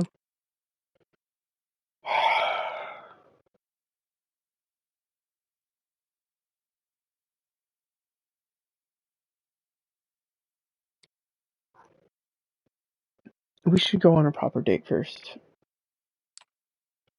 Oh, that's nice. I like that. Adelaide bounces up, clearly caught up in the idea. The door to your apartment opens. Someone with the key. Sophie. Adelaide Davis. The curse of Snug Harbor. In the flesh. This is a new low for you, fledgling. Adelaide looks at Sophie, murderously, before fading from view. I hate it when they disappear. They should have enough manners to slink away in embarrassment, so we can all enjoy it. Sophie waits for Adelaide's shape to leave the apartment before she speaks. The clan of the moon. Did I not advise caution when dealing with them? No, you didn't, bitch. As you watch Sophie makes a phone call, 10 minutes later, two of her servants arrive to remove the unconscious girl sprawled out on your sofa. You clearly need my help. It won't happen tonight, but let me see if I can resolve your stalker problem for real. You're left to wonder what Sophia meant by that as she leaves your haven.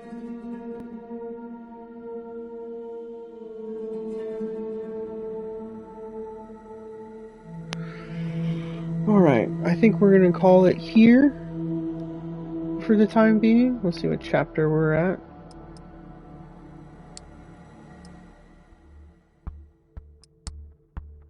Chapter 12. I think we got 5 more to go. We went through quite a bit. Alright.